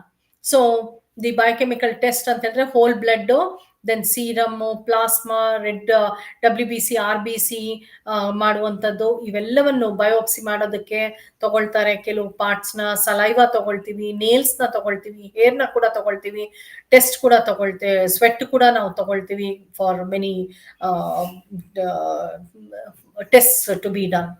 So complete count for infection irಬಹುದು, because WBC is required, is there. So WBC will indicate increase white blood corpuscles anta ಏನು ಹೇಳ್ತೀವಿ, white blood cells ಅನ್ನು ಹೇಳ್ತೀವಿ, that increases in infections and diseases and disorders. So it gives that. Hemoglobin, red blood cells, so that gives an indication whether the person is anemic or not anta. Then PCV ಅಂತ ಹೇಳ್ತೆ, that is packed cell volume ಅಂತ ಹೇಳ್ತೀವಿ, ಅದು ಕೂಡ anaemia ಕೊಡುತ್ತೆ. RBC ಕೂಡ ಕೊಡುತ್ತೆ. Then we have got stools also examine, ಅಂದ್ರೆ ಮೂತ್ರದ ಜೊತೆಗೆ ಇದನ್ನು ಕೂಡ ನಾವು ಮಾಡುವಂಥದ್ದು, ಮೋಷನ್ ಕೂಡ ನಾವು ಟೆಸ್ಟ್ ಮಾಡುವಂಥದ್ದು, ಪ್ಯಾರಾಸೈಟ್ಸ್ಗೆ, ಇನ್ಫೆಕ್ಷನ್ಗೆ, ಅದಕ್ಕೆಲ್ಲದಕ್ಕೂ. So that also will be doing. Urine analysis ಮಾಡ್ತೀವಿ. ಸೊ ಈ ರೀತಿಯಾಗಿ ಬೇಕಾದಷ್ಟು ಟೆಸ್ಟ್ಗಳನ್ನ ನಾವು ಮಾಡುವಂಥದ್ನ ನಾವು ನೋಡ್ತಾ ಇರ್ತೀವಿ ಈ ಒಂದು ಇದರಲ್ಲಿ. So this is refer to as the biochemical assessment ಅಥವಾ ಲ್ಯಾಬೋರೇಟರಿ ಅಸೆಸ್ಮೆಂಟ್ ಅಂತ ಹೇಳ್ತೀವಿ. ನಾವು ನ್ಯೂಟ್ರಿಷನಲ್ ಅಸೆಸ್ಮೆಂಟ್ ಅಂದಾಗ, you just to summarize, it is an interpretation of data, as I said, to indicate the individual as nourished or malnourished. So it has got four things, that is four tests that has been assessment that has been done. Anthropometric assessment, which is nothing but the body composition and the physical assessment. Then we have got the dietary assessment, which is being done, that is food intake.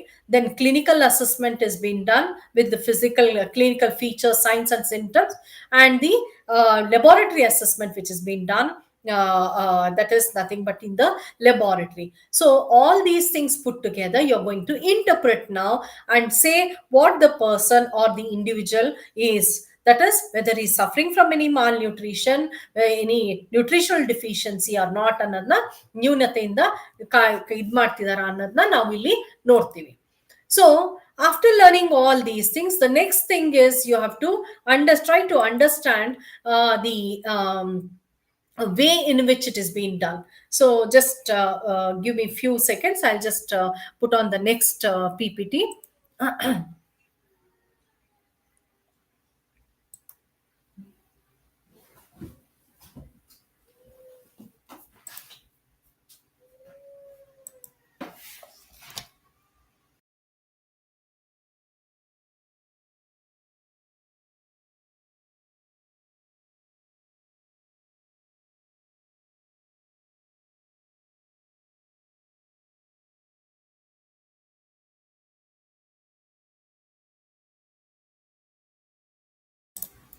Yeah, probably with this information of nutritional assessment, what you have got, you're going to Now, try to understand how you can plan a diet. ನಾನು ಹೇಳಿದೆ ಕಾಯಿಲೆ ಇದ್ದಾಗ, or if you find the individual that his nutritional assessment ಅಲ್ಲಿ ನಾವು ಅವನ ನ್ಯೂನತೆಯನ್ನು ನೋಡಿದಾಗ, we try to identify the problem and then we say that he requires this particular nutrient or not ಅಂತ ಹೇಳ್ತೀವಿ, isn't it? So ಅದನ್ನ ನೋಡಿದಾಗ next to plan the nutritional stay, I mean to plan the diet is also very important. So plan the diet andre eno, that means to say you need to plan the diet for the individual in a healthy condition. So ಆ ಕಾಯಿಲೆ ಇದ್ದಾಗ, ನ್ಯೂನತೆ ಇದ್ದಾಗ, ಆ particular nutrient ನ, as I said iron deficiency ಅಂದಾಗ ಬರೀ iron rich food ನ ಕೊಟ್ಟು ನಾವು ಇದ್ ಮಾಡ್ತೀವಿ. ಅದೇ ರೀತಿಯಾಗಿ when if you just talk about maybe diabetic patient ತಗೊಂಡಾಗ you say sugar free diet ಅಂತ ಹೇಳ್ತೀವಿ. ಹಾಗೇನೆ ಹೈಪರ್ಟೆನ್ಸಿವ್ ಪೇಷಂಟ್ ಆದಾಗ ಸಾಲ್ಟ್ ಕಡಿಮೆ ಮಾಡುವಂತದನ್ನ ನಾವು ನೋಡ್ತಿರ್ತೀವಿ. ಸೊ ಈ ರೀತಿಯಾಗಿ ನಾವು ಬದಲಾವಣೆಗಳನ್ನ ತರ್ತಾ ಇರ್ತೀವಿ in a normal diet. But when it comes to the planning of diet for a normal person, what are the criteria you have to take into consideration is very important. So what are the criteria andreno, ಯಾವ ರೀತಿಯಲ್ಲಿ ನೀವು ಆ ಒಂದು ಪರ್ಸನ್ಗೆ ಅಥವಾ ಆ ವ್ಯಕ್ತಿಗೆ ನೀವು ಆಹಾರವನ್ನ ಪ್ಲಾನ್ ಮಾಡ್ಬೋದು ಮತ್ತೆ ಹೇಳ್ಬೋದು ಅನ್ನೋದನ್ನ ಬಹಳ ಇಂಪಾರ್ಟೆಂಟ್ ಆಗುತ್ತೆ. ಅದನ್ನ ನೀವು ಕನ್ಸಿಡರ್ ಮಾಡ್ಬಿಟ್ಟು ನಾರ್ಮಲ್ ಡಯಟ್ ನ ನೀವು ಪ್ಲಾನ್ ಮಾಡ್ಬೇಕಾಗತ್ತೆ. So let me talk about the criteria and factors that has to be considered while you're planning the normal diet, and how you have to plan the normal diet, and what are the ways in which you can plan the normal diet is very important. Just give me a few minutes. I think my PPT is not visible. I'll just see to it.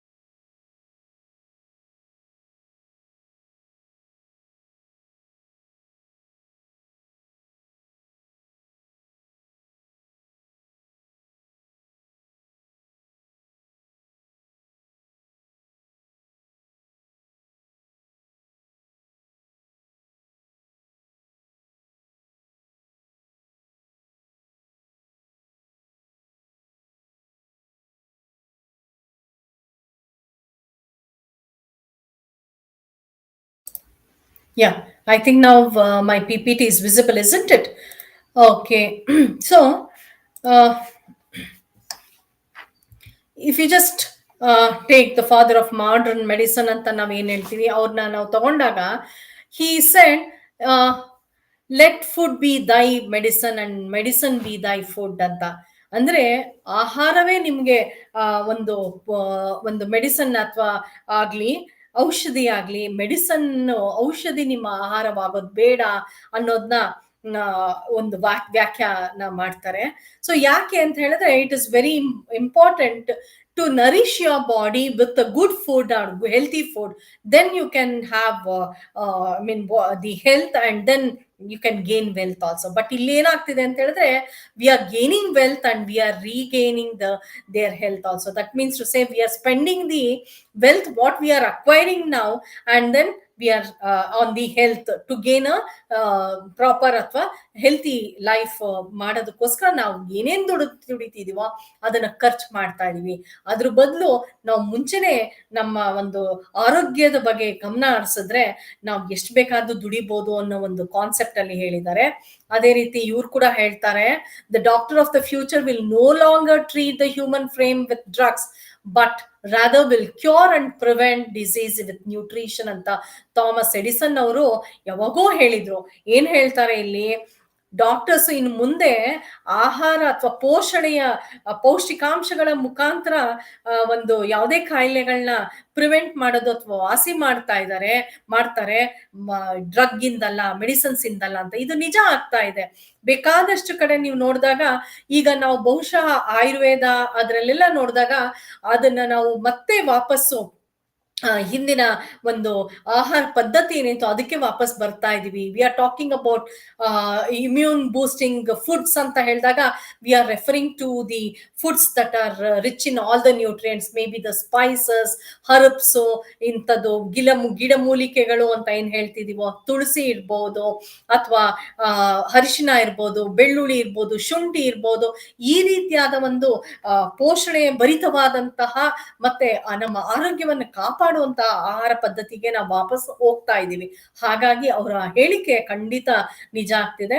ಇನ್ನೊಬ್ರು ಏನ್ ಹೇಳ್ತಾರೆ ಅಂದ್ರೆ, however much a mother may love her children but impossible for her to provide quality child care if she herself is poor, illiterate, anemic and unhealthy. ಅಂದ್ರೆ ತಾಯಿ ಎಷ್ಟೇ ಪ್ರೀತಿ ತನ್ನ ಮಗುವಿಗೆ ಕೊಡಬಹುದು, ಆದ್ರೆ ಅವಳು ತಿಂತಾ ಇರುವಂತಹ ಆಹಾರದ ಬಗ್ಗೆ ಒಂದು ಚೂರುನು ಏನೂ ಜ್ಞಾನ ಇಲ್ದಿದ್ರೆ, ಅವಳೇ ತನ್ನ ಆರೋಗ್ಯವನ್ನು ಕಾಪಾಡ್ಲಿಕ್ಕೆ ಆಗ್ಲಿಲ್ಲ ಅಂದ್ರೆ, ಅವಳು ಎಷ್ಟೇ ಪ್ರೀತಿ ಕೊಟ್ರು ಮಗುವಿಗೆ ಅದು ಏನು ಪ್ರಯೋಜನ ಆಗಲ್ಲ. Because she herself has to take care, then she can take care of the child with regard to the health ಅನ್ನೋದನ್ನ ಅವ್ರು ಹೇಳ್ತಾ ಇದ್ದಾರೆ. So the benefits of healthy lifestyle can be broken down into two parts. One is the benefits of eating well and the active lifestyle.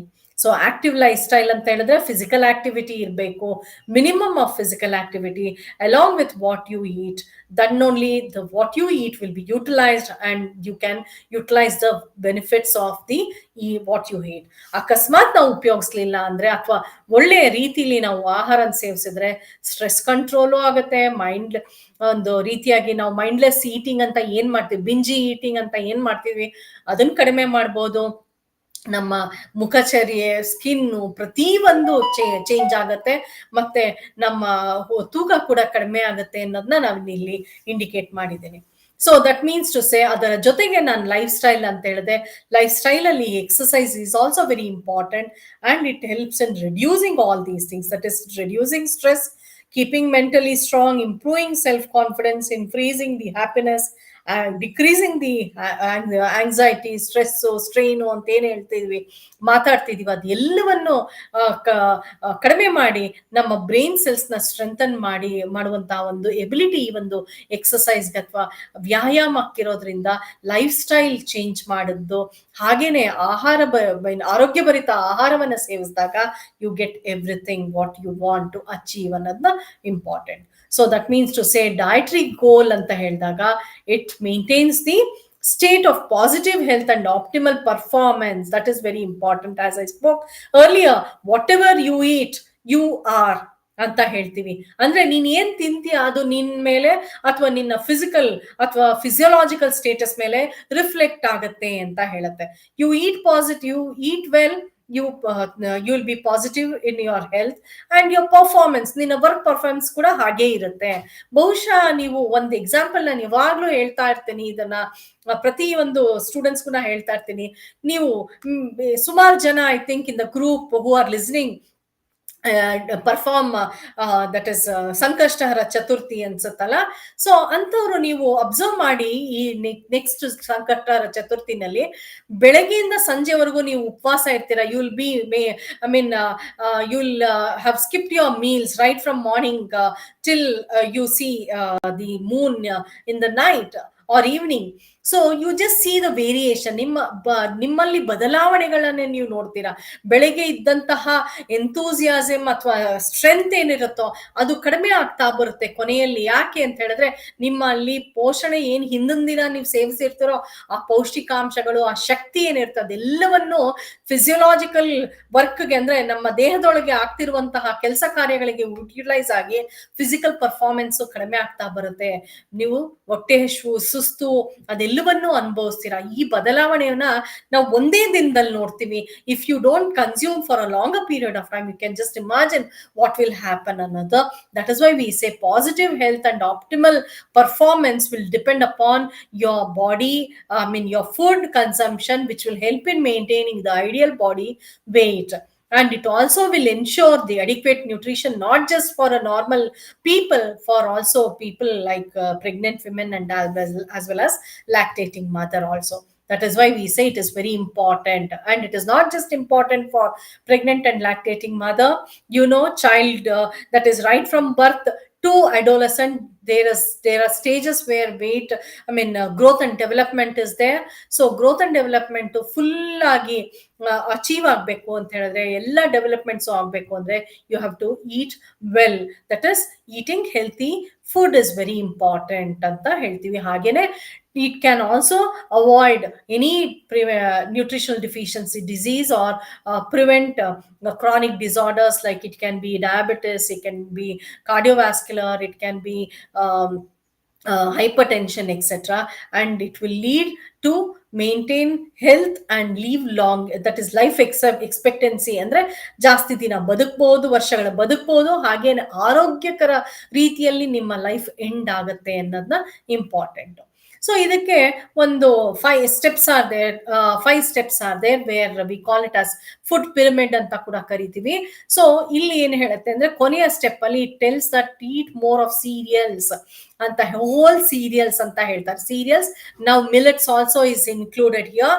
So millets, ದವಸ ಧಾನ್ಯಗಳು ಹಾಗೂ ಬೇಳೆ ಕಾಳುಗಳನ್ನ ಇಲ್ಲಿ ಜಾಸ್ತಿ ತಿನ್ನಿ ಅಂತ ಕೊನೆಯ ಒಂದು ಸ್ಟೆಪ್ ಅಲ್ಲಿ, ದೊಡ್ಡ ಸ್ಟೆಪ್ ಅಲ್ಲಿ ಹೇಳುತ್ತೆ. ಈ ಪಿರಮಿಡ್ ಅಂದ್ರೆ ತ್ರಿಕೋಣಾಕಾರದ್ದು. ನಂತರ ನೆಕ್ಸ್ಟ್ ಬರುವಂತದ್ದು fruits and vegetables, you have to eat plenty. ಕಡಿಮೆ ಆಗುವಂಥದ್ದು ಇವು ಮಿಲ್ಕ್ ಪ್ರಾಡಕ್ಟ್ಸ್ ಏನಿದೆಯೋ, ಮಿಲ್ಕ್ ಅಂಡ್ ಮಿಲ್ಕ್ ಪ್ರಾಡಕ್ಟ್ಸ್ ಅಂದ್ರೆ ಅನಿಮಲ್ ಫುಡ್ ಪ್ರಾಡಕ್ಟ್ಸ್ ಅಂತ, ಇಂಥದ್ದು ಅನಿಮಲ್ಸ್ ಇಂದ ಬರುವಂತಹ ಫ್ರೂಟ್ಸ್ ಇರ್ಬೋದು, ಲೈಕ್ ಮೀಟು, ಫಿಶ್, ಮಾಂಸ, ಮಡ್ಡಿ, ಮತ್ತೆ ಚೀಸು, ಬಟರು ಅಂತವೆಲ್ಲ ಇದೆಯಲ್ಲ, ಅದೆಲ್ಲವನ್ನು ಸ್ವಲ್ಪ ಮಾಡರೇಟ್ ಆಗಿ ಕಡಿಮೆ ಆಗಿ ತಿನ್ನಿ. ಮತ್ತೆ ರೆಡ್ ಮೀಟ್ ಎಸ್ಪೆಷಲಿ ತುಂಬಾ ಕಡಿಮೆ ಮಾಡ್ಕೊಳ್ಳಿ. ಹಾಗೇನೆ ತುಂಬಾ ಉಪ್ಪು ಹಾಕೊಳ್ಳೋದು, ತುಂಬಾ ಎಣ್ಣೆ ಹಾಕೊಳ್ಳೋವಂಥದ್ದು, ಎಣ್ಣೆಯ ಪದಾರ್ಥಗಳನ್ನ ಅಥವಾ ತುಂಬಾ ಸಕ್ಕರೆ ಪದಾರ್ಥಗಳನ್ನ ಬಹಳ ಬಹಳ ಕಡಿಮೆ, ಅಂದ್ರೆ ತುಂಬಾನೇ ಕಡಿಮೆ ಸೇವಿಸ್ಬೇಕು ಅಂತ ಈ ಒಂದು 5 ಸ್ಟೆಪ್ಸ್ ಅಥವಾ ಪಿರಮಿಡ್ಸ್ ಅಂತ ಹೇಳುತ್ತೆ. ಸೊ ಈಟಿಂಗ್ ಹೆಲ್ತಿ ಹ್ಯಾಬಿಟ್ಸ್ ಇಲ್ಲಿ ಈಗ ಹೊಸ ಒಂದು ಏನಂತ ಹೇಳಿದ್ರೆ, ಇಲ್ಲಿ daily exercise and weight control is very important. Along with that too much of water consumption is also very important ಅಂತ ಹೇಳ್ತಾರೆ ಈ ಒಂದು ಹೆಲ್ತಿ ಈಟಿಂಗ್ ಹ್ಯಾಬಿಟ್ಸ್ ಅಲ್ಲಿ ಅಥವಾ ಪಿರಮಿಡ್ಸ್ ಅಲ್ಲಿ. ಸೊ ಇದನ್ನ ನೋಡ್ಬೇಕಂತ ಹೇಳಿದ್ರೆ, basically you have to know what is how are food classified and what are the functions of food ಅಂತ. So basically based on their functions, ಆ ಒಂದು ಆಹಾರದ ಒಂದು ಫಂಕ್ಷನ್ಸ್ ಬೇಸ್ ಮೇಲೆ 3 ರೀತಿಯಲ್ಲಿ ವಿಂಗಡಿಸಲಾಗಿದೆ. ಒಂದು ಎನರ್ಜಿ ರಿಚ್ ಫುಡ್ ಅಂತ, ಇನ್ನೊಂದು ಬಾಡಿ ಬಿಲ್ಡಿಂಗ್ ಫುಡ್ ಅಂತ, ಇನ್ನೊಂದು ಪ್ರೊಟೆಕ್ಟಿವ್ ಫುಡ್ ಅಂತ. ಎನರ್ಜಿ ರಿಚ್ ಫುಡ್ ಅಂದ್ರೆ ಯಾವ್ಯಾವ್ದು ಎನರ್ಜಿಯನ್ನ ಅಂದ್ರೆ ಶಕ್ತಿಯನ್ನ ಕೊಡುತ್ತೋ ನಮ್ಮ ದೇಹಕ್ಕೆ, ಅದನ್ನ ಎನರ್ಜಿ ರಿಚ್ ಫುಡ್ ಅಂತ ಹೇಳ್ತೀವಿ. ಅದು ಕಾರ್ಬೋಹೈಡ್ರೇಟ್ಸ್, ಪೋಷಣೆಯನ್ನು ನೋಡಿದಾಗ ಕಾರ್ಬೋಹೈಡ್ರೇಟ್ಸ್, ಫ್ಯಾಟ್ಸ್, ಈಗಾಗಲೇ ನೀವು ಪ್ರೀವಿಯಸ್ ಎಪಿಸೋಡ್ ಅಲ್ಲಿ, ಬೆಳಗ್ಗೆನ ಎಪಿಸೋಡ್ ಅಲ್ಲಿ ನೀವು ಕೇಳಿದ್ದೀರಾ. ಅದು it is nothing but whole grains ಇರ್ಬೋದು, ಮಿಲೆಟ್ಸ್ ಇರ್ಬೋದು, ಫ್ಯಾಟ್ಸ್ ಅಂಡ್ ಆಯಿಲ್ಸ್ ಇರ್ಬೋದು, ನಟ್ಸ್ ಇರ್ಬೋದು, ನಟ್ಸ್ ಅಂದ್ರೆ ಗ್ರೌಂಡ್ ನಟ್ಸ್, ವಾಲ್ನಟ್ಸ್ ಅದೆಲ್ಲ ಇರ್ಬೋದು, ಮತ್ತೆ ಶುಗರ್ ಇರ್ಬೋದು. ಇವೆಲ್ಲವನ್ನು ನಾವು we call it as energy rich food ಅಂತ. ಹಾಗೆ ಬಾಡಿ ಬಿಲ್ಡಿಂಗ್ ಫುಡ್ ಅಂದಾಗ it is always related to the proteins. Protein rich foods ಯಾವುದು, ಬೇಳೆ ಕಾಳುಗಳಿರಬಹುದು, ನಟ್ಸ್ ಅಂಡ್ ಆಯಿಲ್ ಸೀಡ್ಸ್ ಇರ್ಬೋದು, ಮತ್ತೆ ಅನಿಮಲ್ ಪ್ರಾಡಕ್ಟ್ಸ್ ಅಂತ ಹೇಳಿದ್ರೆ ಪ್ರಾಣಿಯಿಂದ ಸಿಗುವಂತದ್ದೇನು, ಹಾಲು, ಹಾಲಿನ ಉತ್ಪನ್ನಗಳು, ಹಾಗೆ meat, fish and poultry. So ಇವೆಲ್ಲವನ್ನು ಸಿಗುತ್ತೆ. ಅದರ ಜೊತೆಗೆ ಬಿ ಕಾಂಪ್ಲೆಕ್ಸ್, ವೈಟಮಿನ್ಸ್ ಮತ್ತೆ ಮಿನರಲ್ಸ್ ಕೂಡ ಇದು ಕೊಡುತ್ತೆ. ಹಾಗೆ ಪ್ರೊಟೆಕ್ಟಿವ್ ಫುಡ್ಸ್ ಅಂದಾಗ it is related to only vitamins and minerals which are got from fruits and vegetables, and to certain extent some of the animal products like egg, then flesh foods and milk products. So ಈ ರೀತಿಯಾಗಿ ಒಂದು ಆಹಾರದ ಒಂದು ಕಾರ್ಯಗಳ ಮೇಲೆ, functions ಮೇಲೆ it is bean divided as energy rich food, body building and protective foods ಅಂತ ಹೇಳ್ತೀವಿ. ಸೊ ಹಾಗೇನೆ next what is balance diet ಅಂತ. ಸೊ ನನಗೆ ಇದೆಲ್ಲ ತಿಳ್ಕೊಂಡೆ ಅಪ್ಪ, I know what is food and Y it is required ಅಂತ ಗೊತ್ತು, ದೆನ್ ಹೌ ಟು ಗೋ ಅಂತ ಹೇಳಿದಾಗ ಸಮತೋಲನವಾದ ಆಹಾರವನ್ನ ಕೊಡಬೇಕು ಅಂತ ಹೇಳ್ತೀವಿ. ವಾಟ್ ಇಸ್ ಸಮತೋಲನ ಆಹಾರ ಅಥವಾ ಬ್ಯಾಲೆನ್ಸ್ ಡಯಟ್ ಅಂದ್ರೇನು ಅಂದಾಗ, C it should provide all the nutrients. All the nutrients ಅಂದ್ರೇನು, ಎಲ್ಲ ಪೌಷ್ಟಿಕಾಂಶಗಳನ್ನು ಸರಿಯಾದ ಪ್ರಮಾಣದಲ್ಲಿ ಕೊಡಬೇಕು. ಒಂದು ಹೆಚ್ಚು ಒಂದು ಕಡಿಮೆ ಆಗುವಂತದ್ದಲ್ಲ. ಕಾರ್ಬೋಹೈಡ್ರೇಟ್ಸ್ ಇರ್ಬೋದು, ಪ್ರೋಟೀನ್ಸ್ ಇರ್ಬೋದು, ಫ್ಯಾಟ್ಸ್ ಇರ್ಬೋದು, ವೈಟಮಿನ್ಸ್ ಇರ್ಬೋದು, ಮಿನರಲ್ಸ್ ಇರ್ಬೋದು. ಹಾಗೇನೆ ಈಗ ನಾರಿನ ಅಂಶ ಅಂದ್ರೆ ನಮ್ಮ ಆಹಾರದಲ್ಲಿ ಬರುವಂತಹ ಫೈಬರ್ ಕಂಟೆಂಟ್, ಡಯಟ್ರಿ ಫೈಬರ್ ಅಂತ ಏನ್ ಹೇಳ್ತೀವೋ ಅದರ ಜೊತೆಗೆ ವಾಟರ್ ಕೂಡ ಇಂಪಾರ್ಟೆಂಟ್. ಅದನ್ನು ಕೂಡ ಮ್ಯಾಕ್ರೋ ನ್ಯೂಟ್ರಿಯೆಂಟ್ ಅಂತ ಗುರುತಿಸಿದ್ದಾರೆ. ಸೊ ಹಾಗಾಗಿ ಎಲ್ಲವೂ ಸಮತೋಲನವಾಗಿ ಕೊಟ್ರೆ then we call it as a balance diet. So ಅದನ್ನ ನಾವು ಸೇವಿಸಿದಾಗ ನಮ್ಮ ಆರೋಗ್ಯವನ್ನ ನಾವು ಕಾಪಾಡಬಹುದು. ಸೊ ಇಲ್ಲಿ ಹೇಗೆಪ್ಪ ಅಂತ ಹೇಳಿದ್ರೆ, ನಾವು ಎನರ್ಜಿ ಇನ್ಪುಟ್ ಎಷ್ಟಿರುತ್ತೋ ಎನರ್ಜಿ ಔಟ್ಪುಟ್ ಅಷ್ಟೇ ಇರಬೇಕು. ಹೇಗ್ ಮಾಡ್ತೀವಿ ಅವಾಗ ನಾವು ಬಾಡಿ ಕಾಂಪೋಸಿಷನ್ ಮತ್ತೆ ಬಾಡಿ ವೇಟ್ ನ ನಾವು ಮೇಂಟೈನ್ ಮಾಡ್ಬೋದು ಅಂತ ಹೇಳ್ಬಹುದು. ಯಾಕಂದ್ರೆ ಎನರ್ಜಿ ಇನ್ಪುಟ್ ಏನಿರುತ್ತೋ, ನಾವು ಫಿಸಿಕಲ್ ಆಕ್ಟಿವಿಟಿ ಏನು ಯೂಟಿಲೈಸ್ ಮಾಡ್ಲಿಲ್ಲ ಅಂದ್ರೆ ಎನರ್ಜಿ ಔಟ್ಪುಟ್ ಕಡಿಮೆ ಇರುತ್ತೆ. ಸೊ ಹಾಗಾಗಿ ಅಲ್ಲಿ ಸ್ಥೂಲಕಾಯತೆ ಎಲ್ಲ ಬರುವಂತದ್ದಿರುತ್ತೆ. ಹಾಗಾಗಿ we say you have to balance between input and output of the energy. So energy balance ಮಾಡಿದ್ರೆ ಮಾತ್ರ you can avoid many disease condition like hypertension, obesity, overweight, diabetes etcetera and cardiovascular disease etc.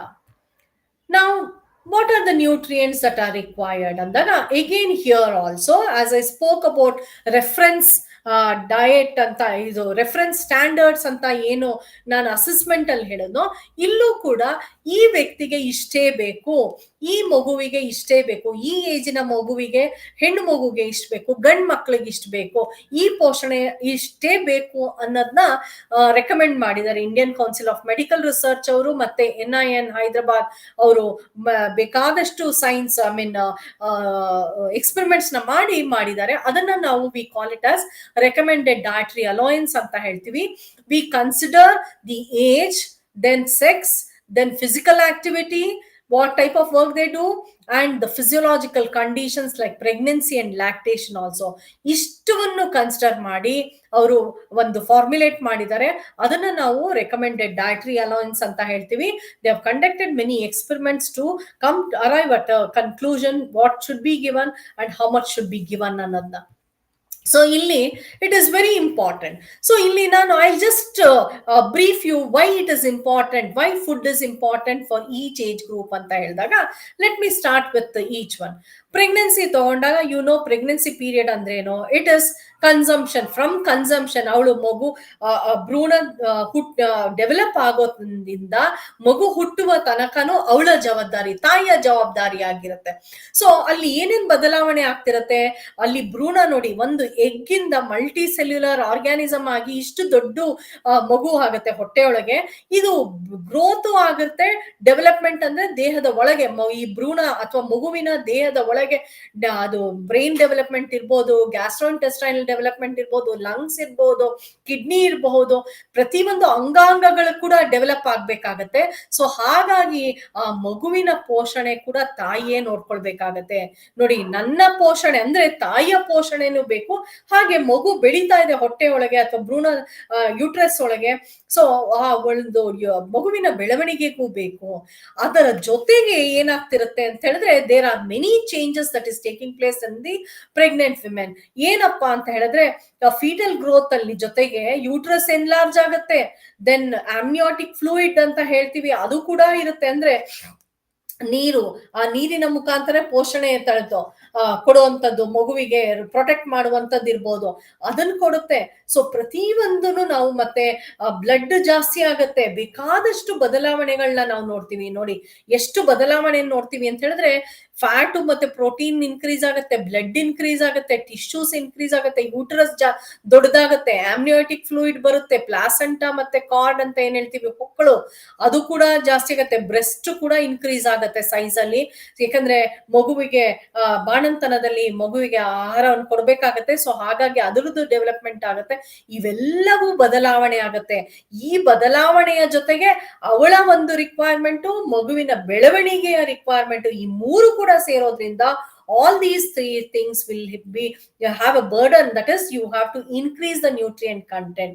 Probably ಈ ಒಂದು ಮೊದಲೇ 3 ತಿಂಗಳಲ್ಲಿ there is no much increase in their requirement, but in the second and third trimester ಏನಾದ್ರೂ ಪೋಷಣೆಯಲ್ಲಿ ನ್ಯೂನತೆ ಅಥವಾ if there is any deficiency in the nutrients, definitely the growth and development of the infant will be affected, especially in the second trimester ಅಂದ್ರೆ 4ನೇ ತಿಂಗಳು, 5ನೇ ತಿಂಗಳು, 6ನೇ ತಿಂಗಳಲ್ಲಿ ಮತ್ತೆ 7, 8, 9ನೇ ತಿಂಗಳಲ್ಲಿ ಬ್ರೈನ್ ಡೆವಲಪ್ಮೆಂಟ್ ಎಲ್ಲ ಆಗ್ತಾ ಇರುತ್ತೆ.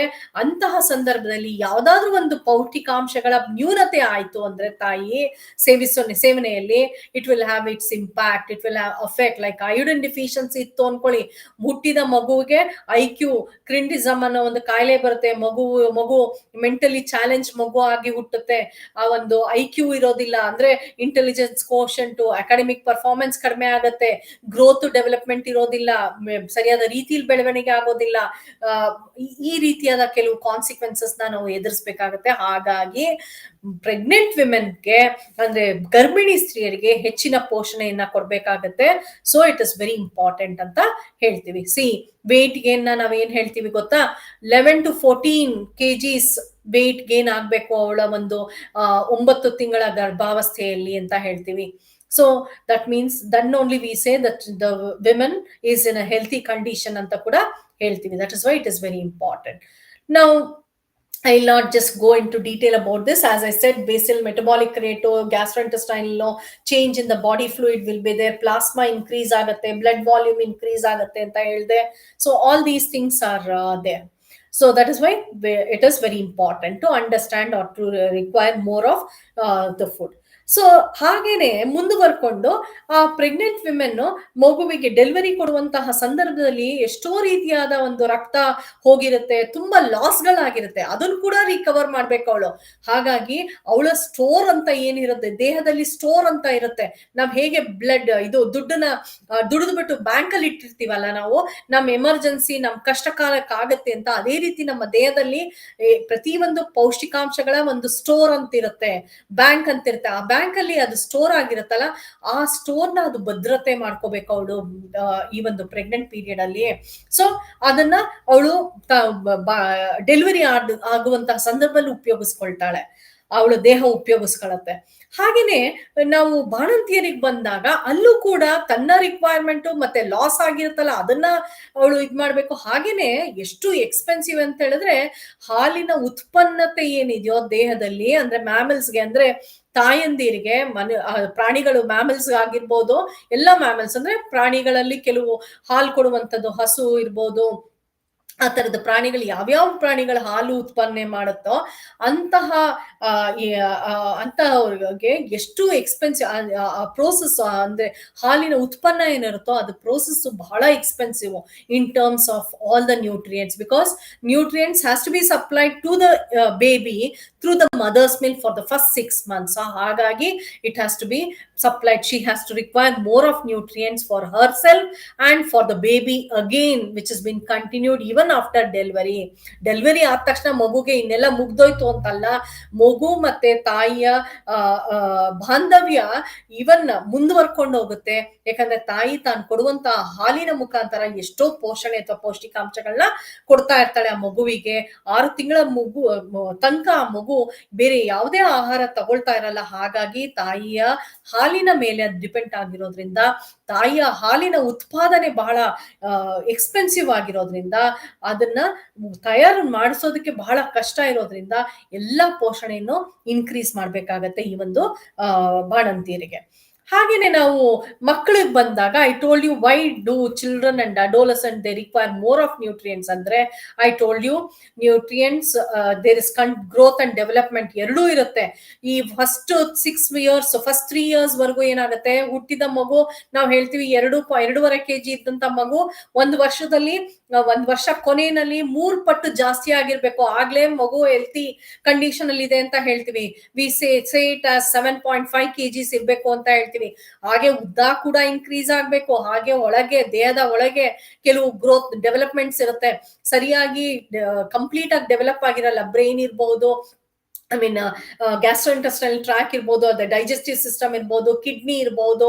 ಸೊ ಇವೆಲ್ಲವನ್ನು ಸರಿಯಾದ ರೀತಿಯಲ್ಲಿ ಬೆಳವಣಿಗೆ ಮೆಚೂರಿಟಿ ಲೆವೆಲ್ ರೀಚ್ ಆಗ್ಬೇಕು ಅಂದ್ರೆ it takes up to adolescent period, sorry 1 to 3 years ವರೆಗೂ ಈ ಪೋಷಣೆ ಬೇಕಾಗತ್ತೆ. ಹಾಗಾಗಿ ನಾವು ಮಗುವಿಗೆ ಪೋಷಣೆ 1 to 3 years ವರೆಗೂ ಏನ್ ಕೊಡ್ತಿರೋ that will reflect on the child's, I mean future also ಅಂತ ಹೇಳ್ತೀವಿ. ತಾನು ದೊಡ್ಡವರಾದ್ರೂ ಕೂಡ ಆ ಒಂದು ಪೋಷಣೆ ಏನ್ ಕೊಟ್ಟಿರ್ತೀವೋ ಒಂದು ಹುಟ್ಟಿದ ಮಗುವಿಂದ 3 ವರ್ಷ ತನಕ, ದಟ್ ಇಸ್ ವೆರಿ ಇಂಪಾರ್ಟೆಂಟ್ ಅಂತ ಹೇಳ್ತೀವಿ. That's why we say it is required ಅಂತ. ನಾವು ಅಡೋಲಸೆಂಟ್ ಬಂದಾಗ ಮಕ್ಕಳಲ್ಲಿ ಏನಾಗುತ್ತೆ ಅಂತ ಹೇಳಿದ್ರೆ ಯೌವನಾವಸ್ಥೆಯಲ್ಲಿ ಮತ್ತೆ ಡೆವಲಪ್ಮೆಂಟ್ ಆಗತ್ತೆ. ಸ್ಕೂಲ್ ಏಜ್ ಗ್ರೂಪ್ ಅಂದ್ರೆ ಒಂದು 8 ವರ್ಷ ಬಂದಾಗ ಅಲ್ಲಿ ಗ್ರೋತ್ ಇರುತ್ತೆ, ಡೆವಲಪ್ಮೆಂಟ್ ಅಷ್ಟೇನ್ ಇರೋದಿಲ್ಲ. ಡೆವಲಪ್ಮೆಂಟ್ ಎಲ್ಲ ಮುಗ್ದೋಗಿರುತ್ತೆ, 6 ವರ್ಷದೊಳಗಾಗೇನೆ ಮುಗ್ದೋಗ್ಬಿಟ್ಟಿರುತ್ತೆ. ಆ ಪೀರಿಯಡ್ ಅಲ್ಲಿ ಗ್ರೋತ್ ಮಾತ್ರ ಇರುತ್ತೆ. ಹಾಗಾಗಿ ಆರೋಗ್ಯವನ್ನ ಕಾಪಾಡಿ ಹಾಗೆ ಆ ಗ್ರೋತ್ ಅಥವಾ ಬೆಳವಣಿಗೆ ಏನಿರುತ್ತೋ ಅದನ್ನಕ್ಕೋಸ್ಕರ ಪೋಷಣೆಯನ್ನ ಕೇಳ್ತೀವಿ.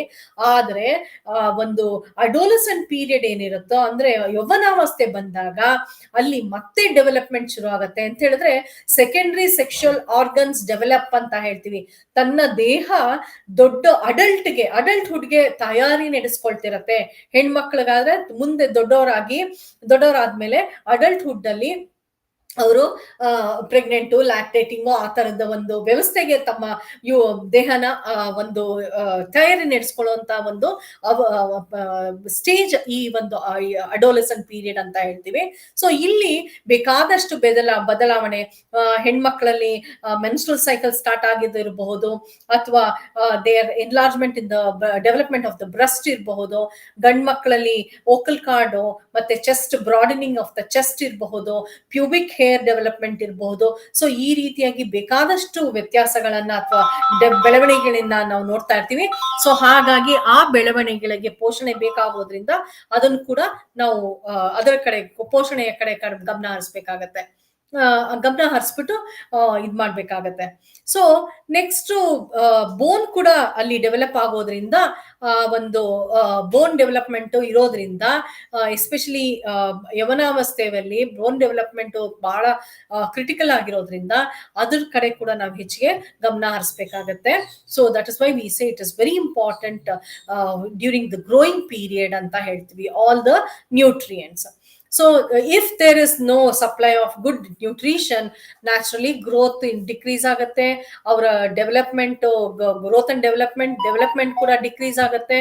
ಮಸಲ್ ಡೆವಲಪ್ಮೆಂಟ್ ಇರೋದಿಲ್ಲ. ದೆನ್ ನ್ಯಾಚುರಲಿ ಕಾಗ್ನಿಟಿವ್ ಡೆವಲಪ್ಮೆಂಟ್ ಕೂಡ ಇರೋದಿಲ್ಲ. ಅಂದ್ರೆ ಅಕಾಡೆಮಿಕ್ ಪರ್ಫಾರ್ಮೆನ್ಸ್ ಕಡಿಮೆ ಆಗುವಂಥದ್ದು ಇರ್ಬೋದು, ಎಪಿಸೋಡ್ಸ್ ಆಫ್ ಇನ್ಫೆಕ್ಷನ್ ಜಾಸ್ತಿ ಆಗುವಂಥದ್ದು ಇರ್ಬೋದು. ಇವೆಲ್ಲವನ್ನು ನಾವು we see in the children who do not been given good amount of nutrition. That is why we say it is very important. ನಾವು ಕಮಿಂಗ್ ಟು ದಿ ಅಡಲ್ಟ್ಹುಡ್ ಬಂದಾಗ, ಅಡಲ್ಟ್ಹುಡ್ ಅಲ್ಲಿ ಏನಾಗುತ್ತೆ ಅಂದ್ರೆ ಗ್ರೋತ್ ಡೆವಲಪ್ಮೆಂಟ್ ಎಲ್ಲ ಮುಗ್ದೋಗ್ಬಿಟ್ಟಿರುತ್ತೆ, ಮೇಂಟೆನೆನ್ಸ್ ಮಾತ್ರ ಇರುತ್ತೆ. Accept for pregnancy and lactation, it is just for maintenance of the, that is health maintenance, prevention of any disease condition, and managing the health, keeping oneself in a healthy condition. ಅದಕ್ಕೆ ಪೋಷಣೆಯನ್ನ ಕೇಳ್ತೀವಿ. ಆದ್ರೆ ನಾವು ವಯಸ್ಕರಲ್ಲಿ ನೋಡಿದಾಗ ಅವರಲ್ಲಿ ಮತ್ತೆ we see the changes, body composition changes ಶುರು ಆಗುತ್ತೆ. Changes in the fat accumulation, changes in the body fluid changes will be there, and then many changes physical activity will be reduced. elderly ಅಂದ್ರೆ ವಯಸ್ಸಾದವರಲ್ಲಿ ಅಂದ್ರೆ ಅವರು retire ಆಗಿರ್ತಾರೆ, ಅವ್ರ ಕೆಲ್ಸಕ್ಕೆ ಹೋಗ್ತಿರಲ್ಲ, physical activity ಕಡಿಮೆ ಆಗತ್ತೆ. ಆಮೇಲೆ there intake is also very less. So naturally food intake less ಆದಾಗ ಅವರ ಒಂದು ಪೋಷಣೆ ಏನು ಕಡಿಮೆ ಆಗ್ತಾ ಹೋಗುತ್ತೆ. ಆಮೇಲೆ ಪೌಷ್ಟಿಕಾಂಶಗಳ ಕಡಿಮೆ ನ್ಯೂನತೆ ಇದ್ದಾಗ ಕಾಯಿಲೆಗಳು ಬರುವಂತದ್ದಿರಬಹುದು. ಮತ್ತೆ ಪೌಷ್ಟಿಕಾಂಶಗಳು ಕಡಿಮೆ ಆದಾಗ ಅವರ ಒಂದು ದೇಹದಲ್ಲಿ ಅಕ್ಯುಮುಲೇಟ್ ಆಗಿರುತ್ತಲ್ಲ, ಬ್ಯಾಂಕ್ ಅಂತ ಏನ್ ಹೇಳ್ದೆ, ಆ ಒಂದು ಸ್ಟೋರೇಜ್ ಆರ್ಗನ್ ಇಂದ they start removing it. So bones ಅಲ್ಲಿ ಕ್ಯಾಲ್ಸಿಯಂ ಡೆಪಾಸಿಟ್ ಆಗಿರುತ್ತೆ, ಆ ಕ್ಯಾಲ್ಸಿಯಂ ನ ತಗೊಳ್ತಾ ಇರ್ತಾರೆ ಅಥವಾ ಉಪಯೋಗಿಸ್ಕೊಳ್ತಾ ಇರುತ್ತೆ ದೇಹ automatically without your instruction. It is involuntary. So it takes up everything and it utilises wherever calcium is required. So ಅಂತ ಸಂದರ್ಭದಲ್ಲಿ bone becomes very weak and then osteoporosis ಅಂತ ಏನು ಹೇಳ್ತೀವಿ, ಅಂದ್ರೆ ಸ್ವಲ್ಪ ಬಿದ್ದೋದ್ರೂ ಅವರು ಬೋನ್ ಫ್ರಾಕ್ಚರ್ ಆಗುವಂತದ್ದು ಬಹಳ ಕಾಮನ್ ಆಗಿ ಈ ಒಂದು ವಯಸ್ಸಲ್ಲಿ ನೋಡ್ತೀವಿ. ಹಾಗೇನೆ all the degenerative diseases like it can B diabetes ಇರ್ಬೋದು, ಕಾರ್ಡಿವ್ಯಾಸ್ಕ್ಯುಲರ್ ಇರಬಹುದು, ಅಥವಾ ಅಲ್ಝೈಮರ್ಸ್ ಡಿಸೀಸ್ ಇರ್ಬೋದು, ಡಿಮೆನ್ಷಿಯಾ ಅಂತ ನಾನು ಹೇಳಿದೆ, ಈ ರೀತಿಯಾದ ಒಂದು ಕಾಯಿಲೆಗಳನ್ನ ನಾವು ನೋಡ್ತೀವಿ. ಹಾಗಾಗಿ ಅವರಿಗೂ ಕೂಡ ಆರೋಗ್ಯಕರವಾದ ರೀತಿಯಲ್ಲಿ ಅವರು ತಮ್ಮ ಜೀವನವನ್ನ ಕಳಿಬೇಕು ಅಂತ ಹೇಳಿದ್ರೆ, again we have to concentrate on the food that has been given to them should be in a small quantity but in a nourishing way. That is ಕಡಿಮೆ ಪ್ರಮಾಣದಲ್ಲಿ ಕೊಟ್ಟರು ಬಹಳ ಪೌಷ್ಟಿಕಾಂಶ ಉಳ್ಳ enriched in nutrients in a small quantity should be there. ಯಾಕೆ ಅಂತ ಹೇಳಿದ್ರೆ ಅವರು ಆ ಟೈಮಲ್ಲಿ ಏನೇನೋ ಬದಲಾವಣೆಗೆ ಇರುತ್ತೆ. ಕೆಲಸ ಕಳ್ಕೊಂಡಿರೋದೊಂದೇ, ಐ ಮೀನ್ ಕೆಲಸದಿಂದ ರಿಟೈರ್ ಆಗಿರೋದಲ್ಲದೆ ಅವರ ಒಂದು ಫ್ರೆಂಡ್ಸು ದೂರ ಆಗಿರ್ತಾರೆ, ಅಥವಾ ಫ್ರೆಂಡ್ಸ್ ಮೀಟ್ ಆಗದೆ ಇರ್ಬೋದು ಬಿಕಾಸ್ ಆಫ್ ದೇರ್ ಫಿಸಿಕಲ್ ಇದು ಡಿಪೆಂಡೆನ್ಸಿ ಆನ್ ಅದರ್ಸ್ ಇರ್ಬೋದು.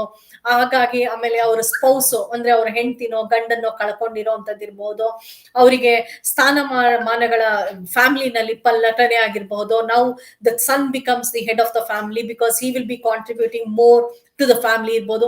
ಈ ರೀತಿಯಾದ ವ್ಯತ್ಯಾಸಗಳು psychologically also they will have an impact on it on their food intake. So ಅವರ ಫುಡ್ ಹ್ಯಾಬಿಟ್ಸೇ ಚೇಂಜ್ ಆಗ್ಬಿಡುತ್ತೆ. ಅಯ್ಯೋ ನಾನು ನೀರ್ ಜಾಸ್ತಿ ಕುಡಿದ್ರೆ ನಾನು ಟಾಯ್ಲೆಟ್ಗೆ ಹೋಗ್ಬೇಕು, someone should take me or carry me to the toilet or bathroom ಅಂತ ಇರಬಹುದು. ಅಂತ ಸಂದರ್ಭದಲ್ಲಿ ನಾವು ಯೂಶಲಿ ಬೋನ್ ಫ್ರಾಕ್ಚರ್ ಅಲ್ಲದೆ we see commonly constipation in them. So constipation ಬೇರೆ ಬೇರೆ ಕಾಯಿಲೆಗಳ ಜೊತೆಗೆ ಕಾನ್ಸ್ಟಿಪೇಷನ್, ಮಲಬದ್ಧತೆ ಅಂತ ಏನ್ ಹೇಳ್ತೀವಿ ಅದು ಕೂಡ ಇರುತ್ತೆ. ಸೊ ಹಾಗಾಗಿ we have to be very careful when what we are planning and what we are choosing ಅಂತ.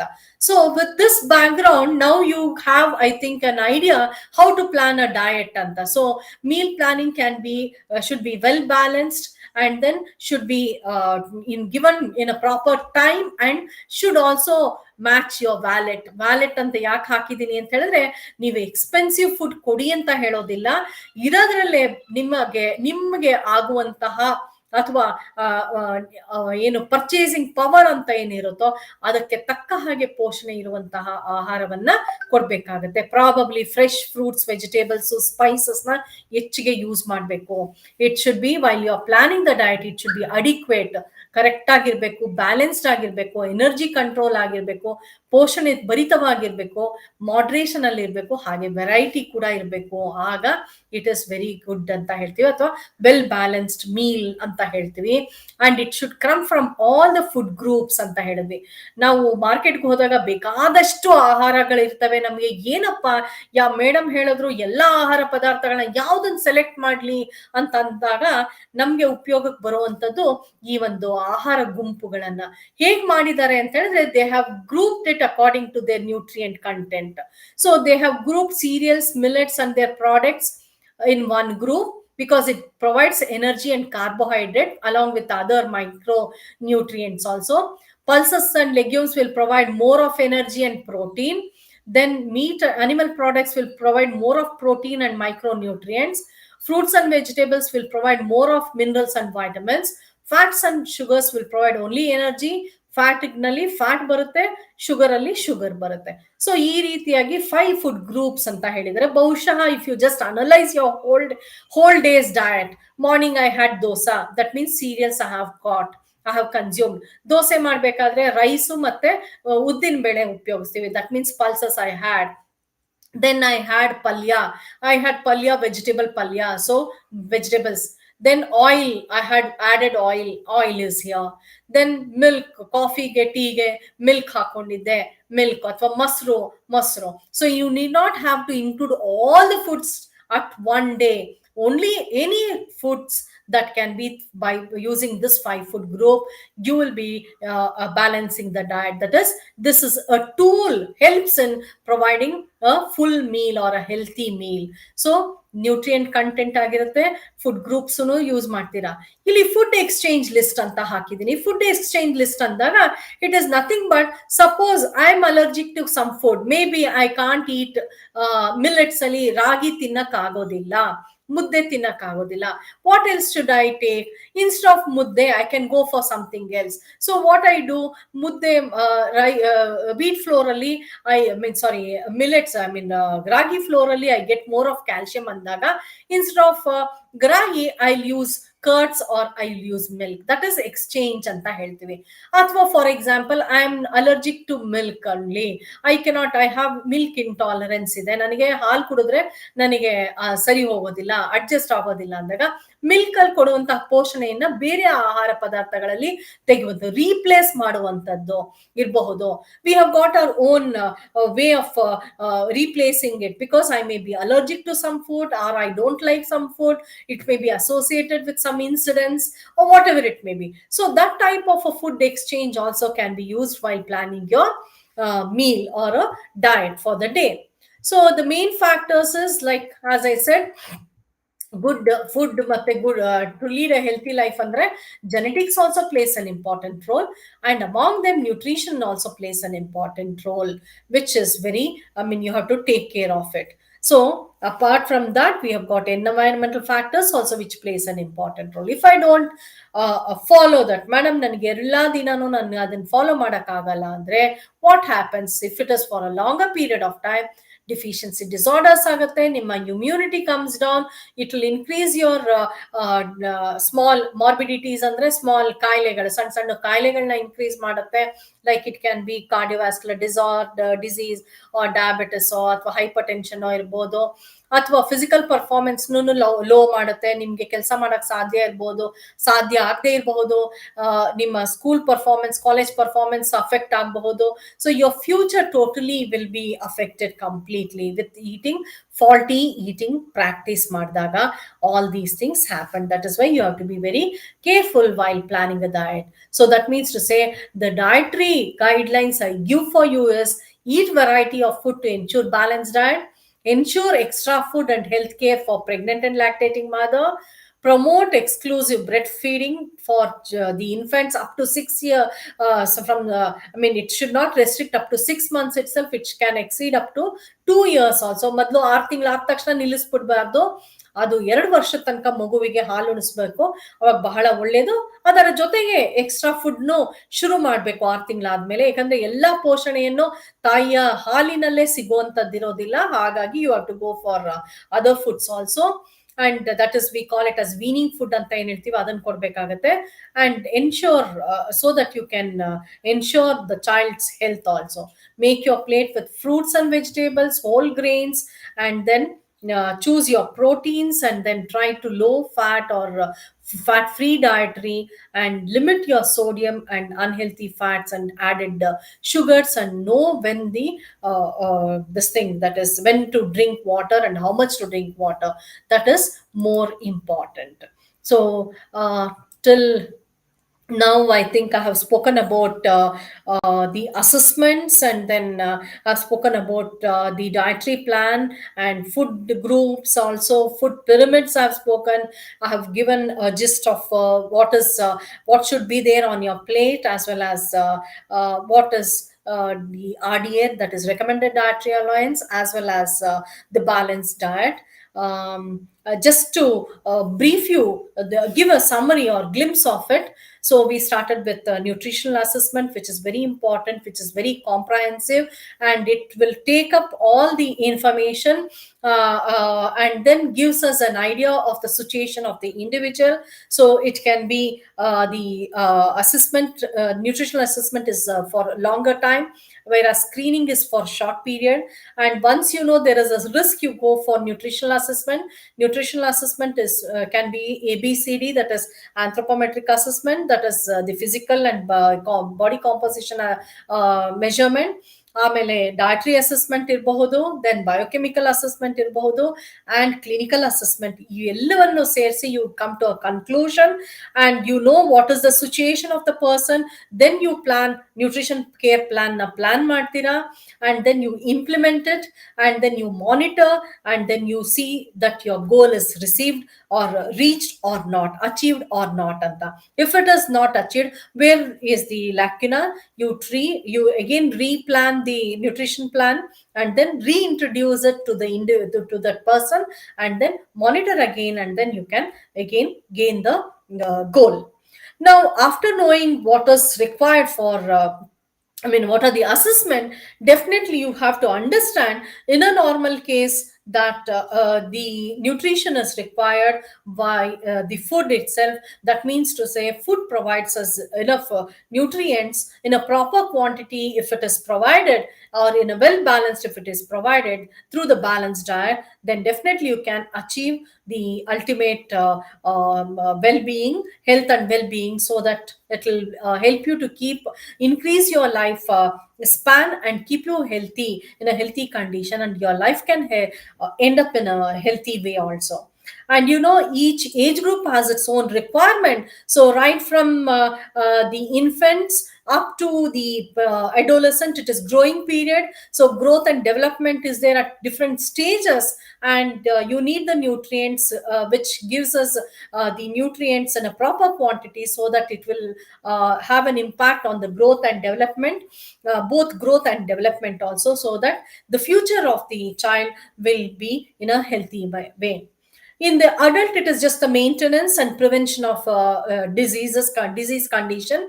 So you need the nutrients over there. But you have got physiological conditions like pregnancy and lactation, where an additional requirement is nutrient requirement is there for herself, and the changes that is taking place within her body, whether it is the fetal development, or whether it is the increase in the physiological components like blood, the uterus, growth of the uterus, breast, amniotic fluid, formation of amniotic fluid, or in the lactating, it is milk production, etc. You require more of nutrients.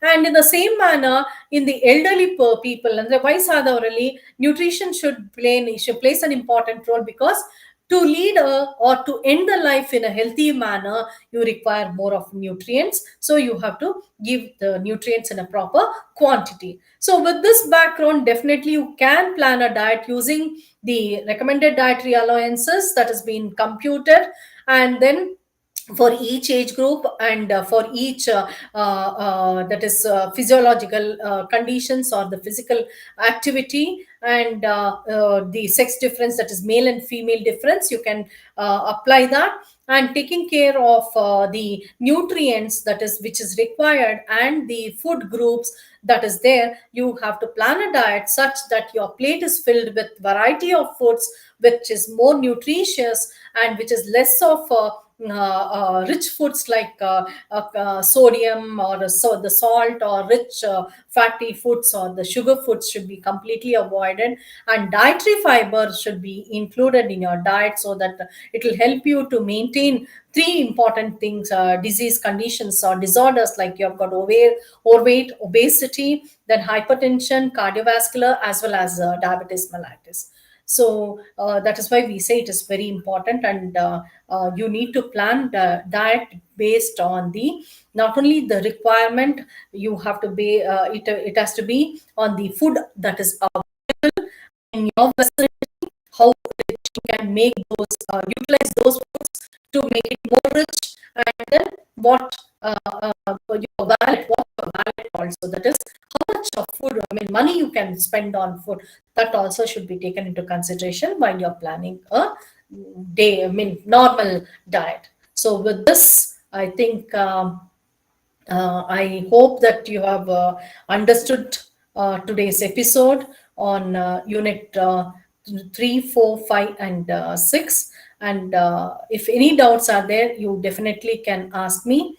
I think you have my email ID, or you have my WhatsApp number. You can call me, and then you can clear your doubts. So I'm Dr. Anita, from Food Science and Nutrition. You can go to our website, and you can collect my WhatsApp number also. So with this, I thank you for your patience listening. Thank you, students.